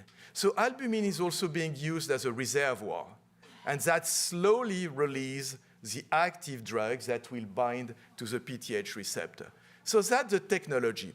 This fatty acid is relatively new, but in fact has been already used with semaglutide for obesity and diabetes. So that's how they moved from once a day to once a week. So it's not a brand new technology, it's already, and we know that it's working, okay? So we've performed a phase 1 trial, what we call a SAD, single ascending dose. So that means you progress, you go slowly, you give the first dose and the second dose, and you increase the dose each time, and a multiple ascending dose in healthy subjects, not in patients, in healthy subjects. That's a way of doing a phase 1 study. We start by subjects who are completely healthy before going to patients. The objective of this study was really to evaluate the safety and the tolerability. And then, as a secondary objective, that's the pharmacokinetic. That means how your drug will behave in your blood, right? How it's going to, you're going to measure the concentration. And the pharmacodynamics, that serum calcium. That's the serum calcium, and you are going to measure it. When you give serum calcium to healthy volunteers, remember this subject have PTH, normal PTH. What would you expect to see on the PTH? Going down. Going down. So what you would expect, right? PK, as I promised you, right? So I think it's a weekly administration. That's the things that you're going to expect to see. You're going to expect to see an increase in calcium, serum calcium, and a decrease in PTH. That's theory. That's my theory. That's what the assumption you're making before giving the drug.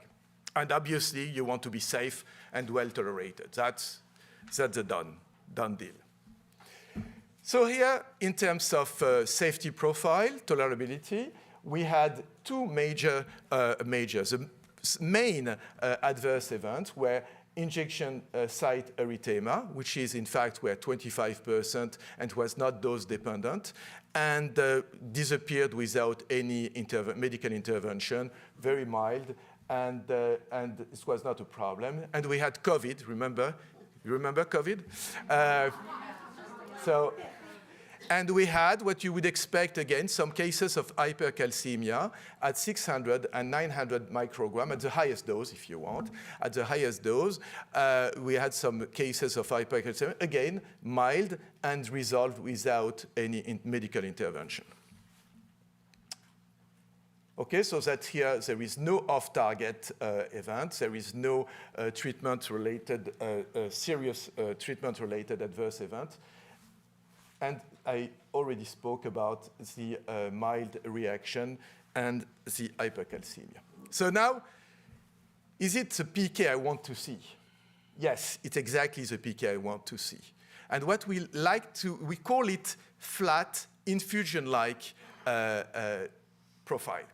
And remember what Dr. Kahn's presentation, where she said that Dr. Weiner made an experiment or a trial where they infused PTH and they observed exactly what they wanted. So that's why it's our goal, to infuse a drug to have an infusion-like, to give the drug and have an infusion-like PK profile. And that's what you see here. So the bump you see each time, it's following 4 injections. So at D0, each time you see 0, that's the day of the injection. Yeah? It's a total of 4 injections. A total of 4 doses which were tested. 200, 400, 600, and 900 microgram. Okay, so that's what, and you see the 900 being the highest. And you see that there is a slight accumulation of products. That's the reason why it increased.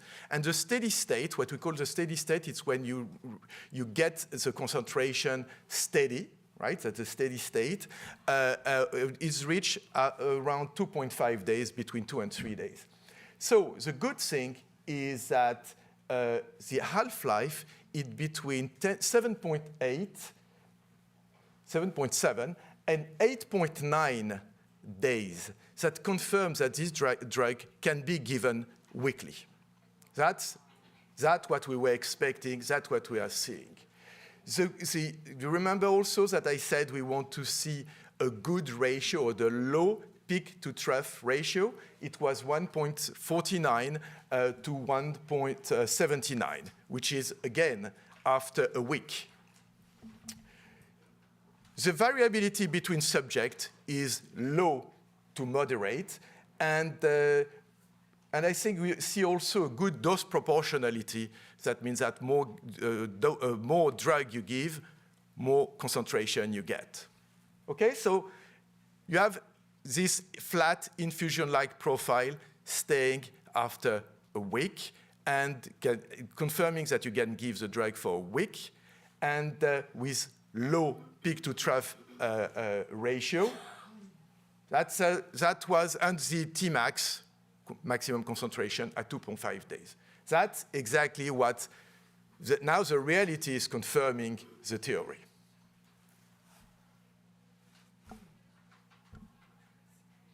Calcium, that's what you expect to see, some increase in calcium.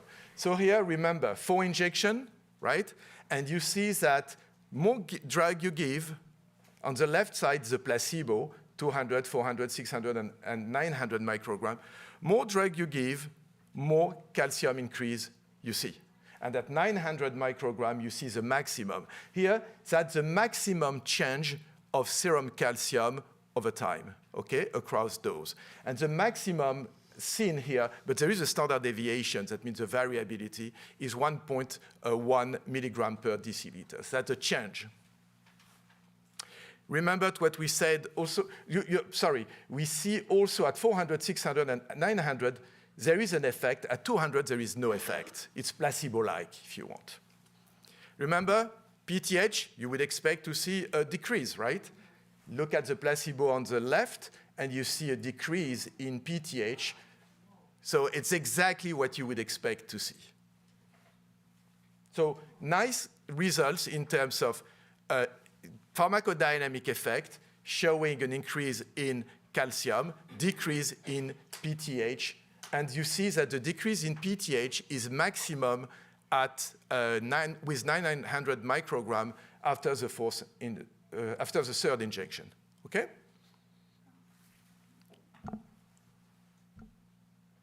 So here is a summary of the PK. I don't need to get through again the summary. I think we are aligned with the picture of the product, right?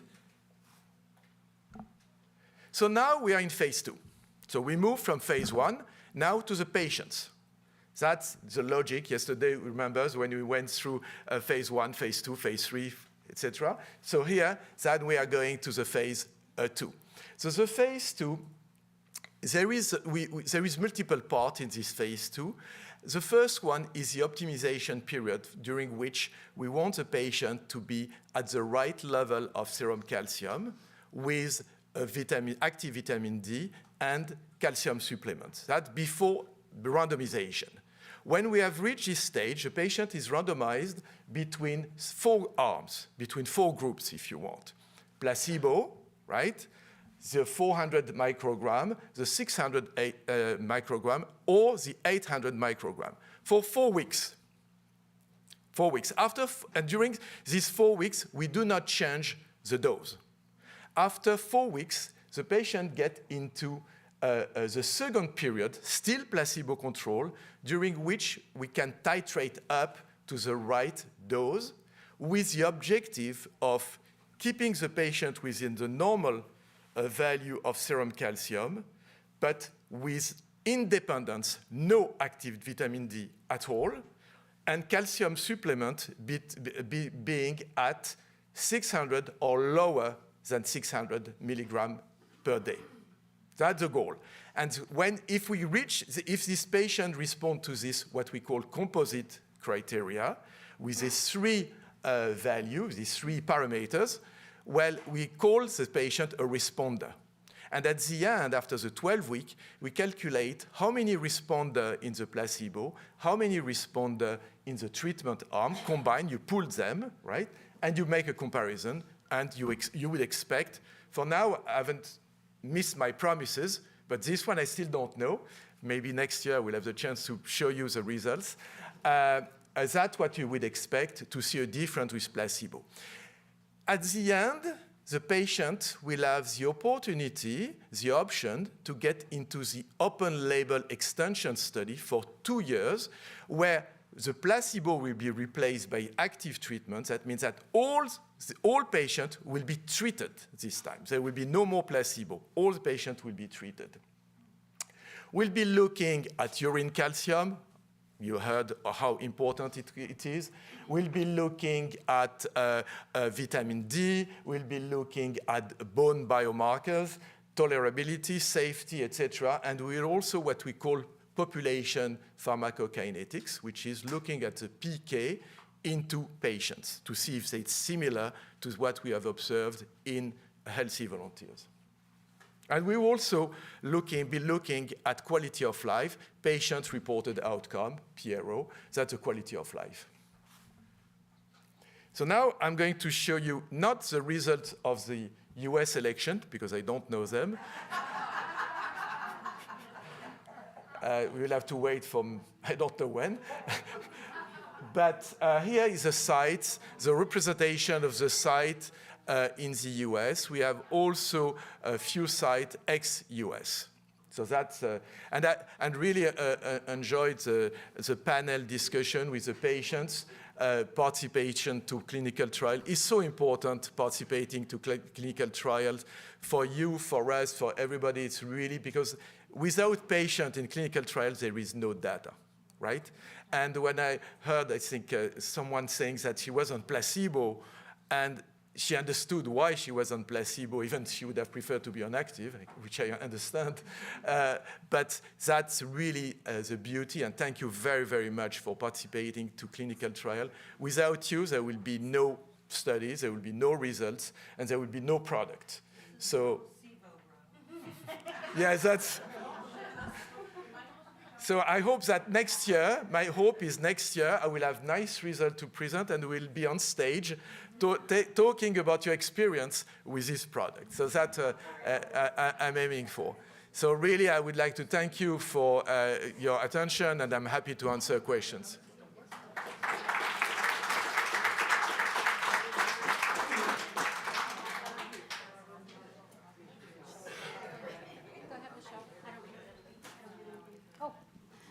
Who has questions? Over there, Bob.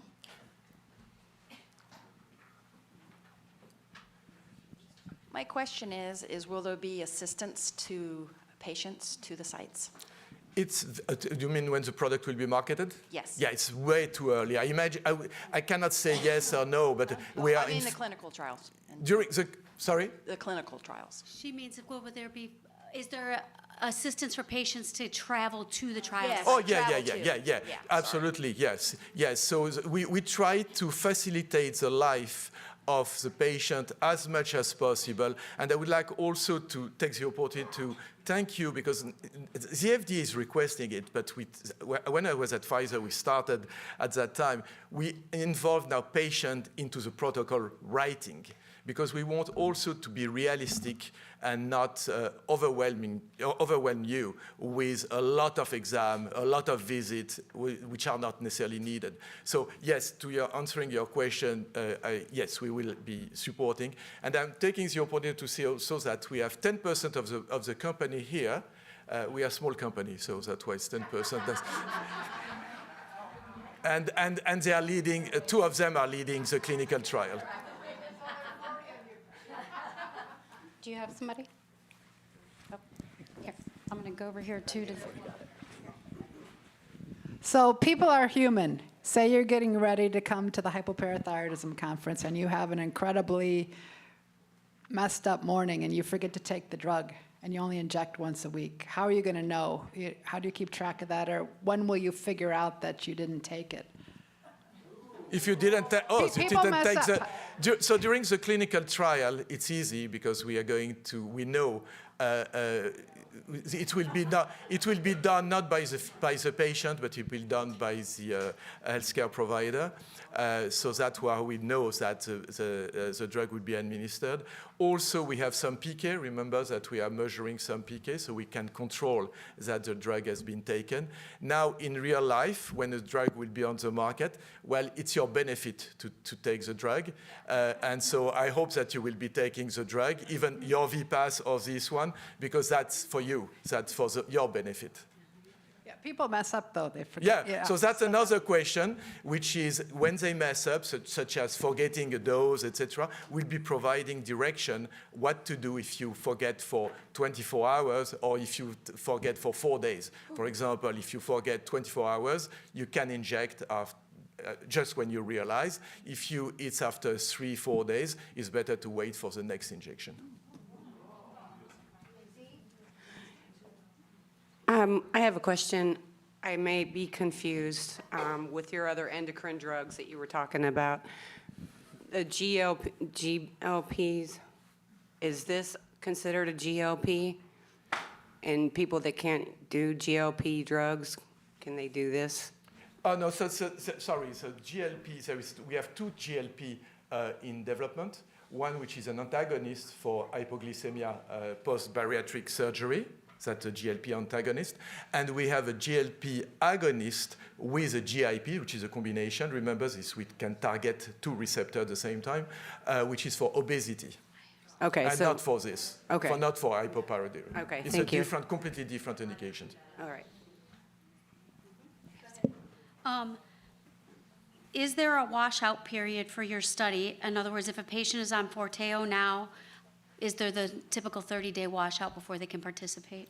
Yes, we have 4 weeks a washout period.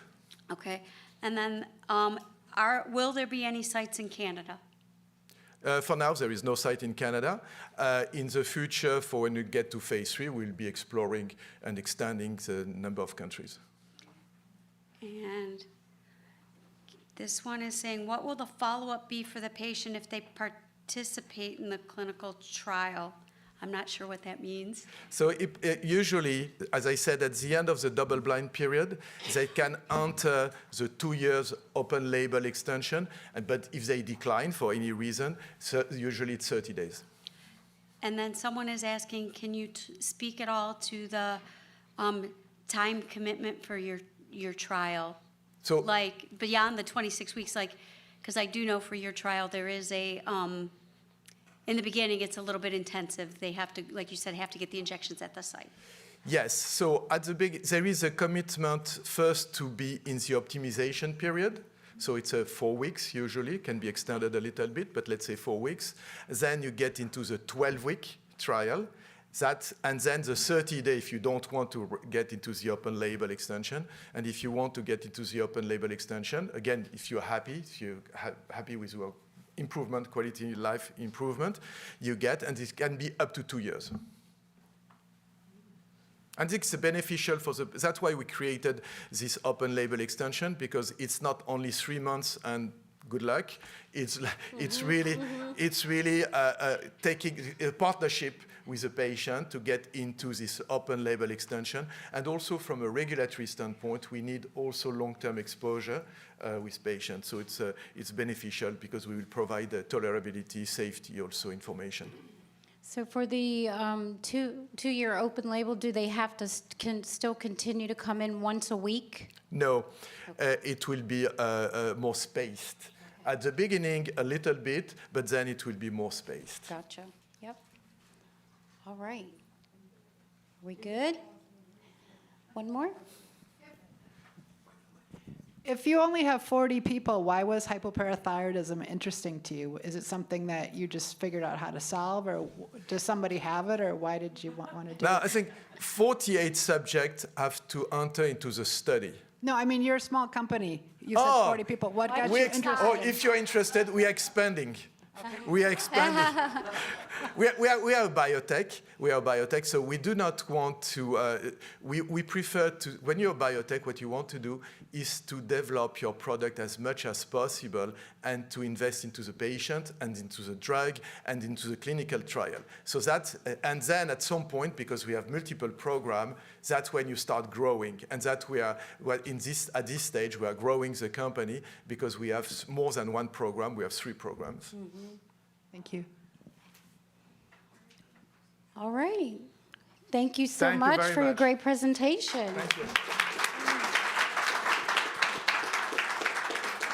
Okay, our next presenter is going to be virtual, but he'll be on to answer questions at the end.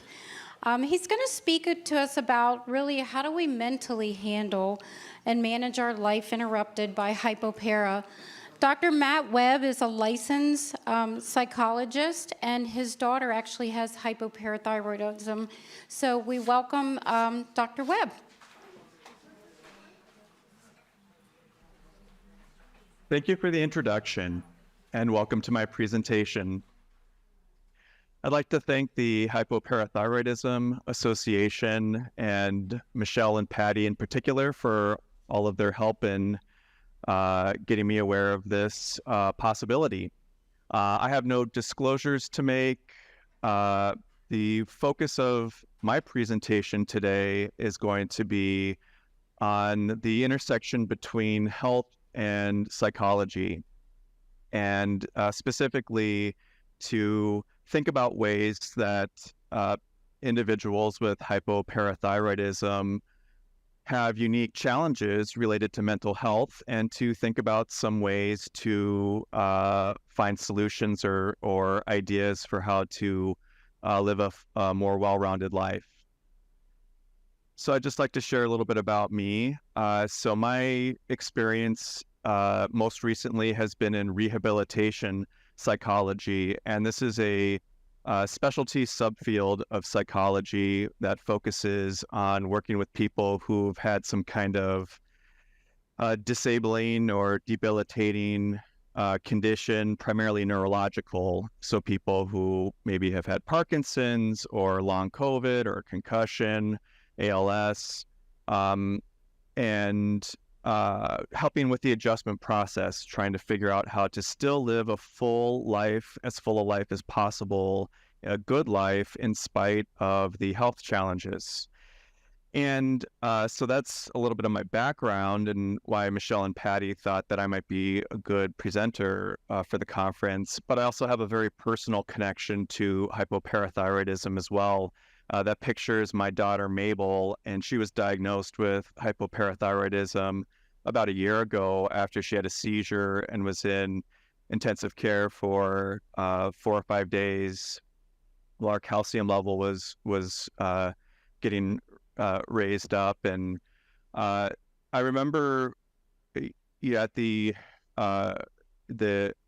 day when we finally got the okay to return home, her levels were high enough where that would be an okay thing to do, that I asked the doctor, okay, what are the, she's got this condition, and certainly there has to be some restrictions or guidelines or things we need to do aside from following up with endocrinology. And the doctor said, oh, no, she can go back to school and play, and yeah, it should be fine, don't worry. And I thought at the time,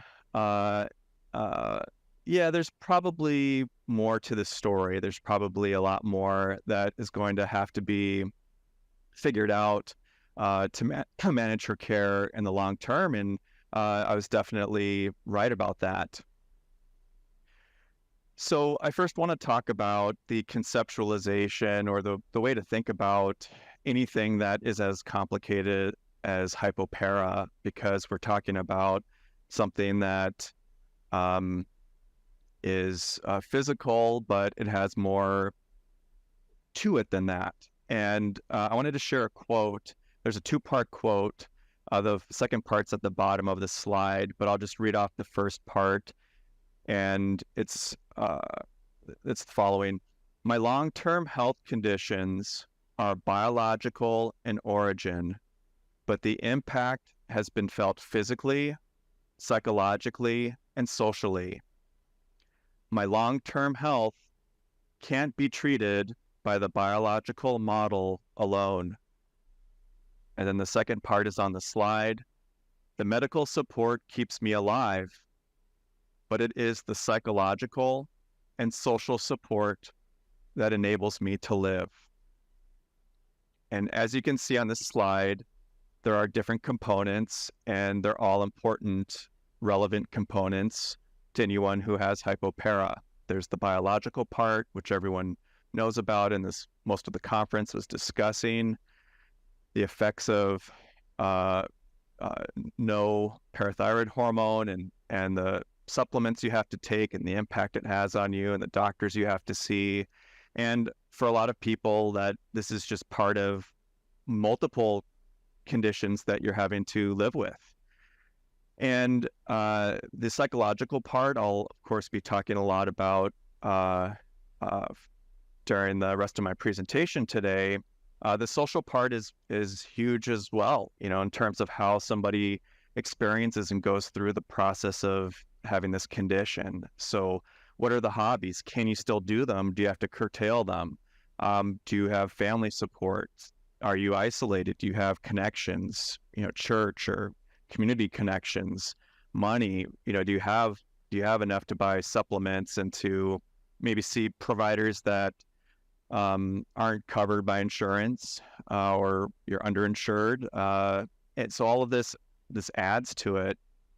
One thing that is a combination that I think is important between the psychological and the social impact for hypopara and for a lot of people who have their life changed by a health condition is that the identity can change, that the things you used to do and the freedoms you had before having this condition might affect your energy levels, your ability to travel, your ability to if you're the go-to person and you're used to being the go-to person for everything, maybe you have to curtail that back.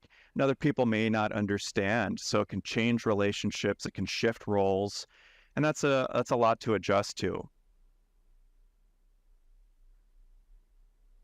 So going to the more psychological part of it and how people might respond or how anyone responds on an individual basis, I want to talk a little bit more about some of the complexities that are unique to hypopara that make it a challenging condition to live with or can make it a challenging condition. There's the events that lead to the diagnosis. So these are things like you could have heart failure. Like in my daughter's case, she had a really bad seizure. And for people who diagnoses in the emergency room and hospital, and they get treated for a seizure disorder, and that's a nightmare. And the rarity of this disorder, as everyone is of course very well aware, creates this gap in knowledge and puts a lot of the burden on developing your own expertise on how to not only live and stay alive, but to thrive while having hypopara. And that's a huge learning curve. And I know there's a lot of things we've brought up with my daughter's endocrinologist that he might have been aware of, but it might have been after maybe something got to a point where it was a problem. So thinking about like being proactive with kidney health and, you know, all the different ways that managing hypopara can be complicated may not be initiated by provider. They may very well not know what the next steps are, what to think about or consider. And then there's the way that health conditions draw your attention to how you feel. And under normal circumstances, people go through a variety of different physical states where they don't feel good, or they have a headache or stomach ache, tired. And so most people have the luxury of brushing that off. And I remember with my daughter, before she had hypopara, anytime she was off, we would just be like, you know, a lot of parents, you know, buck up, you know, it's time to get to school, get out of bed. And now it's shifting the focus where we're having to think about, like, oh boy, it's been a while since we've had a blood draw, and could this be calcium related? Could it be this? Could it be that? And so it changes your focus. It doesn't give you the luxury of assuming that you're all good. And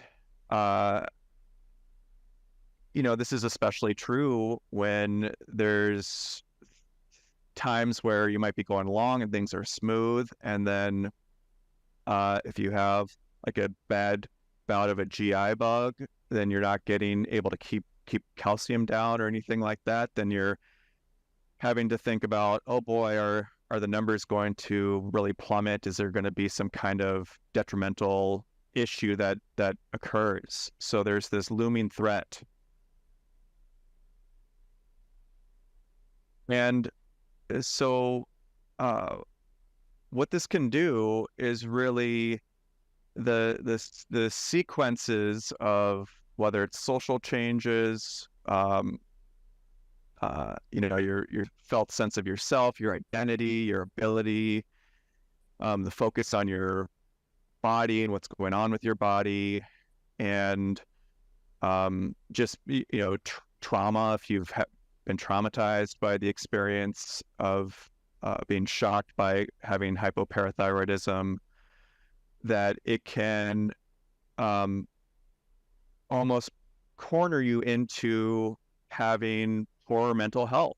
And it can be done in, you know, I didn't come up with a comprehensive list, but there are 3 areas that I think would be more areas of susceptibility. One is just that simple experience of being traumatized or feeling anxious about your health and worried that something bad is going to happen. And there are different ways that you would know that this is a problem or something that is a struggle. One is just simply that in the problem category, the first dash I have is autonomic activation. And what that means simply is that your cardiovascular system is gearing you up for something to happen.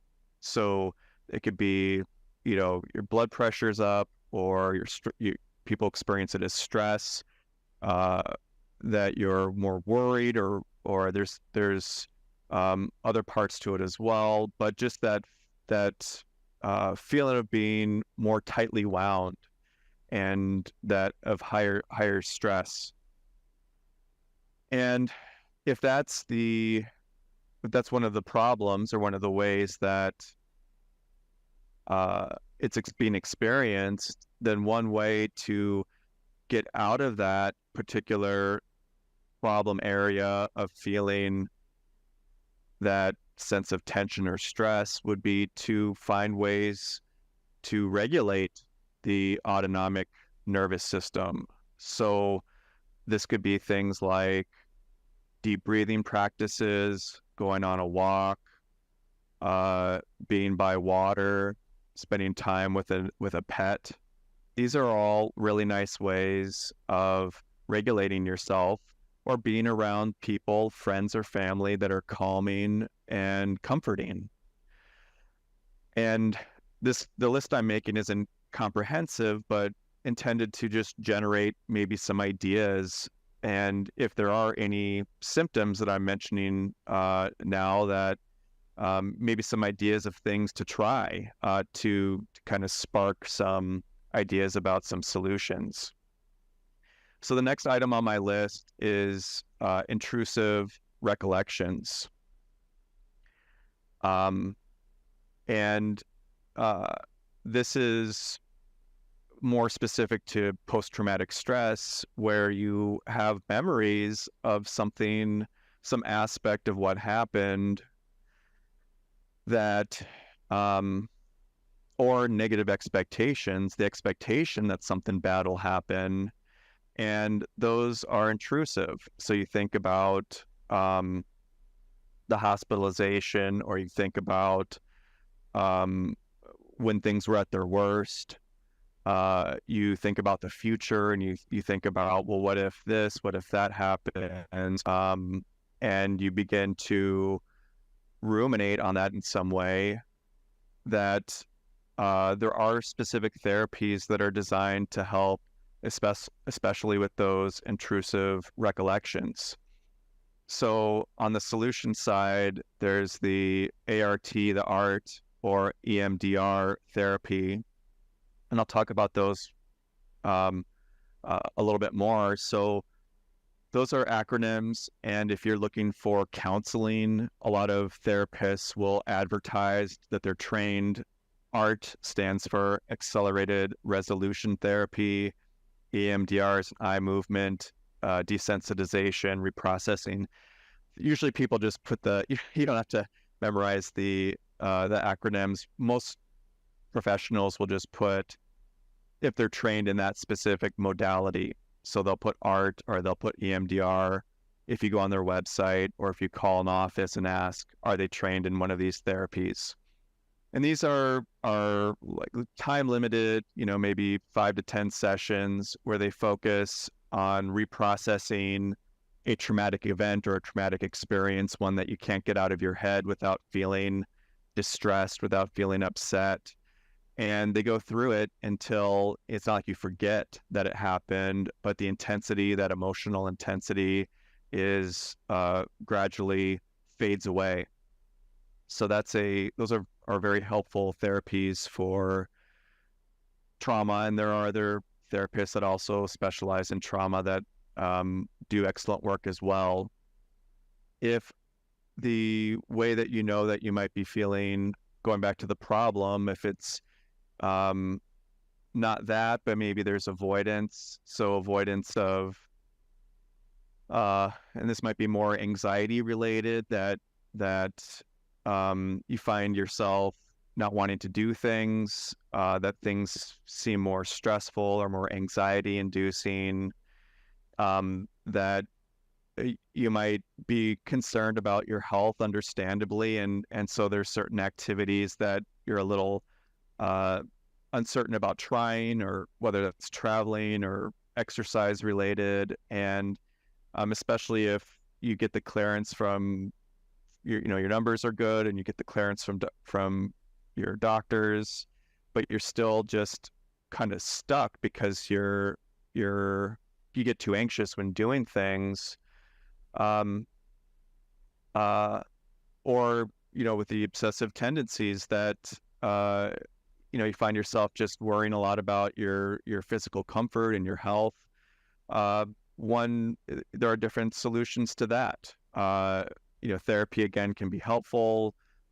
Doing new things, having experiences and having them go well. I've talked to people all the time where they're anxious and they're not sure, but they're invited to a party, might be a small gathering, and they kind of make themselves go, and they go and have a really good time, and so that becomes a positive experience, and life's to be lived. So having, anytime there are opportunities to do things and enjoy life, it's a shame when the stress of it can prevent that.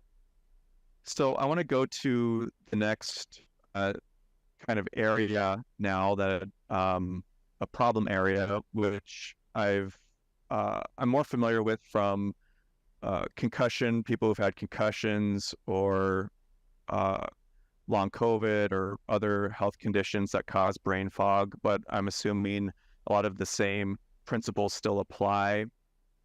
And some of those things that I've become aware of in my time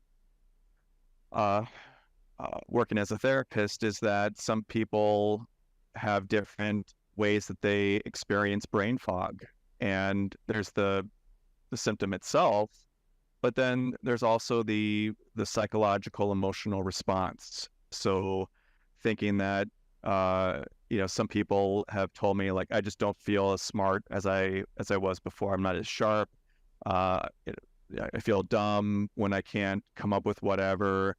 And it's like, these people are very intelligent and many times still working and still central figures in their lives, and no one from an external perspective would consider them to be that way, but internally there can be those thoughts, and along with that a fear that especially during times when the symptoms are especially bad, that they won't get back to even like a new baseline, that things will just keep getting worse and worse and worse. And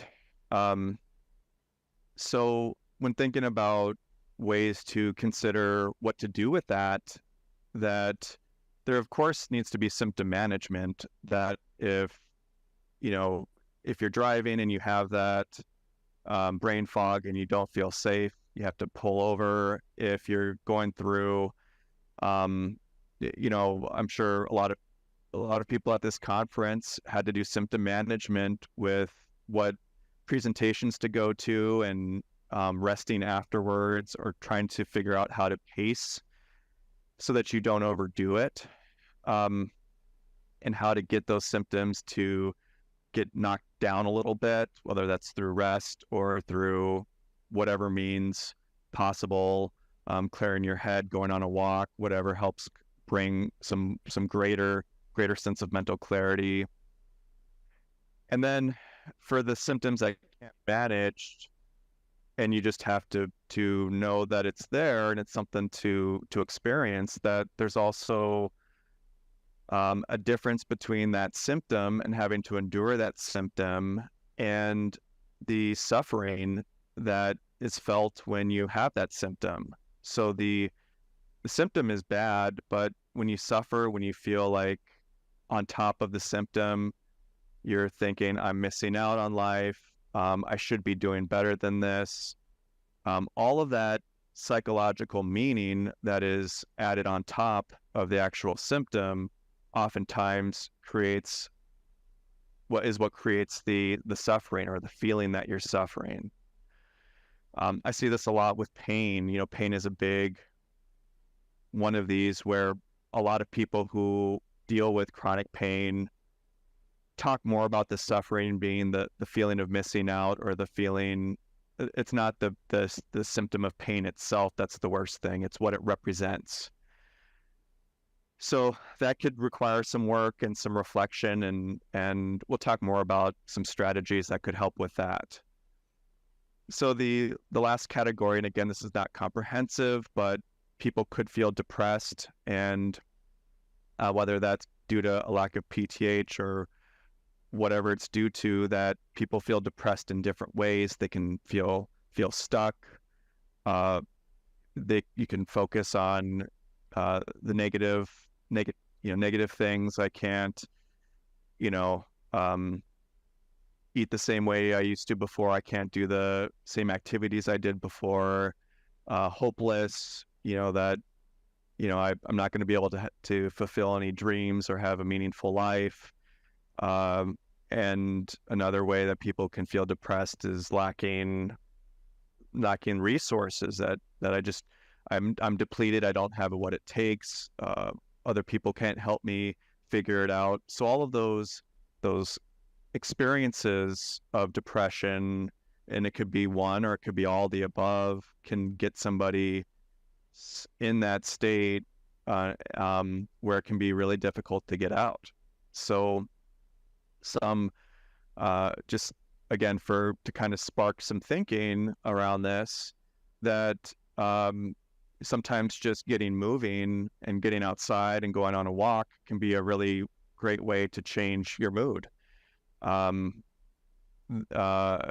focus on uplifting things. So to go to a park and watch children play on a playground and see how they do so effortlessly, and who's in the lead and who's following and what games they're playing. And that can be a nice way to get out of your own experience and focused on something outside of you that lets you know that life is still going on and there's still joy in this world, and that maybe you can feel some of that as well. And of course, no one can forecast the future. And so the thoughts around I'm never going to, or I'll never, I mean, there are some things that might be true, but there are undoubtedly lots of opportunities. And when life closes a door, it can open up a window. And you just don't know what other things are available, especially if you're focused on the closed door. And the last one I put down here for the solution is more about like resources and trying to get more resources and support.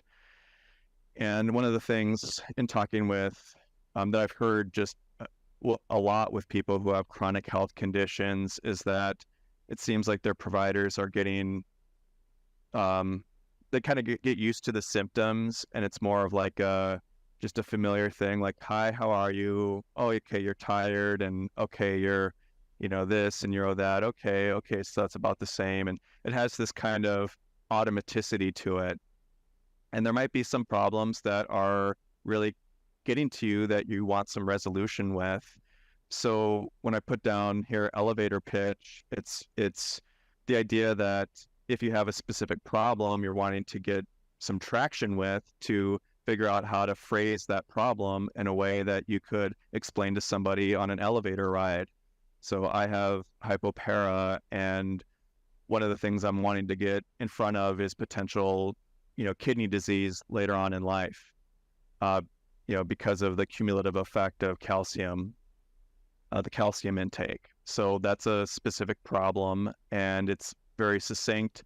And if it's made direct with a provider, or if you see a new provider, that really orients them that this isn't just a automatic like dance where you're, kind of going through the steps, but something that is of specific importance to you. And you might have to seek another opinion or a different provider, because the first provider may not really have any good ideas, or ideas that match how important the problem is for you. So other resources that might be needed or might leave you feeling less like you're depleted and you don't have any support could be through social services, social workers, nonprofits, especially if you need additional money to pursue different treatments, or you have different health needs and you need to adjust your life and need some help navigating those adjustments. And this conference, the last item, I mean, this is to maintain connections from this conference. I hope everyone got to meet one or two people at least that they're able to share ideas with, and maybe share phone numbers or email addresses with, and that by maintaining those connections, it really is so important, especially with a rare condition. So I just wanted to mention a few other resources from the purely treatment side of things, therapy-wise. So this slide is, I did a screenshot of part of the link that I have on this slide. And I mentioned that I have the rehab psychology background. There's also a related field, health psychology, and they do very similar things where they understand the confluence of health and psychology, and they would understand the challenges and not assume everything that's a problem is related to a childhood trauma. Maybe it is, maybe it's not, but they would get the whole picture, not just look for things that are unrelated to your health. They'll understand that your health is a big part of your life. And this is, you just put in the location and what you're looking for, what they're board certified in, and then hit search. And so that's a good resource. Another discipline that tends to cater more towards individuals with medical conditions is medical hypnosis, hypnotherapy. A lot of providers focus on stress reduction, some somatic symptoms, gastrointestinal symptoms, tension, pain. My daughter, we used some hypnotic techniques when she had a needle phobia after she was poked so many times in intensive care. She was really frightened to get more blood draws. So there's a technique where you can lessen the sensation on your skin and when you're getting a poke, and it really helped her. So that's a really good resource as well. And this is a similar kind of deal where you put in your location and the specialty you're looking for, and they'll route you to people who have some specialty in that area. So this quote, "Those who have a why to live can bear almost any how," is really profound and has been used quite a bit.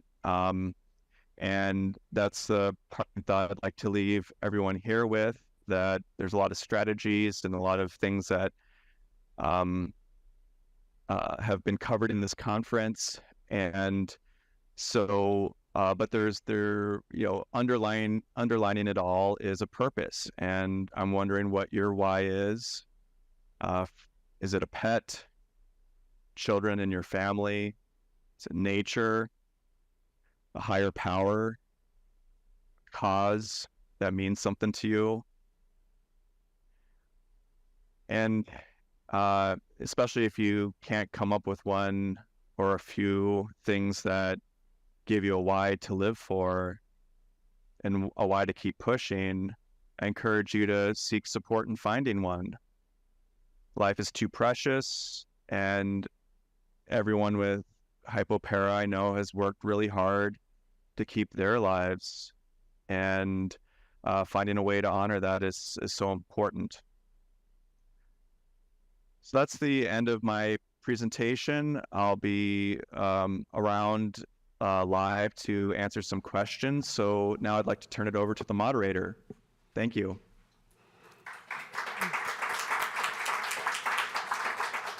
All right, what a great presentation. We'd like to welcome Dr. Webb to our Q&A session. We have a couple questions that came in. Hi. Thank you so much. It was wonderful. So we do have a couple of questions for you. We're going to start with Michelle, and then if we have any in the room, we'll go there. Sure. Okay, the first one that came in online says, my main avoidance problem is the fact that I've been ghosted by both my doctors and I feel like the insurance system. So I now put off making appointments because I just feel traumatized by the healthcare system. Do you have any recommendations how to get over this? Yeah. I'm sorry to hear that, first of all. So I think, without getting into specifics in terms of what the kind of how you've been ghosted, I think there's probably, I think about that resources bullet point that I included, where I'm guessing if, a lot of people at this conference have gone through pretty similar things with both with the providers and with insurance, and not getting the kind of response that you need to help you move forward and taking care of your health. So, the suggestion I think would be to try to cleanse your palate as much as possible, whatever that might be. And again, that could be through, therapy or your own mindfulness practices, and believe that if you're going through it, other people are going through it as well. And this is, the power of the collective is what this conference is all about. And, united, you can do a lot. You can overcome, all kinds of obstacles. So I've been really impressed with the conference and how that's been a major takeaway for me. So just believe in that. Okay. Bob, did we have any in the room?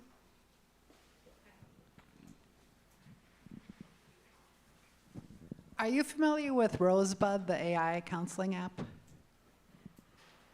I'm not. No. Is that one that you've used before and can recommend. There's some other apps that I'm more familiar with that are more like recordings of relaxation and other kinds of, audio clips that you can listen to help with stress reduction. Tell me a little bit more about, is that Rosebud a helpful one, or do you know much about I got it when it was it? in beta. It still might be in beta. And recently, Okay. a while ago, they upgraded to Bloom, and I'm paying less than 20. I think I'm paying between 10 and less than $20 a month for it, and it is so good. I mean, I should get up and Okay. do it every day. I say I'm going to do that, and then I don't. I just talk to it occasionally, but it's so insightful. And I mean, you're trained as a counselor, so you know how to listen and say all those stuff, but you can't talk to your friends, or you can't dump that crap on them. You won't have your friends anymore. Maybe once, but it just listens and it finds patterns, and I like it. And I mean, I was in improv for a while, and they said we were supposed to read The Artist's Way, where it talks about every day you should write like 4 pages of just like a mental dump. And I need to do that as a discipline, but like we go to art therapy every week, and then I'm old enough to be a senior, and the same day we go to the senior center and we make some project, and it's art therapy, but the only thing they do is they ask your word coming in and going, and it's like talking to your friends. And then I also, for the last 4 years, I keep getting passed along from one student counselor to another. And it's free. And I have one who's really good this year. Her husband is dying of esophageal cancer, so she gets illness like other people don't. So I have so much access to stuff, but I've just noticed how it helps. And I need to get, now that I'm on a clinical trial and I've leveled off, so I need to get all those disciplines in place where every day I do this just for my own well-being, like a self-care. But I really like it when I use it. But I was just wondering, as like a counselor, if that's like threatening to you. And then I guess the other thing I wanted to know, and you don't have to answer this if it's too personal, but is it super hard on you that you studied and learned all this stuff, and maybe it's providential that you knew before this happened to your doctor, but it's got to be triggering to have your own little child. And a lot of us, we were like in our 40s when this happened, but to have it happen to a little innocent kid, that's got to be triggering for you too. Yeah. Well, there's a few things that you mentioned that I'll respond to. So a couple of things that I really like that you are doing quite well that you mentioned. One is that you found a variety of tools that work for you related to art therapy and the Rosebud, and you mentioned the journaling, the way that you have a lot of different techniques to use. So that's awesome. That's really, really cool. And not everything works the same way for different people. So each person, through their own experiences, are going to find different things that work well for them. For some, it might be art. Some, it might be being outside, fishing, whatever it might be. That there are different things. So that's one thing that I think is really, really awesome that you're doing. AI is the future, and I think the majority of the population can sweat over whether or not they'll be replaced at some point. I think it's great. I mean, like mental health is so important, and there are a number of challenges to people being mentally healthy, and the challenges rise. So too should the tools and the resources to match up with them. So anything that can be used would be great. And technology has done enough to destroy people's mental health. It's about time it helps, in the opposite way. With my personal experience, yes, it's definitely a challenge, and it's a double-edged sword. With I'm so thankful I have the knowledge, and I was able to respond to my daughter's illness with coming from the perspective of understanding, and I actually worked in the same healthcare system where we received care, so that gave me a lot of knowledge that I was thankful for. And I don't work with kids. I think if I'd worked with kids, that might be a little bit harder. So yeah, just kind of a double-edged sword. But thank you for your questions and your insights. All right, Sissy? Yes, I have a question. I've seen the anxiety and the depression, but what do you think about the post-traumatic stress by dealing with the doctors that all of us is like high percentages, like I think that we've all dealt with that, and the post-traumatic stress that is intertwined with that. And that's not really added in most of these studies, that particular, but the depression and anxiety is. So I just want to make sure I understand your question. So are you talking about the post-traumatic stress within the relationship with the doctor? Yes. Yes. I'm not, okay. That relationship, dealing with the doctor-patient relationship. Right. Yeah. So that's why I wanted to make, yeah, thank you for that. And I do think that is such a powerful X factor, the relationship with a provider. And there's doctors that do a really, really good job with that, and some that might be a little bit more old school, where they're the expert and they're giving you the information and just want you to take the information that they have. And that is very, when you talk about feeling invalidated and not seen, that does really, intensify that. And especially if you know something's not right and you're trying to get a response and you're trying to get, some feedback, and doctors are incredibly busy. They, especially in primary care, I think in specialties too, they're just swamped. So so the both the effect that it has on the quality of outcomes and the effect that it has on a person's mental health are both highly problematic.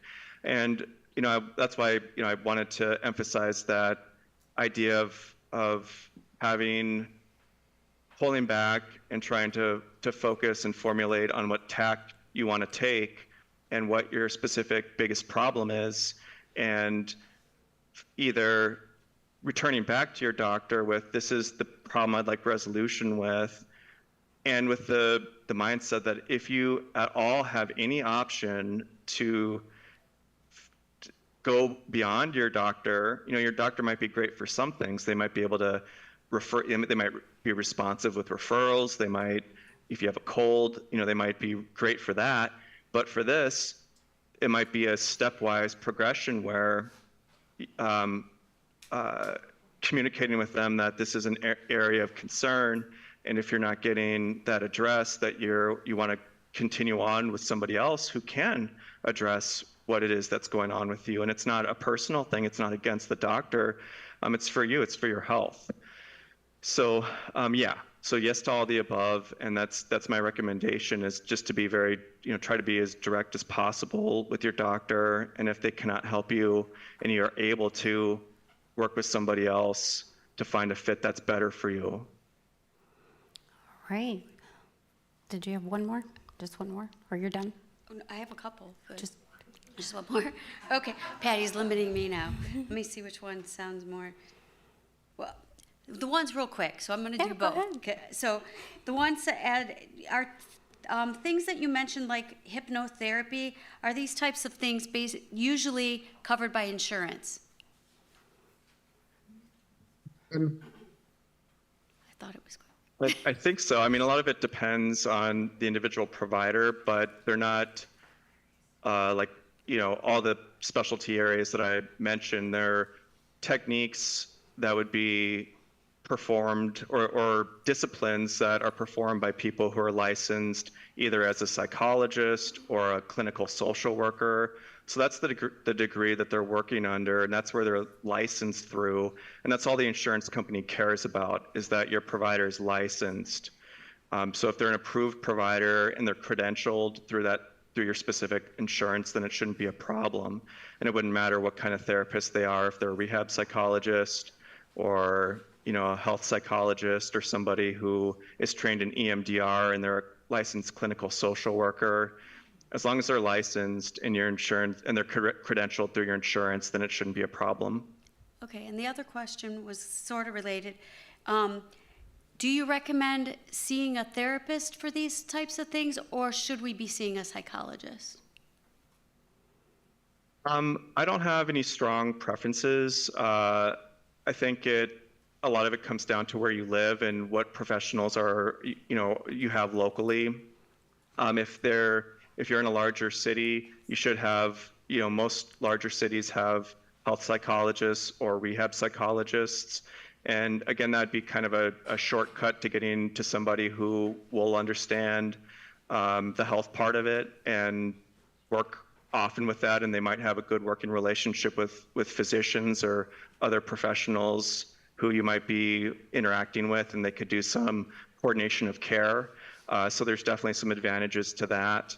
But I'm not dogmatic about psychologist versus clinical social worker or other type. I'd say good fit and accessibility are the top two items in my book.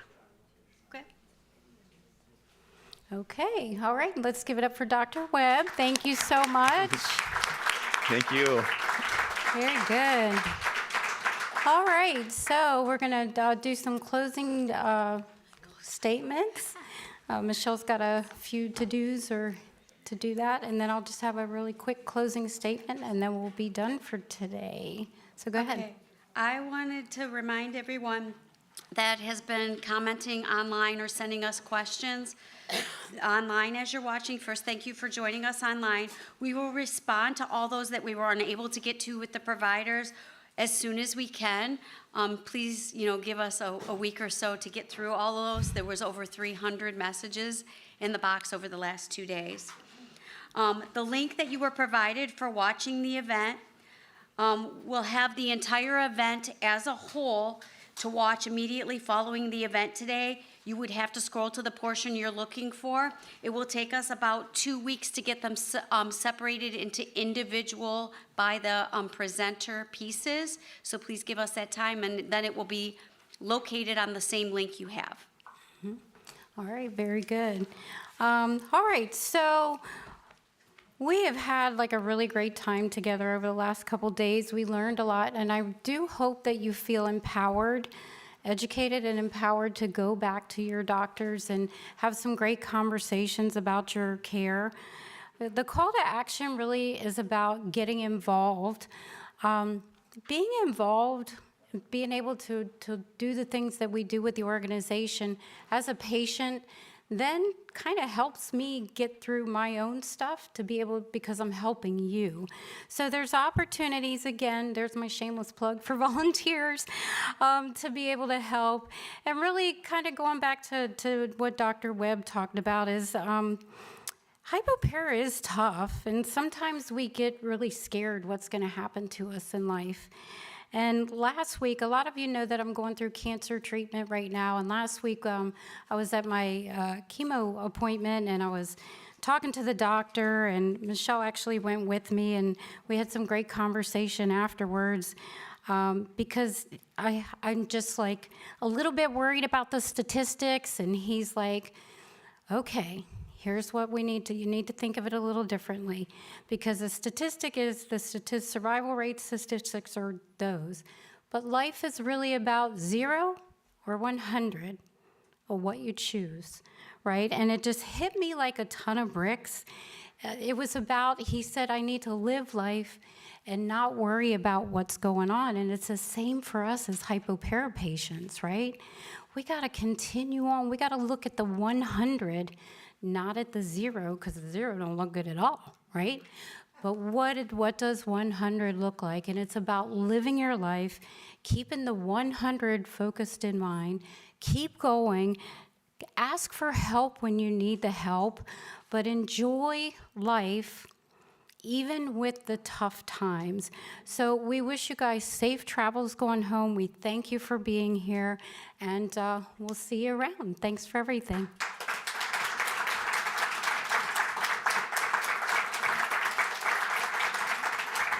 Thank you.